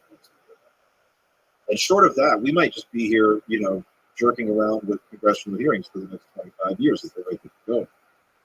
Brent, I'm just going to bring it down. It's a very accurate assessment of the whole situation, for sure. It's definitely it doesn't seem like there's really any good solution to the whole global situation, that's for sure. It seems like no matter what solution you pick, there's definitely some big losers on that solution. Yeah. It's definitely not a good situation. That's a fact. Well, thank you for the call, Android. We're going to move on to another caller, but thanks for coming back on, man. Yeah. Have a good one. You're welcome. You too. Enjoy the shirt. Yeah, because he's going to drive for very soon, so I want to bring like a secret shirt. He's been waiting for information. He's here. He's not. Hello? Hello, you're on. Hey, how's it going, guys? Hey, Darth, what's up? I'm good. So I heard you guys talking about Richard Goldman a little while ago. I don't have a lot of time, so I'll try to keep it brief. I recently watched that Transmedium documentary he did. It was excellent documentary. I'm Puerto Rican, so it was just really funny for me, and it hit close to home. So I want to do an impression of Richard Dolan in the documentary. It's bilingual, so he's hearing one of the native Puerto Ricans explain an alien encounter. So he basically sees an alien in the middle of the road in the middle of the night, and Richard Dolan's reaction to him is just hilarious to me. Shout out to Pablo, by the way. Sigo Activo. Oh, Sigo Activo was the best. Yes. So, all right. So the guy, he's just explaining, he's like, Chulano, pero yo vi esa cosa en la calle, un hombre bien pequeño, no sé que estaba loco. Richard Dolan's sitting across from him, and his legs are crossed, and he's just got his hands on his knee. He's like, I think Manolo's testimony is very interesting, and I know some other people, and I don't doubt that Manolo thinks he saw what he saw.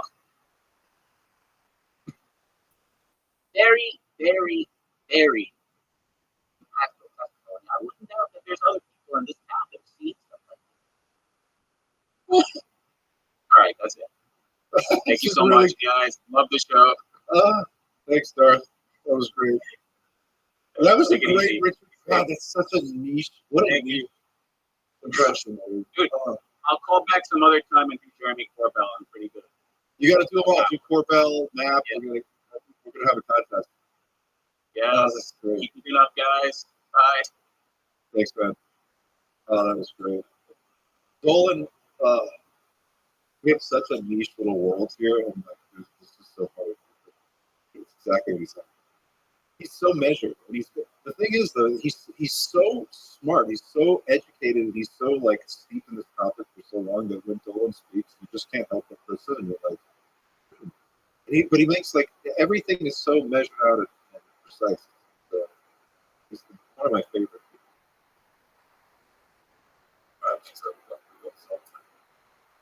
Zoltan.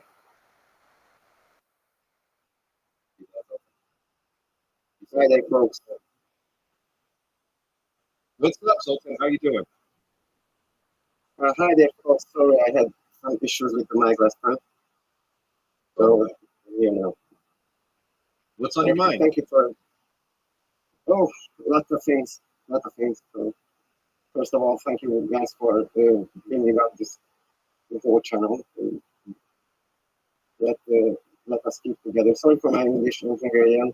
So I live next to the Ukraine border. So for the last issue, when you talked about the war in Ukraine, so we are heavily impacted of it. But this is not the topic I want to talk about. So we are here for UFOs, We are all here to have fun. First of all, last time when the episode with Simon Holland, I talked about that somehow quantum communications relate to some sort of not quantum communication, sorry, uh, telepathy and recognition is somehow related to quantum communications, and it's maybe a sense of intuition, maybe, and I think it's all in all of us, and we can study it, we can learn it, we can manage it, and we can, when a parent, for example, a mother sees a child in danger, and she can sense it just through thin air, and that sort of intuition is almost really, it's like a telepathy thing, And I think,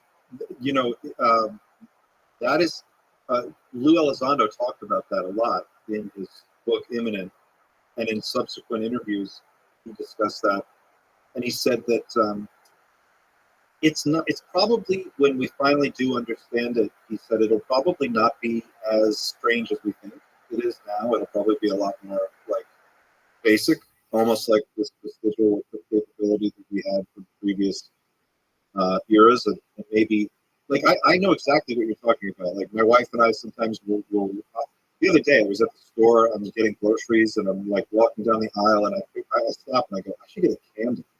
Get a candle. And there are two different types of candles. I picked up both of them. I smelled them. I go, oh, it's this one. And I came home, and my wife was like, I was thinking you should get that scented candle. I wanted you to pick one up. I'm so glad you got it. And I was like, this is the dumbest psychic exchange ever, but it's so true. That happens all the time. Family members, close friends, anybody that you have this closeness with seems to be almost entrained with you. And I think we all do it from time to time. And I feel like you're right. Psychoactivo, Pavel's podcast, Psychoactivo, Pavel is very big on this whole concept. And I think he's onto something. That at the end of the day, there almost needs to be a school that teaches people, how to access those talents and abilities, and puts it into a language that's more like accessible to the modern person. I think the closest thing is probably Robert Monroe's HemiSync program, the Gateway Yes. tapes. Yes, you can actually hear it via YouTube. You can Have you listen done to it? You can channel yourself. Have you done the Gateway tapes at all? I'm just listening for just a few of it. So I'm listening and trying to catch up with this whole story, the remote viewing, the ESPN and stuff. And I had out of body experience, for example, when I was in surgery, and it was not fun. It was so. What was not fun? What was ominous?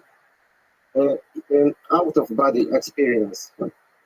Oh, what was ominous about it? Drop out of your body. I had it through a surgery, and after the surgery, the doctors came to my parents and told me that there was complications, and it doesn't make sense to me.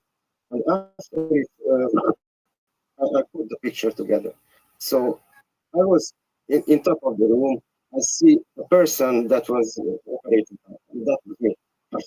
And it was so funny and weird, and what happened, but it gave me a sense, an ominous feeling, and I know I was dead for a few seconds, so it was not fun. But I think it was actually. Sorry. Go right ahead. How did it change your view of reality?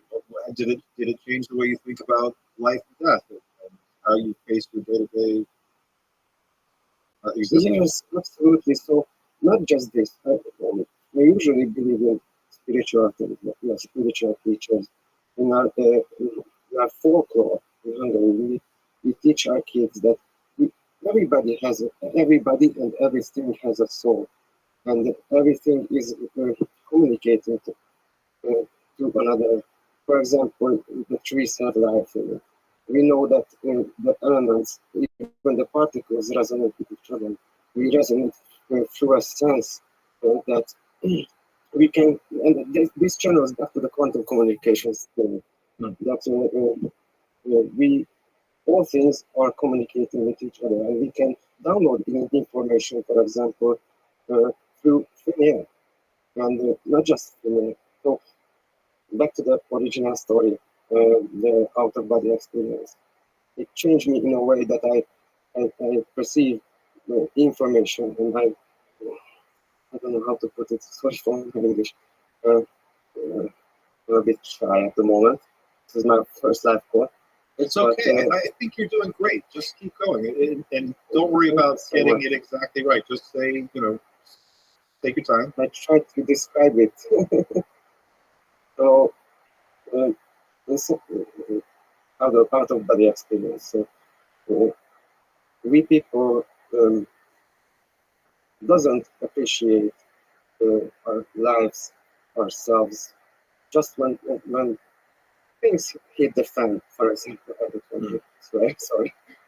But when it gets really bad, you will actually appreciate what's given to you. And time and all these things that are surrounding us, the teachings that are, for example, our parents give us, our ancestors, and so on, our culture.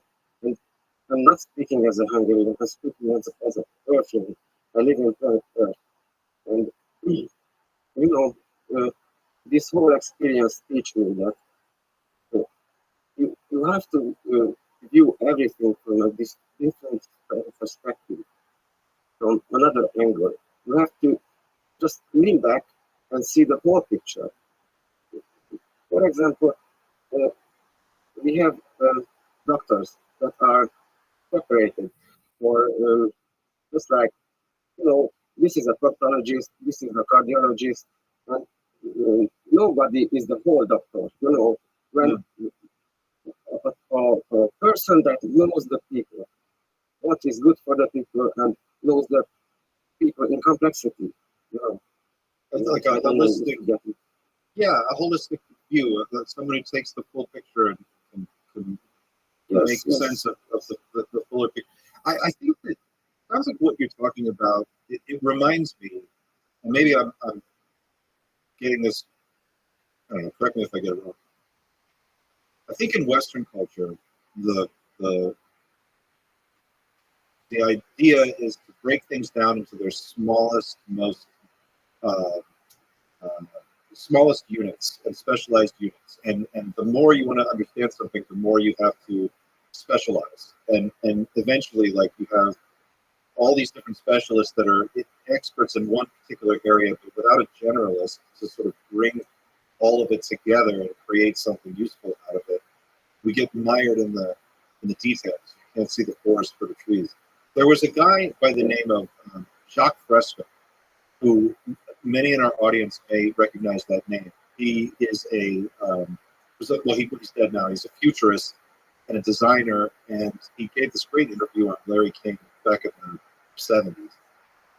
And he said, like, basically what you said. He's like, you have to have this generalist, holistic mindset about what a civilization should be and how it should all, work to feedback on itself and make it and improve itself and take care of the full system. It was just really a new idea for me at the time. Anyway, you reminded me of that line of thinking, and I feel like indigenous cultures seem to appreciate that more. They have a more holistic perspective about life in the world and spirituality and our role in the universe. And we've been so busy trying to solve everything by breaking it down into smaller and smaller pieces, and all that we find as we go deeper and deeper is that there's just more stuff. There's a great, I wish I could find it, David Lynch actually does, of the Lynch Foundation, the director, Twin Peaks guy, David Lynch, does a great explanation of meditation, of transcendental meditation and consciousness. And it's in black and white. It's on YouTube. You can find it. And he talks about this, and he does it so elegantly. I'll see if I can find it. It ties directly into what you said. Sorry, you mean in a digestible way? Yes. people can catch up. Sorry for the interruption, but I want to pinpoint a thing. This is compartmentalization, what we are talking about. Everything is getting compartmentalized, not in the UFO, not just in the UFO field, but in every spectrum, every profession, every occupation, mainly. You see compartmentalization, and people are getting further away from each other, even in study, even in scientific, even in academia. It's getting away. So we have to go back to our original thinking of everything, theory of everything, maybe. This is I feel like I think, thank you for the call, and I think you make a great point. I feel like we're inevitably going to wind up there. It seems like all roads through ufology wind up leading to consciousness in one way or another. I don't know why it is that way. It just seems to be that way. And maybe there's some fundamental truth at the bottom of this thing that at the end of the day changes our whole view of how it all works. Certainly, Ingo Swann talks about this in his presentations and his interviews and in his books. He said that this is not something, remote viewing and Bob Monroe talked about astral projection in the same terms. They're not extraordinary skills. Everybody can do it. It's as natural as learning how to swim. You can learn how to swim, you can learn how to do this stuff. But the problem is we don't have that knowledge isn't part of our society, it's not part of our culture, so we don't know how to incorporate that. And I dipped my toe into the gateway tapes, and I just found like the first few sessions were so good that if you just apply yourself and do it a little bit, you start to realize the power of that whole process. And it just seems to be the step, the next step. Yes. I have just a final sentence, if you allow me. Our culture and our ancestors and our folklore are relating to ancient Sumerology. So we have different cultures, but we are all the same. It doesn't depend on other countries or nations. We are all the same. And I think if we get to the ancient teaching, get back to the ancient teaching, for example, read,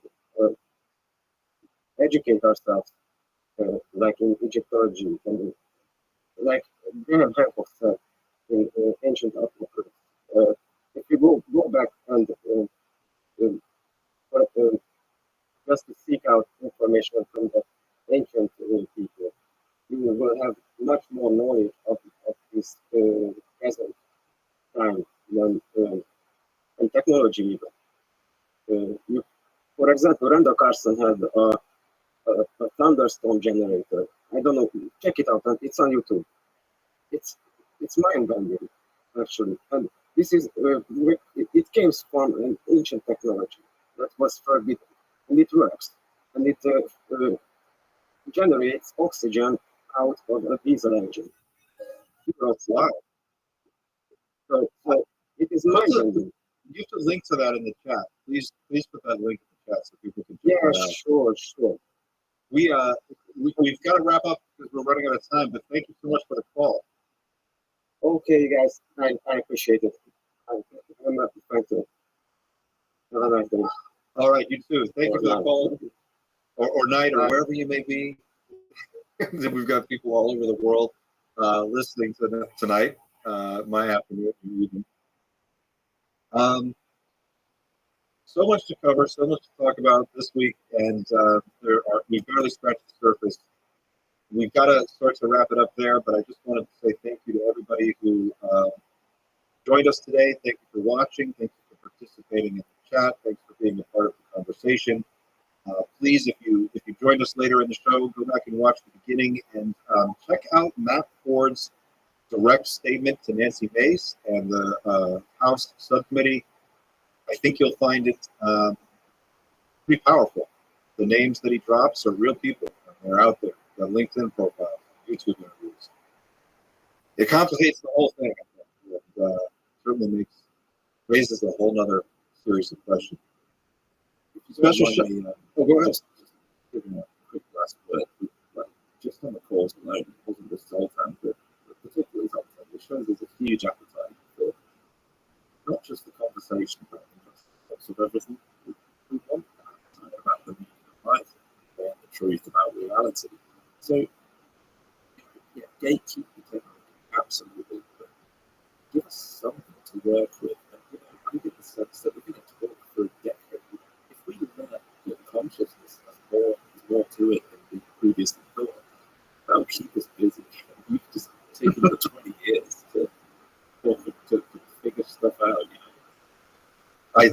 You're so right. It's at the end of the day, I think it's about just finding ways to come together and hope for a better world. That's what this audience is about. That's what this show is about. And if we can make that happen, we're doing the right thing. Thanks for watching, everyone. We'll see you on the next one. Don't forget to like and share this video. And yeah, participate in the chat. Leave us a comment. Let us know what you think. We'll see you on the next one. Till then, keep looking up.